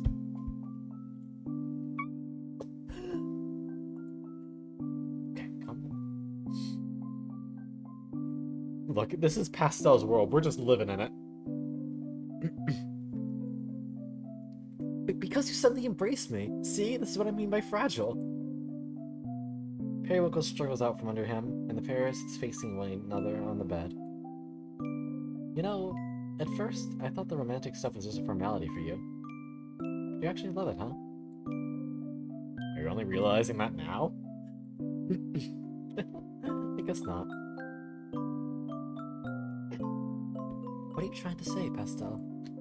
That it's okay for me to love you? That I'll be safe? Then hurry up and kiss me. Okay. Sorry to keep you waiting. Pastel closes the distance between them.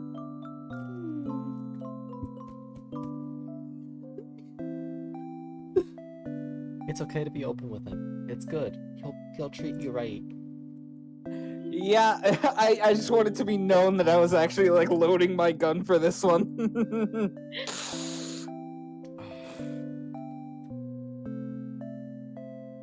I'm too weak. Me too. The words won't come out. Oh! Look at him actually getting weak. He is fucking collapsing under the weight of this boy. He was right. He's been completely poisoned. As they kiss, Periwinkle becomes more and more entangled in his thoughts. It hurts. I want to be even closer. He lets himself fall backward, bringing Pastel down with him. Ain't this a fucking sight? This isn't Seeing the nearly... pink hair on top. Yep. This isn't nearly enough to satisfy me. Just, please, don't stop. Periwinkle's heart cried out. Jumbled emotions caught in his throat, manifesting through his hands, clinging desperately to Pastel. He continued to kiss and hold him the whole night.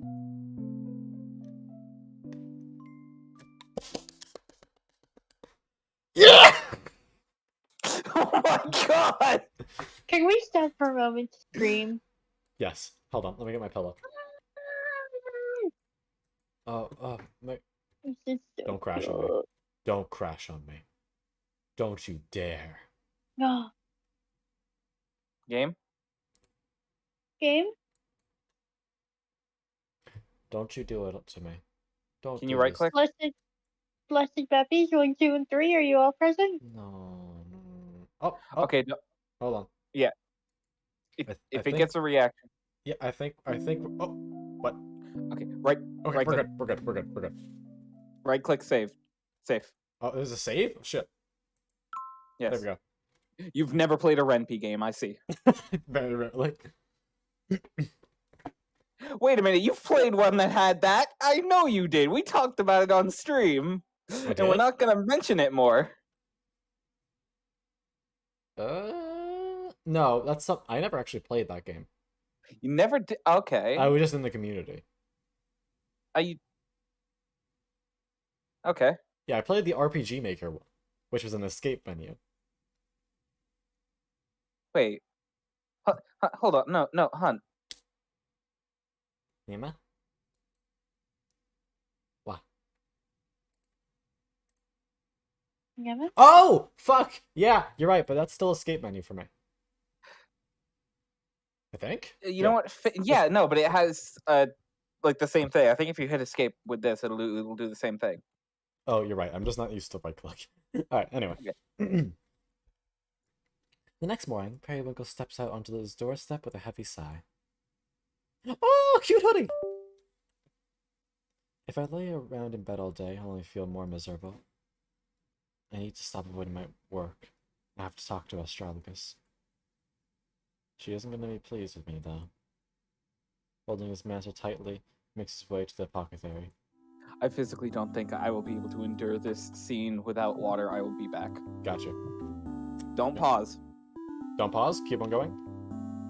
Alright. You have my permission. Alright.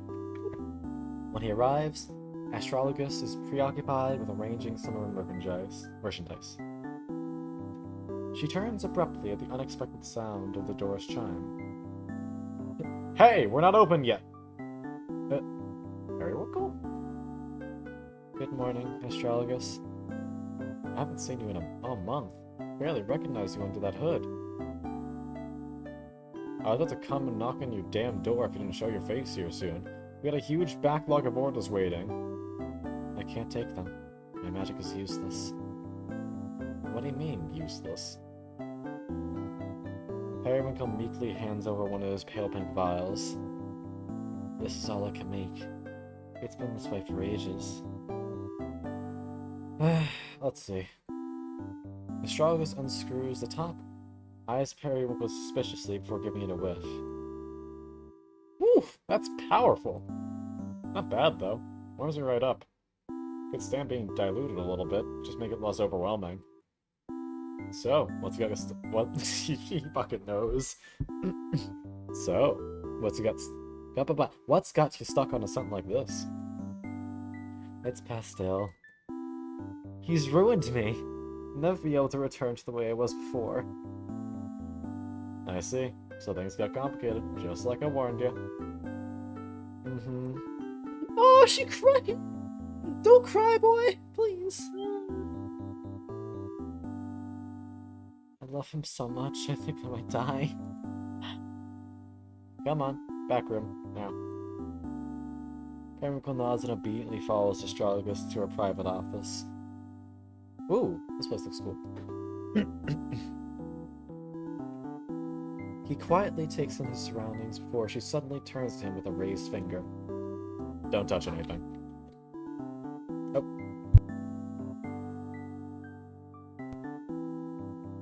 Hmm?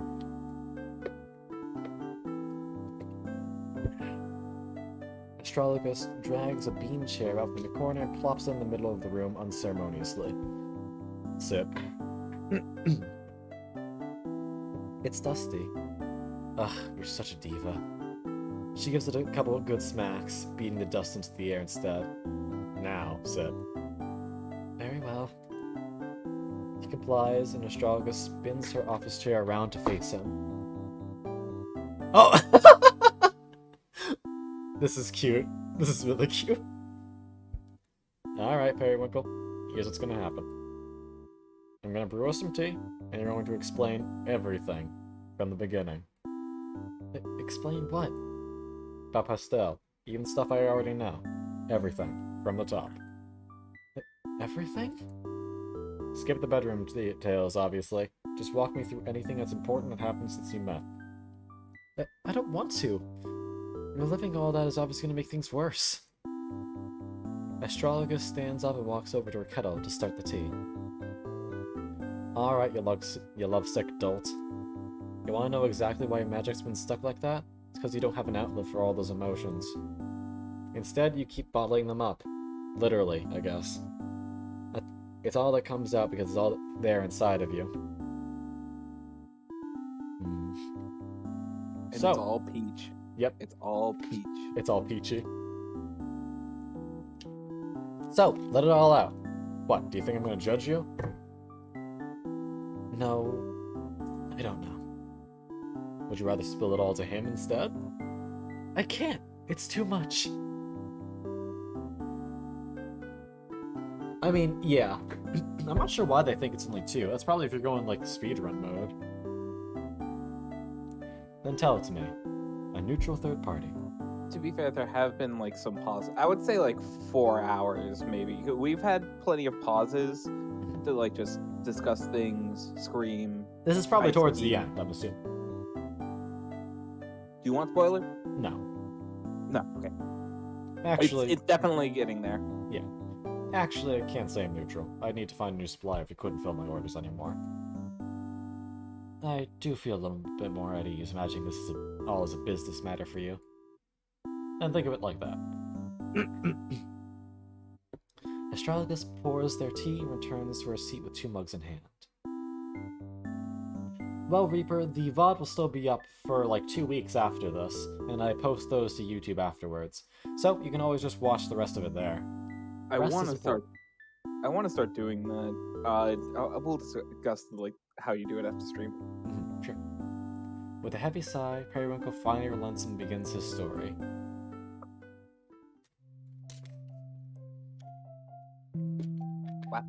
Hold up. You good?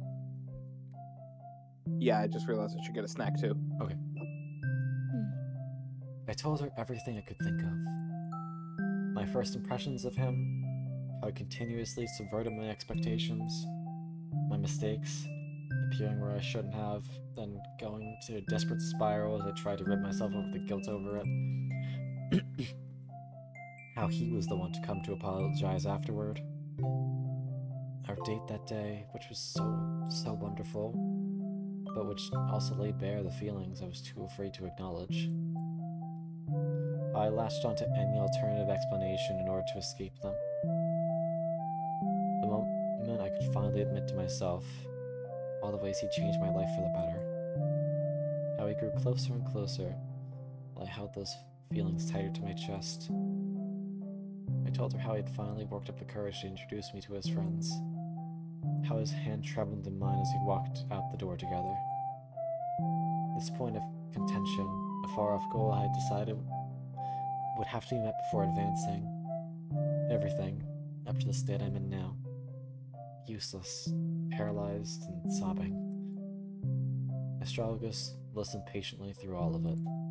She asked questions from time to time, clarification on the time frame, certain details. Her reaffirming comments offered such comfort, such relief to this pain I kept confined to my own heart. Until finally, I had nothing left to say. Astrologus sits back in her chair and heaves a sigh. So, how are you feeling? There's a certain clarity in laying it all out at once. But I still don't know what I can do to push things forward. Can I even handle the rejection? He won't reject you. What makes you so certain? That boy is madly in love with you. Why else would he devote all that time and energy to making you happy? Because I'm great in bed, obviously. Quit deflecting. You know that's not all it is. I don't want to leave any room for doubt. If I were to confess now and it didn't go well, I'd be destroyed beyond repair. That's why, if I'm gonna say it, I want it to be a sure thing. Life ain't about sure things. Even so, I'm gonna wait for the opportune moment before exposing my vulnerable heart. As long as you got a plan. Excuse me. Astrologus leans down to pick up Periwinkle's empty mug and then holds it out in front of him. Try your magic again. Whatever scent you want, just pour it right in the cup. Periwinkle nervously draws his wand, holds it out to the cup, closes his eyes, and taps. Is it... chamomile? Chamomile? Chamomile. It is a peach! I'm cured! Yeah, dumbass! Did you forget this was an apothecary? Ah, it is, isn't it? Next time you got a problem with your magic, don't sit around crying about it on your own. Come straight to me and I'll fix you up. Thank you. I'm truly glad we're friends. I'd be lost without you. Business associates, don't forget I've got loads of orders for you now that you're back to normal. Should mention. He Yeah. did mention that Astragalus was somebody he could confide in, but he kept this all to himself. Yeah. I'll go home and fill them right away. But first, may I hug you? Not a chance. Worth a shot. You'll accept my platonic affection one day. Yeah. Get out of my office, Periwinkle. Perry exits the back room. They only make it a few steps before Periwinkle turns on his heel. One more thing before I go. What's up? I'm curious to ask. Last time I was here, you told me that magic can be interpreted as a judge of one's character. Oh, right, when I changed my mind on Pastel. Yes, precisely. It's rather impressive that you could see through to his true nature, despite having only just met. Sure, but he was pretty easy to read. Don't be too impressed. Well, now what? What does my magic say about me? I'm dying to know. Huh?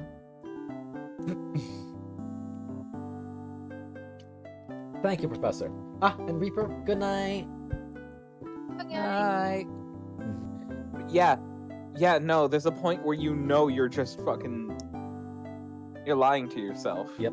Your magic. Look, these boys are playing a card game where they're keeping their cards close to their chest. They both got losing hands. They both got losing hands, but it's go fish and they both complete the other. Your magic was always lively and carefree. Compassionate, too, like Pastel's. How can you possibly read something like carefree from perfume? Hey, I'm just telling you the vibes I've gotten over the years. Your aromas prioritize pleasure. There was definitely a hint of loneliness in them, too. Right, now I know you're making things up. You've always had something to keep me company.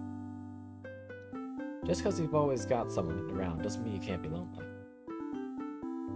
And I suppose someone like you would know a thing or two about loneliness, I'm not lonely at all. In fact, I prefer to be alone. You, on the other hand, can't stand it for even a second. That's why you always run off chasing someone to fill the void. Well, that certainly isn't true. Called the fuck out part 3. The peach stuff you gave me earlier was pure loneliness. It was crying out, like, please, Pastel, never leave me. This isn't funny anymore. Forgot I asked. Sorry, couldn't resist. I suppose you're right, though. I just haven't been able to tell him that in words. I can't keep holding back. He has to know, no matter the outcome. Good luck, okay? I'm sure it'll turn out just fine. Yes. Yes, it likely will. Thank you again. I'm truly grateful for everything you've done for me. Astrologus waves him off, and Periwinkle leaves the apothecary with new resolve.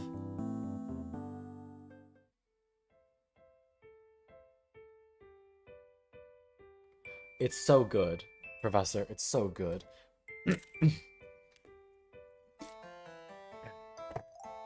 I spent the next several days catching up on my work. Magic truly does come so easy with a clear mind. If only I'd swallowed my pride sooner. I completed batch after batch almost effortlessly, going down the long checklist Astrologus had given me. I hadn't even felt tired by the end of it, as if all this energy had been stored up inside me all along. It was a relief to return to somewhat normalcy. Thinking about Pastel no longer caused my heart to ache, at least not enough to put me in a state of total despondence. Instead, those thoughts served as motivation. The way forward was clear. I would tell him how I felt, and surely things would turn out just fine. The following night, Pastel shows up on Periwinkle's doorstep. Get dressed. I want to take you somewhere. Oh, and where exactly I'm being whisked away to? You'll see. Wear comfortable shoes, okay? How mysterious. Very well. I'll be ready momentarily. This is it. Dramatic confession scene is upon us. I have to look my best. For good luck, of course. And for confidence. The one thing that I want to say, there's the accessory that has the flowers. I think it was like the lower one. Blue flowers? Blue flowers. But honestly, Either one.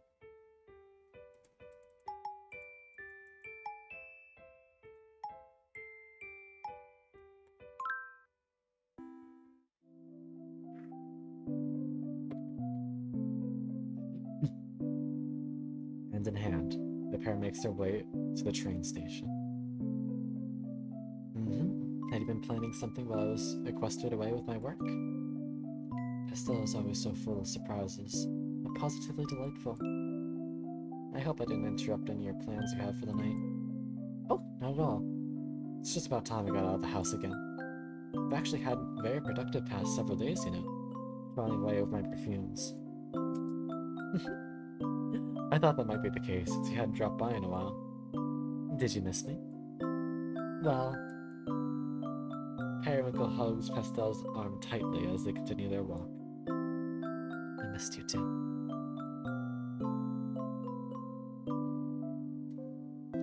When Pastel and I step off the train, we're greeted by grassy fields and a sky full of luminous stars. I see what you're doing here, you fucking game! Oh, you bitch. You're pulling the title card on us. How dare you! You son of a bitch! Flower field at night, stars. Agony. Just where has he taken me? A trail of lanterns light the lone path forward. Pastel takes the lead. It's a bit of a walk from here, but I promise it'll be worth it. A long walk, huh? Couldn't we take a ride on your broom together? Nah, it'd defeat the purpose. It'll feel more rewarding getting there on foot. Fair enough. Tragic, though, that you willingly pass on an opportunity for me to cling to you. We can fly on the way back if you want. Pastel offers his hand again, which Periwinkle takes with a smile.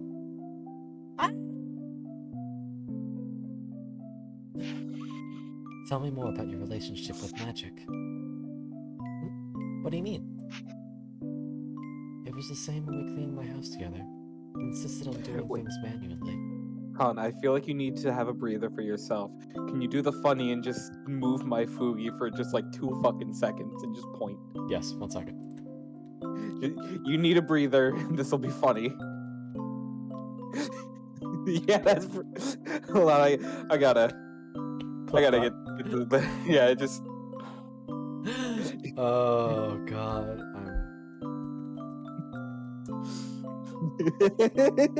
You get it?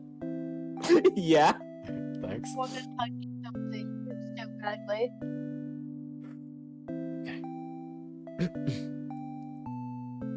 Not that I minded at all. Seeing you lift so many heavy things was a treat in itself. Well, ever since I was young, it was clear I was, ridiculously talented, as they put it. Excuse me. My mom's wanted me to. Oh! My mom's wanted me to be a traditional witch. They enrolled me in one of the top schools so I could learn from the best. It was an all-girls school, though. Guess I was young enough that no one realized I was a boy. I really didn't belong there. Not any level. Swings. But I kept at it as long as I could. Just enough to keep my parents happy. Until I could go out and live on my own. I still don't understand exactly why. But I always felt uncomfortable using my magic. It felt like cheating. Like, this kind of power shouldn't come so easily. So I thought so too. I guess that's why I latched onto her when we met. She used to really hate magic, which worked out perfectly for me. It was a good excuse to pretend to be a regular human like her. So, that's what I did. For the past 7 years? 7 years? That's quite a long time. Yeah, but there was a lot to distract me back then. It took a while to get Atelier Suites up and running. And I did eventually find out. I thought she'd disown me when she did. But instead, she told me I shouldn't have hit it. Even though I doubt we would have become friends if I told her from the beginning. Quite impossible to please, You have no idea. But ever since she said that, I've been able to start embracing magic again, on my own terms. I'm beginning to grasp why he values her so highly. Sorry I keep on talking about myself. Don't apologize. I'm the one who asked. Besides, I'm content to listen. Say as much as you like. Thanks.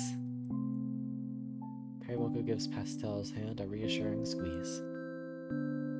I love him. I have to find the right moment to tell him that. Should it be now? During this romantic walk? But he still has yet to reveal our destination. What do you have in store for me, Pastel? I'm betting on it right now. He's gonna beat him to the punch.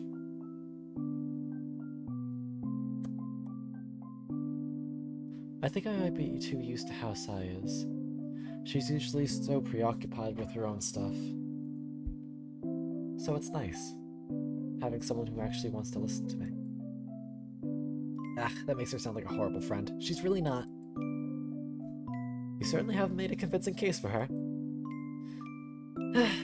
I know, but that wasn't the point I was trying to make. Oh? I really... Yes? Let me start over.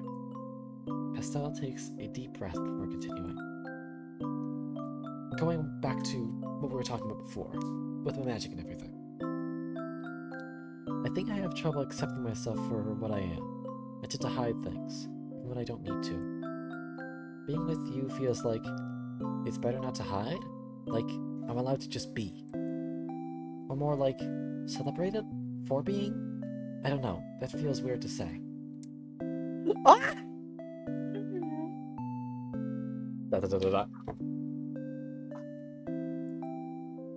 You can stop me from being too much.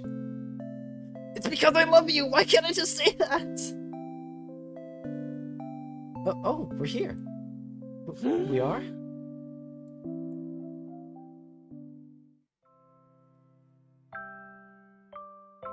When we came over the hill, the vastness of the night sky overwhelmed me. I was fucking right. I fucking called it. No, hold on. Keep clicking. But more than that, the fields of small blue flowers that stretch as far as the eye could see matched it so perfectly. Pastel! They periwinkles. I looked up where to find some, and I found out about this one. He found his flower! I'm going to fucking tear them asunder.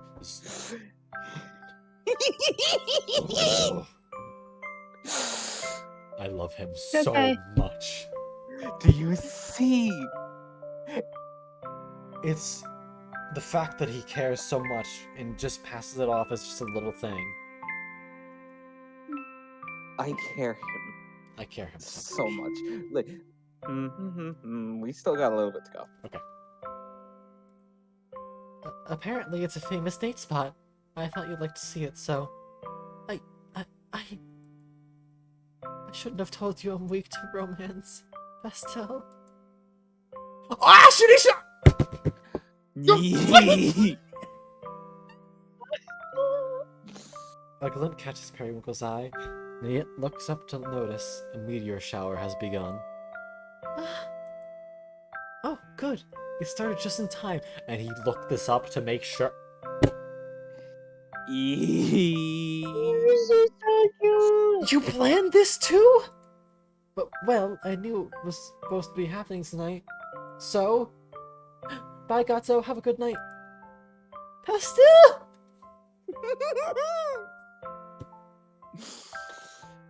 I love him so much. Say it, Periwinkle. What? What the heck? What? Periwinkle tackles Pastel to the ground, landing them in a field of flowers. I got you, baby. You got it I already? got you, baby. Now, of course, I got that from the reactions. Yep. This Like the whole thing, discarded hat and all. This is perfect. I don't know what else to say. I'm speechless. I guess I went a little overboard. A little? This is the most romantic thing anyone's ever done for me. He buries his face in Pastel's chest, holding him close. But there's actually one more thing I want to say. You can hear Pastel's heart pounding. Where do I start? They both want to say it. You know how Sai and Gumdrop are really important to me? I always thought that I need to keep myself available for them, to take care of the store and everything. But in practice, that just meant I never really took any time for myself. Like, my own needs were something I could just bury, and it would be fine, because it's for their sake.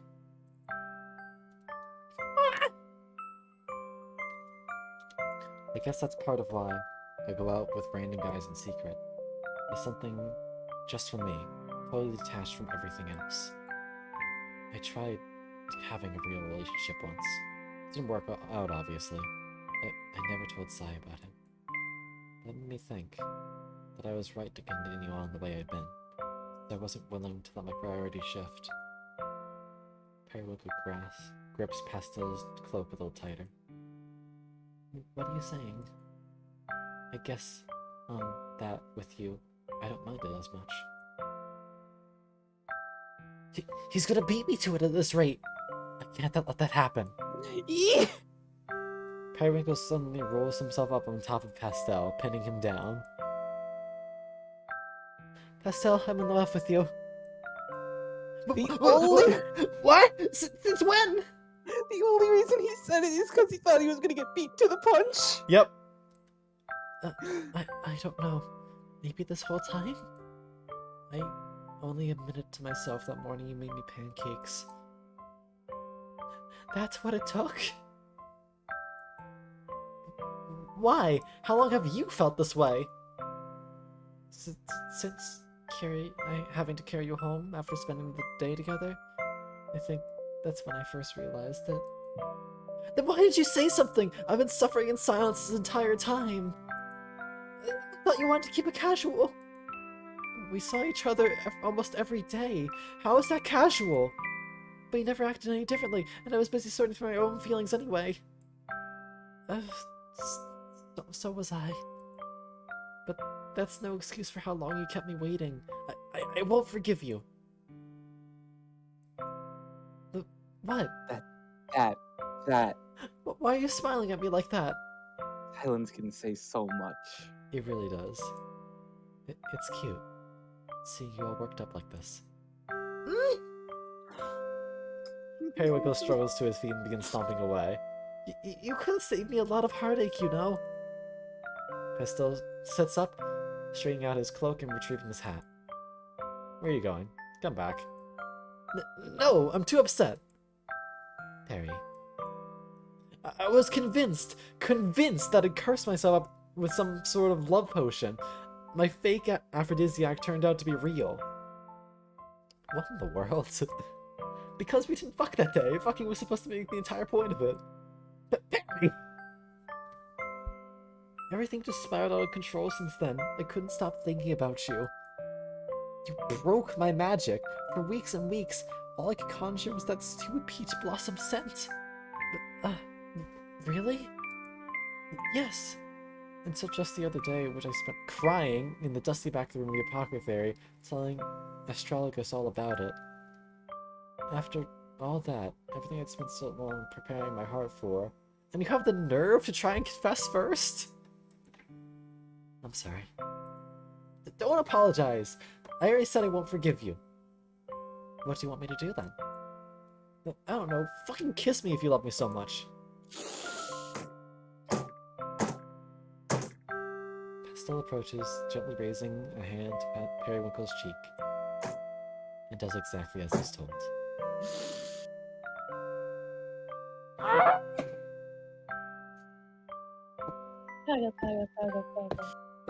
Glad I brought the pillow over here. I love you. Periwinkle's heart skips a beat. I love you too. Hugs Pastel tightly, careful not to knock him over this time. It takes everything I've got to keep myself from bursting into tears. Same! I won't ruin my perfect makeup on this perfect date. This beautiful place that Pastel chose just for us. I can't have my memory of this perfect night obscured by tears. Looks like the meteor shower's over. Take me home. Are you still mad at me? I'm not mad at you. I've never seen you like this. I just don't know how I should interpret it. I'm overwhelmed, elated, relieved, and frustrated. I want to get in bed so you can hold me close all night. I don't think I'll be convinced that this is real unless you do that. So, please? That sounds really nice. Okay. It's the first time that he does the heart! Yeah. And just to convince you, I guess I have no choice.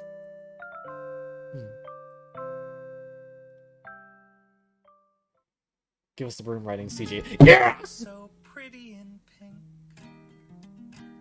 against the starry night sky.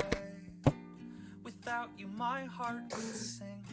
So I am telling you why. So cute. The world has to move. I love him so And much. with that, we have to make do. Baby. Cheers. But I don't want to do anything Baby. without This you. is just a silly little So now romance story between two cute boys. what I And I love it so Their much. baby! There's their Work. baby! Fucking so well. pretty in pink. Also, please listen when the lyrics come in. Hey, is that peach blossoms coming Yep. down? Motherfucker. Professor, I'm glad that you like this as much as I did. And we're not even done yet. We got some post-credit stuff to look at. No, my heart can't take anymore. Too I will bad. say, like the links that I'm going to send you are just, it's just like essentially them together afterwards. Just some cute art animations. Ooh, listen.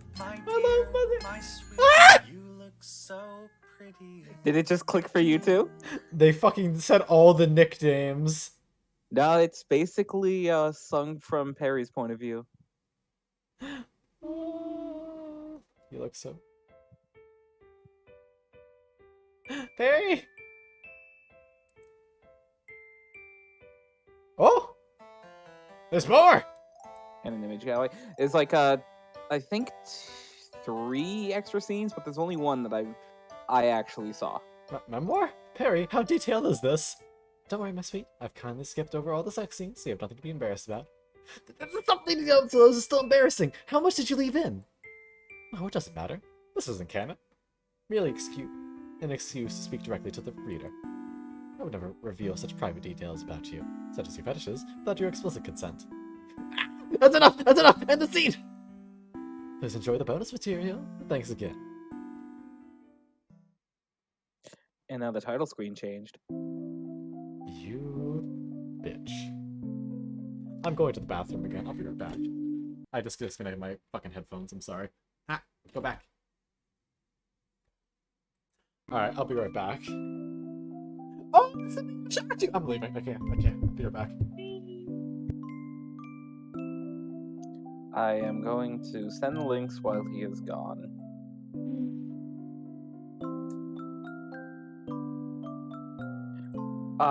Like I said, I saw one of the scenes in extras, but it also, our screenshots were kind of worthless because there is just a CG gallery to pull up at any time. That's fair. But I saw one of the extra scenes, and I really want that to be seen. Is it that cute? It's. Do you mind if I just say it? Go for it. It is immediately after they get home. Oh. It's not. It looks a little saucy, but it's them riding that fucking high of finally letting it all out. Oh. Baby. I love them so much. I care them.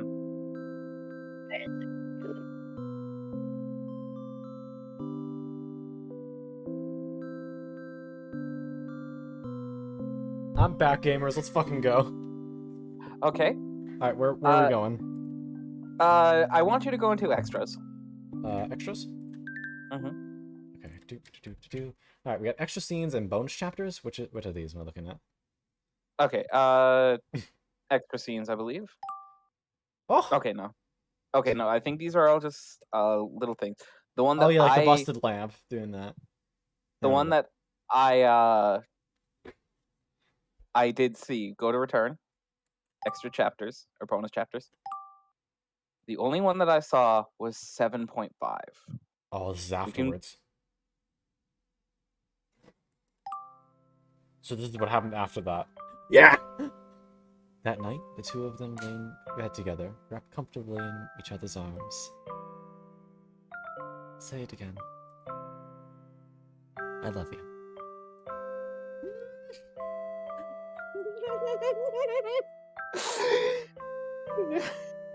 Periwinkle hugs him tighter each time before pulling back to ask for more. Again. I love you. The hearts in Bastille's eyes! Yes. Snuggles up to him as close as he possibly can. Once more? Now they're in his eyes too! Pesto whispers it in his ear this time. I love you.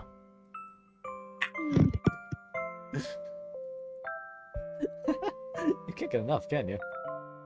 How can I? This is my ultimate fantasy. Pastille just kisses his forehead. You're so cute. I love you, Pastille. I love you too. Again! This embarrassing display continued throughout the night, only stopping once Periwinkle fell asleep in Pastille's arms. That is the only one that I saw. If you want to go through the others, that would be blind reactions too. I'm But kind of curious what stay is, because that was like in the height of everything. no, chapter 3 was misstep. Chapter 4 was You know what this might be? What? This might be after Pastille carried him home. Oh! Yep, dismounts his broom, careful not to let the sleeping Periwinkle slip from his shoulders. We know that Periwinkle talks in his sleep. That's all I'm gonna say. No. That's all I'll say. Time to work out, Perry. I need your house key. Okay, well, I can't just leave you on your doorstep. So, pardon me. Pastille searches Periwinkle's pockets until his fingers brush against what might have been a keychain. When he pulls it out, oh, what a cute character. Wanna tell me what it's from? Or are you still sound asleep? Periwinkle's hands slip under Pastille's jacket as he snuggles into him, rubbing his chest before settling in once more. What? Are you awake or not? Okay, I found your key. Let's get you in bed. Pastille unlocks the door and carries Periwinkle inside. When they reach the bedroom, Pastille gently lays him in bed. Now's your last chance to wake up. Despite all his prodding, Periwinkle is unresponsive. I have to change you myself, don't I? Wear your pajamas. Pastille opens and closes each dresser drawer until he finally comes across Periwinkle's sleepwear. Here we go. This one looks easy to slip on. He returns to Periwinkle and gets to work on dressing him. There, you're all tucked in. So, I guess I'll stay. I guess I'll head out now. Good night, Perry. Pastille shifts himself to the edge of the bed to leave. Periwinkle sleepily grabs onto his sleeve, stopping him in his tracks. Stay. Perry? It's really tempting. It's really, really tempting. So tempting that it scares me a little. Pastille takes Periwinkle's hand and tucks it under the blanket. Sleep well, okay? I have to head back. Sai's already gonna ask all sorts of questions. It's only supposed to be a few hours, but I was having too much fun. I couldn't just... This is serious, isn't it? So that's when he remembered or realized. Yeah, I feel like the stay is the straw that broke the camel's back. Yeah. Ooh, you know what? Hold on. Remember, we started by seeing by Perry saying, I had met a cute boy. Oh shit! You And get to see it from his point of view. No, what I think is this is like actually, yes, this is the actual meeting. Oh. Because remember, he already had the date planned. Right. Periwinkle is strolling through town when he comes across a certain candy store. Teddy Air Sweets. Ah, so this is where it is. The place with the cute golden mascot everyone is talking about. I wonder if she's there. Periwinkle takes a peek through the window. Ah! I don't see her, but I do see something I like.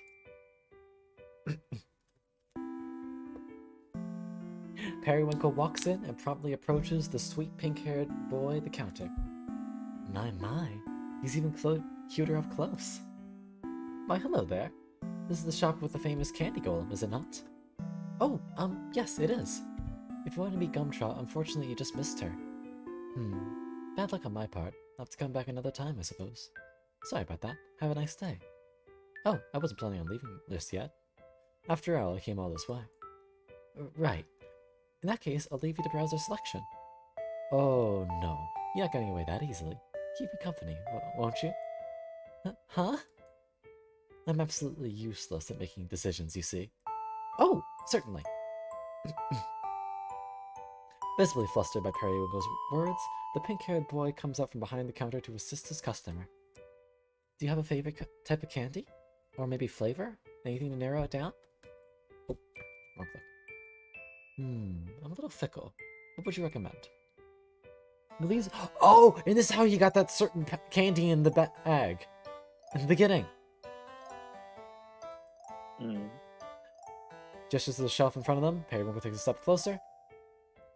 I'm not asking what's popular. I'm asking what you'd recommend, mister. Pastel. Pastel. Is that why you decided to work at a candy shop? Because of your name? No, I just ended up here. I don't think I've ever tried pastels before. How would you say they compare to other candies? I am not sure how to answer that. Periwinkle leans in a little closer. Suppose I'll have to taste for myself. Okay, I'll bring you up! He caught that fucking subtext quick. Yep. Pastel retreats behind the counter once more. Periwinkle can hardly keep himself from giggling with delight. Oh, this one is going to be fun. Amazing. If you become Periwinkle, I might actually die. Okay, what are these, though? That's what I want to know. Today, Astrologus has asked Pastel to work on his magic on her busted lamp. Okay. Oh, it's just extra scenes. This Yeah. is what, alright. He happily agrees. Meanwhile, Periwinkle looks on, arms folded and pouting. There. How's it look? Not exactly like it was before, but beggars can't be choosers. It would help if I knew its original shape. I guess I had to guess looking from the pieces. Nah, this is better than a pile of glass. Thanks, Goodo. Pout. Yeah, you should probably do something to fix your boyfriend's face next. My face doesn't need fixing. I'm looking flawless as ever. Harry. If you're finished being used, however, I'd like to have you back now, please. Just a small favor. I don't really mind. In fact, I'm happy to help. See? He's more than willing. Stop explaining his kindness. Let me know if there's anything else I can fix for you, man.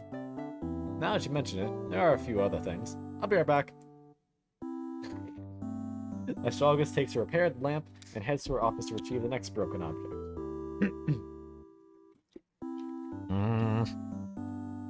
Harry, it's really nothing to get upset over. This is an excuse for us to get to know each other better. I'd rather you not be categorized as a fool in her mind, but if you insist...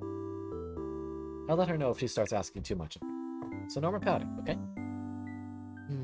How could I refuse such a gentle command? As long as you're in a better mood now.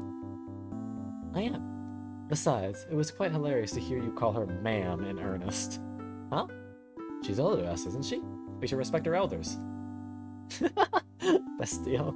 If you call her an elder to her face, she'll go absolutely ballistic. Turns out there were a few things. Got them right here. Huh? Look at that. You really did fix his face. Damn, nice work. Listen, Astrologus, you'll never guess what Pastille just said. But wait, you're telling her? Did you just say she'll get mad? What am I supposed to get mad at? Were you saying something behind my back? Perry, please, I'm innocent. That's so cute. I carry them so much. This is exactly what like romance stuff needs. We just need a little bit of like the sweet aftermath. Yeah. Let's see. Periwinkle walks into Ontario's Sweets to pick up Pastille for a date. But instead, oh, meeting the golem! Oh my god! He's greeted by an enthusiastic golem. A gumdrop. Periwinkle's here. Welcome. Gumdrop, how lovely to see you. I've come to retrieve my lovely boyfriend. Master Pastille is downstairs with syrup right now. He'll return soon if you do not mind waiting. Certainly, I'm in no rush.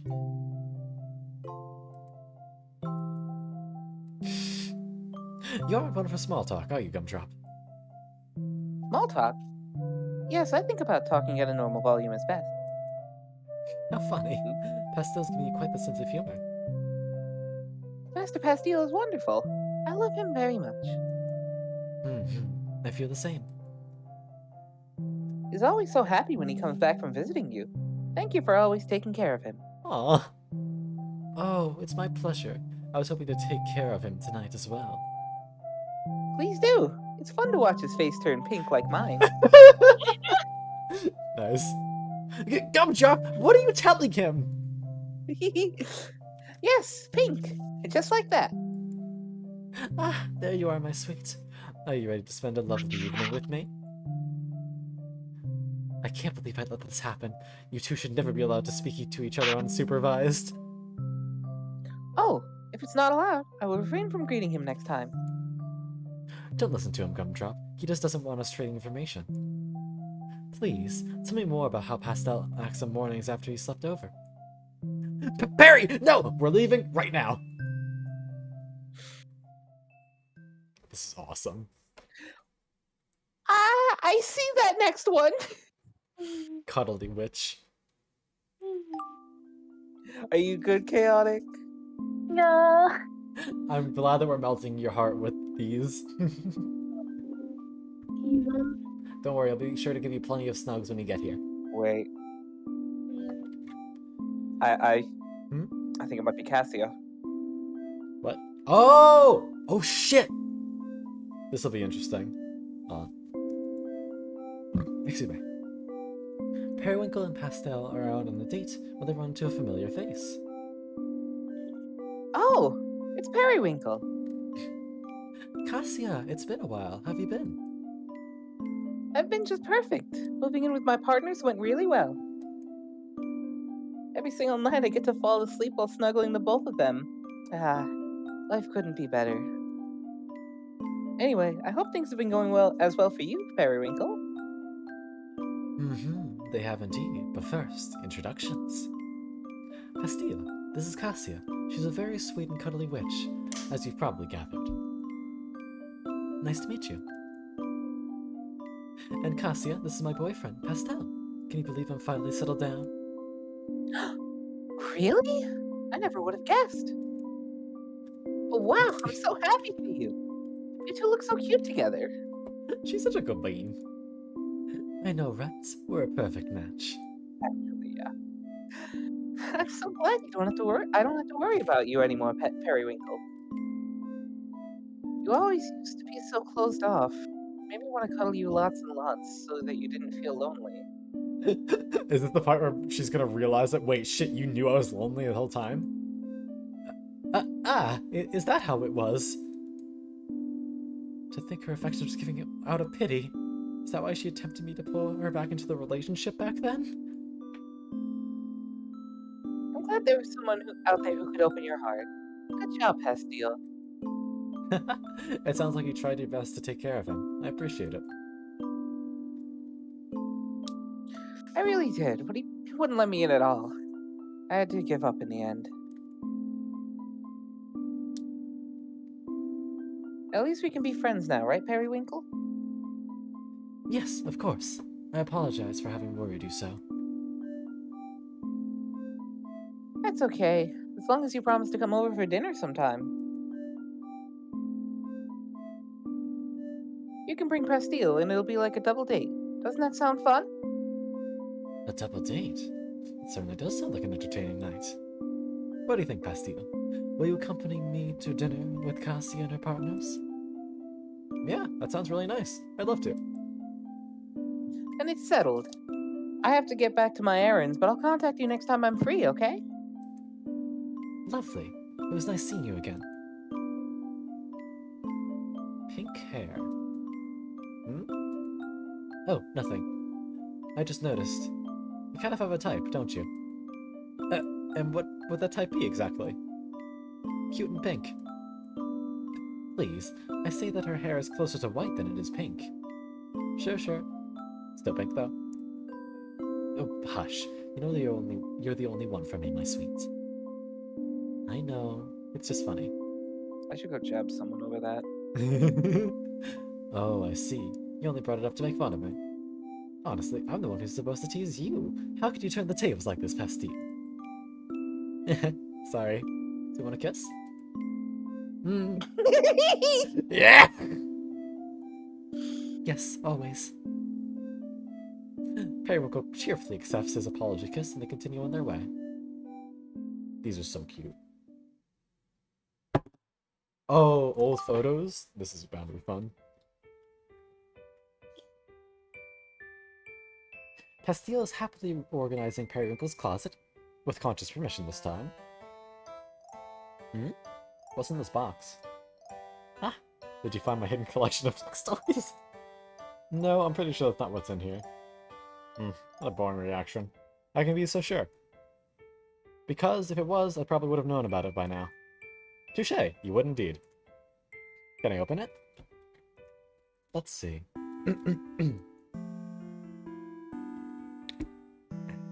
Periwinkle rolls out of bed to kneel next to Pastille. Ah, some of my old modeling photos are in there, along with a few other keepsakes. Modeling? Yes, a rather short-lived career. It wasn't quite what I hoped, being made to look the way someone else wants. I was much happier dressing myself, thank you. I'm not some doll. There, nothing against other models, of course. Just wasn't for me. You can look through them if you like. I only kept the ones I look best in. You've gone so quiet. What kinds of naughty photos are you imagining? I wasn't. I just didn't want to intrude on your past. Intrude all you like. My past, my present, and my future are all yours for the taking, my sweets. Nice. Nice. Smooth Periwinkle. Okay, I'm looking. Pastille opens the box and picks up the small stack of photos contained within. Periwinkle watches over his shoulder as he goes through them. It's been a while since I've seen these. Goodness, I'd look so unhappy in some of them. Could I keep one? Sorry, I hope that's not a weird ask. You just look really nice in this one in particular. Ah, he chose one of the only ones where I actually like what I'm wearing. How'd you guess, Pastille? Take it. The rest can be thrown away. I don't need them anymore. Ah, okay. Maybe I should take more than one then. If there's more photos you want, I could take sexier ones for you. Ah, never mind! I'm just gonna be embarrassed if I look at these on my own anyway. It's fine.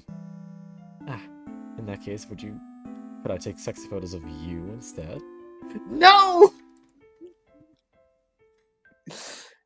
And the last extra scene, night on the town. Even when he's not trying, he just understands Perry so well. It's so He's so good. evil. Evil. Periwinkle takes Pastille out for a night on the town. It's been so long since I've been out at any clubs. I hope I won't stand out too much. Oh, so now him with the club group. That'll be interesting. Don't worry, my sweets. If anyone starts hitting on you, I'll come to your rescue. Ah, you're expecting me to be rescued? Periwinkle! Glad to see you finally returned to the nightlife. Oh, and you've already picked up someone before we even walked to the club? You work faster than ever. I picked this one up a long time ago. Allow me to introduce you. This is my boyfriend, Pastel.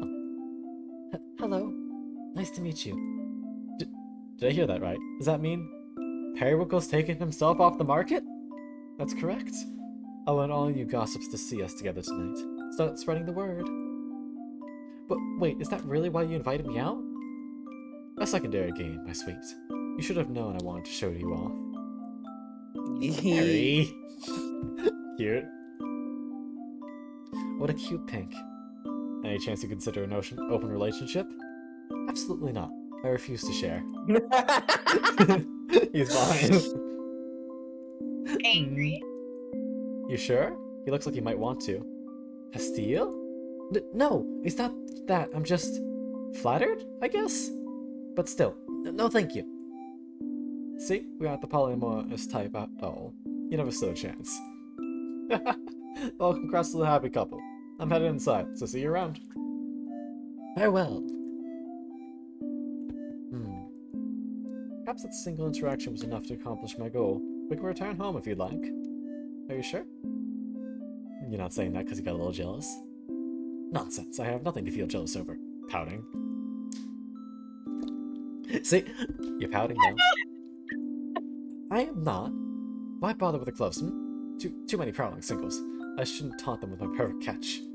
Let's return home after all. I want you all to myself tonight. See? You did get jealous! You're being extra possessive! extra? No, I just figured why tie ourselves out on the dance floors when we can go straight to tying ourselves in bed. Perry! Cute. Art gallery. Oh, we can look at See all- concept art too.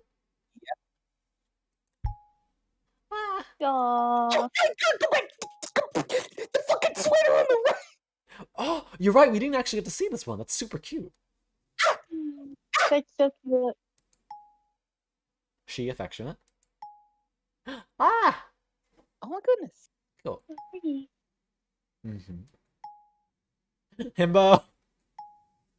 Oh, the fucking little Angie. the gremlin. Oh, like what they were thinking of doing for the CG stat. Oh, I like the little face they gave Perry.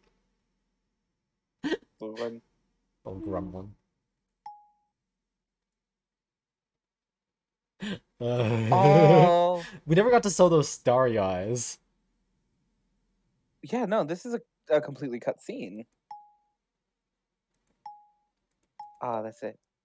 But yeah, no, all the CG has been saved. Nice.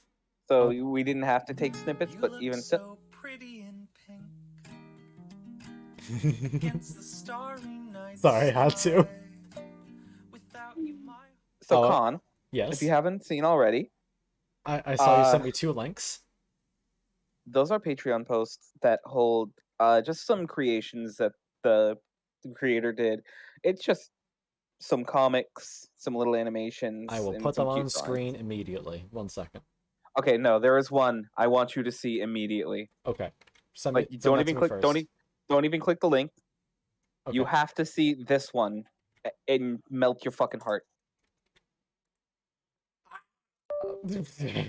Is that in the list? Are they gonna see that? That is in there. That is in the Okay. first link, Billion Starry. Thank you. Okay, hold on. I'm putting this on screen right now. Hold on. Give me a second. Let's minima. We're gonna put on Pretty in Pink in the background while we look through these.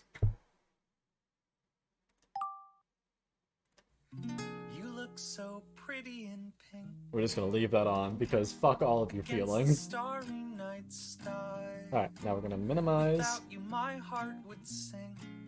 We're gonna turn that off. So I am telling you why. Putting on window capture. The world has to move. Alright, I gotta And with that, move we this over. have to So now we get to look at Ooh, consume all I content. don't want to do anything without you. Alright. So now So we get to see all these. what I think. Cute. You look so pretty in pink. Oh, stolen jacket.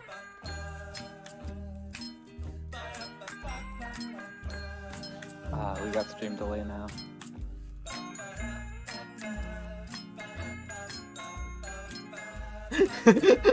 I'm sorry. I just. Oh wait, hold on. I can stream these to you as well. Yeah, I think you can. So now instead I'll do a screen. Here we go. This one. I love this one. So now Oh, Perry did that. I can go wash it off. Why? It's cute. here we go. My love, my dear, my sweet. You look so pretty in It's just cute.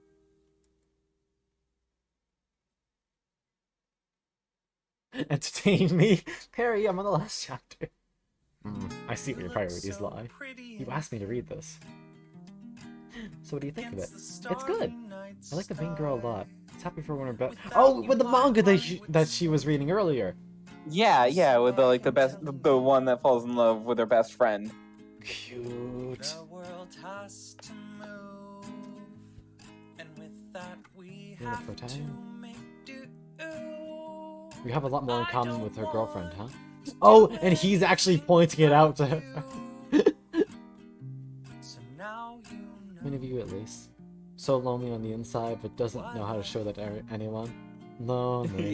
You look so Evil astrologers, astragglers. I didn't mean it in a sad way. Oh, fun.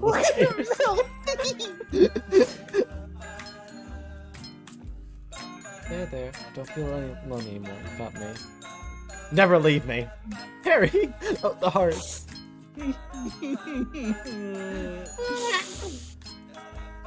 You're being tangled. Oh, more cute angle with broom. Fucking color scheme. I feel biased, but like. So now Yeah. This is the one that Flippy showed me. Yeah. God, no, it's literally perfect. my sweet, you look so pretty in pink. The interlocked fingers is blessed. Look at how Perry's just melting. Ah! Domestic! Oh, domestic plus teasing, Billy. Belly, belly, belly, belly. Against the starry night Oh, no, okay. sky. Without you, my heart would sing. Oh, look at him! He's So little I am yay. telling you, Okay. Smooch.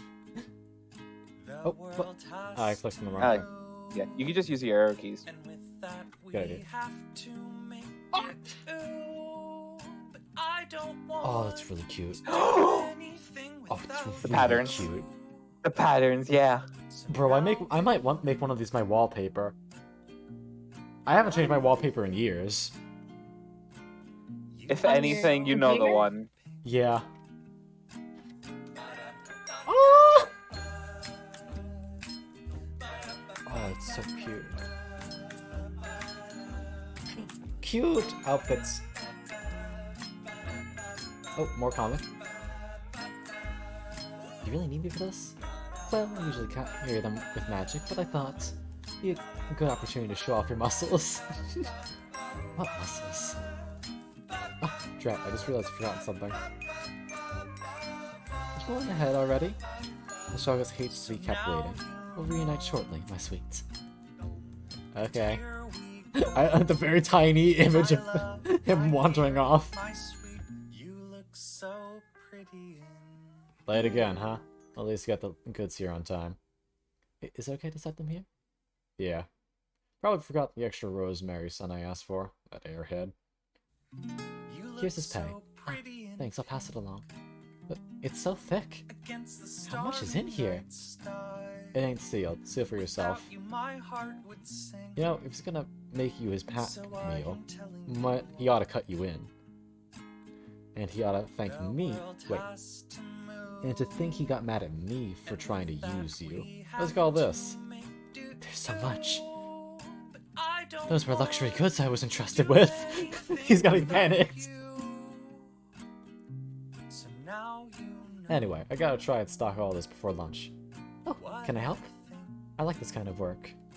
Sure, if you can figure out where it all goes on your own. No problem.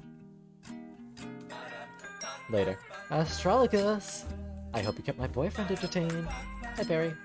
She put you to work? Oh, I should have known this would happen. He volunteered on his own. So refuse, he isn't your employee. Oh, but it's fine if he's yours? He is mine! I'm saying you're a total hypocrite, Periwinkle. I just like helping out. I zoom on and enhance on that he is mine bit. Like, Very good. Now you like it's those times when it loses like the playful, oh, you're all mine, and it's just a statement. He is It's just mine. a statement of desire. Mhm. It fucking hurts. Ah, It's- Periwinkle getting hit on by, or fucking Pesto getting hit on by the other flirty witch. Like, I'm good. Look at him. Little gremlin him in the background.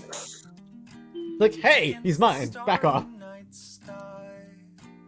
Without you, my heart would sing. Astrologus getting tired of his So shit. I am telling you why. Ah. The world has to Oh. move. Oh, she's having hot chocolate. We Marshmallow have hot to chocolate. do She Oh my god, melts. Pago, it's so Very cute. blessed. to do anything Let's see, with the batch of these, 2 more frankincense. These are bottles. This should be enough. You always talk to yourself while you work? Keeps me focus. Why? Was it bothering you? You look No, so it's cute. pretty You're cute. Ah, but if you distract me now, I'll get rid of this done. Sorry.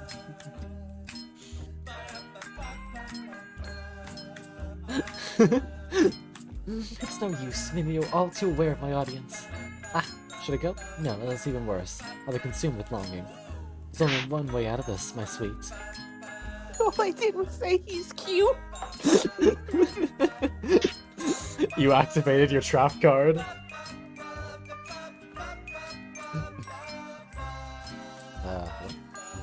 So now you know Oh! This fucking fit though. Spiffy! Oh, my love. oh, with like the vest. Oh, Very good. I hope they have an equivalent one for him. Damn. oh. Oh, hey, him!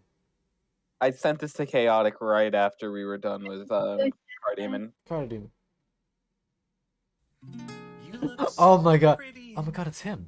Hey, sorry for the wait. It's pretty crowded. against the There's my cute starry boyfriend. night sky. Retreat! You think I lost Without you. my Oh, heart would your face is just as adorable as I remember. It So hasn't been I that tell long. you why. Oh. The world Good. has to move, Did he always have that earrings? we have to Yeah. I think so. but No, I I don't think he does. We could like see the art right behind it. I mean, there was definitely a piece where he did have earrings, though. Because there was two Yeah, hanging pretty- bits that had the stars on them. Pretty Not the sure, whole but story, but for some of it. even still, this is good. Very good. Ah! Smooch. Getting a little intense smooch. Oh, this is Gumdrop. what he was talking about. Yeah, like the morning after. How long have you been there? Oh.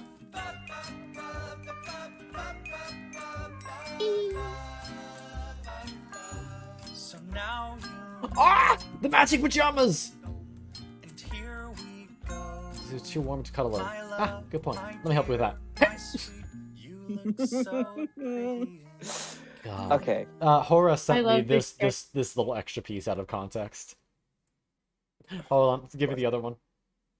Where is it? Got it. You look It's not so as many, pretty and but they're animations. Oh, cute. against the starry night sky. Oh, I can't scroll through these. Without you, Oh, my first off, heart would cheek squish in sink. bed. Yes.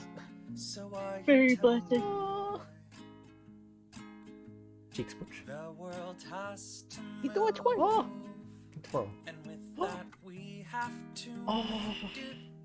baby. But I don't want to do anything with 4 has been a mood every few nights. So now you know During the realization phase. what Okay, but 5 genuinely made me squeak when I saw you it. look so pretty. Oh.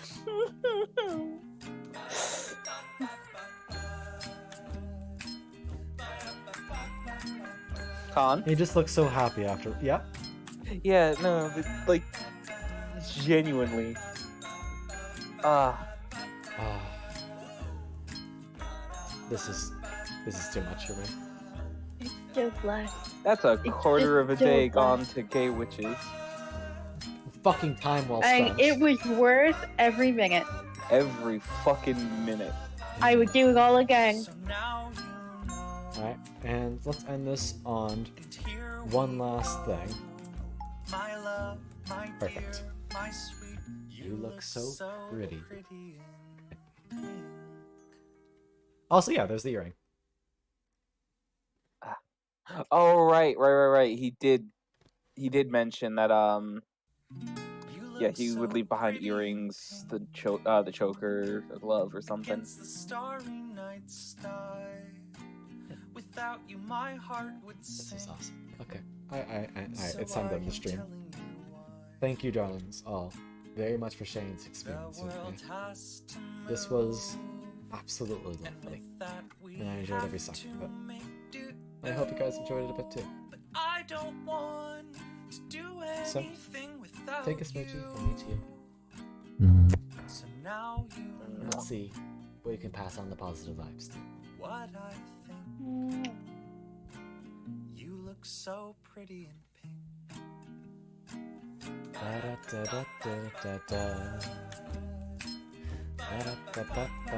Just a little heads up, you are still sharing Google Chrome Oh. on here. Alright. In case Yeah, in case you don't want to show any of that. It's fine. It's not like there's much to show on there anyway. Accidentally reveals the new con form. Stretchable time, we've already seen. Another one.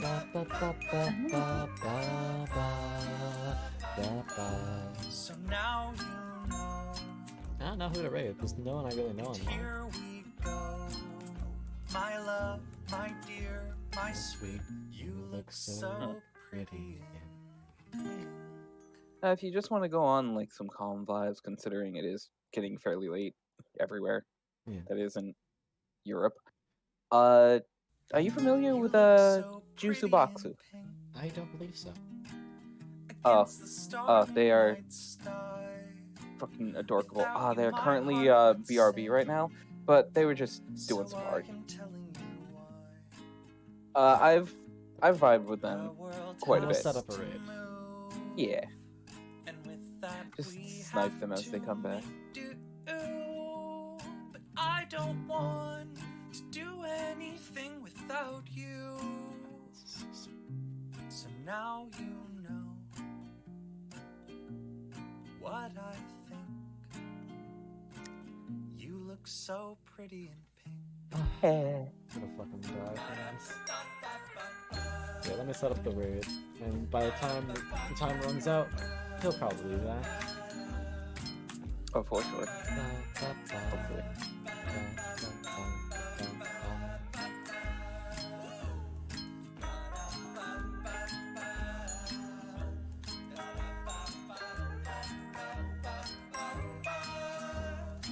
That one asks for a raid message. I know it's low energy and it's light, but thank you, darlings, a lot. So Enjoy this. now you know. And here we go. My love, my dear, my sweet. You look so pretty in pink. I need to shut down the game. I'm gonna fucking melt if I watch this anymore. That was so good. I'm very glad the horror told me about that. Yeah, same. It was fucking trip.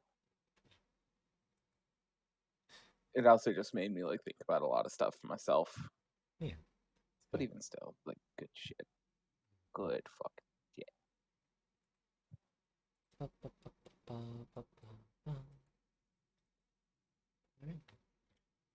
I'm just gonna send a pop on in his chat before the raid sends off to gauge movement.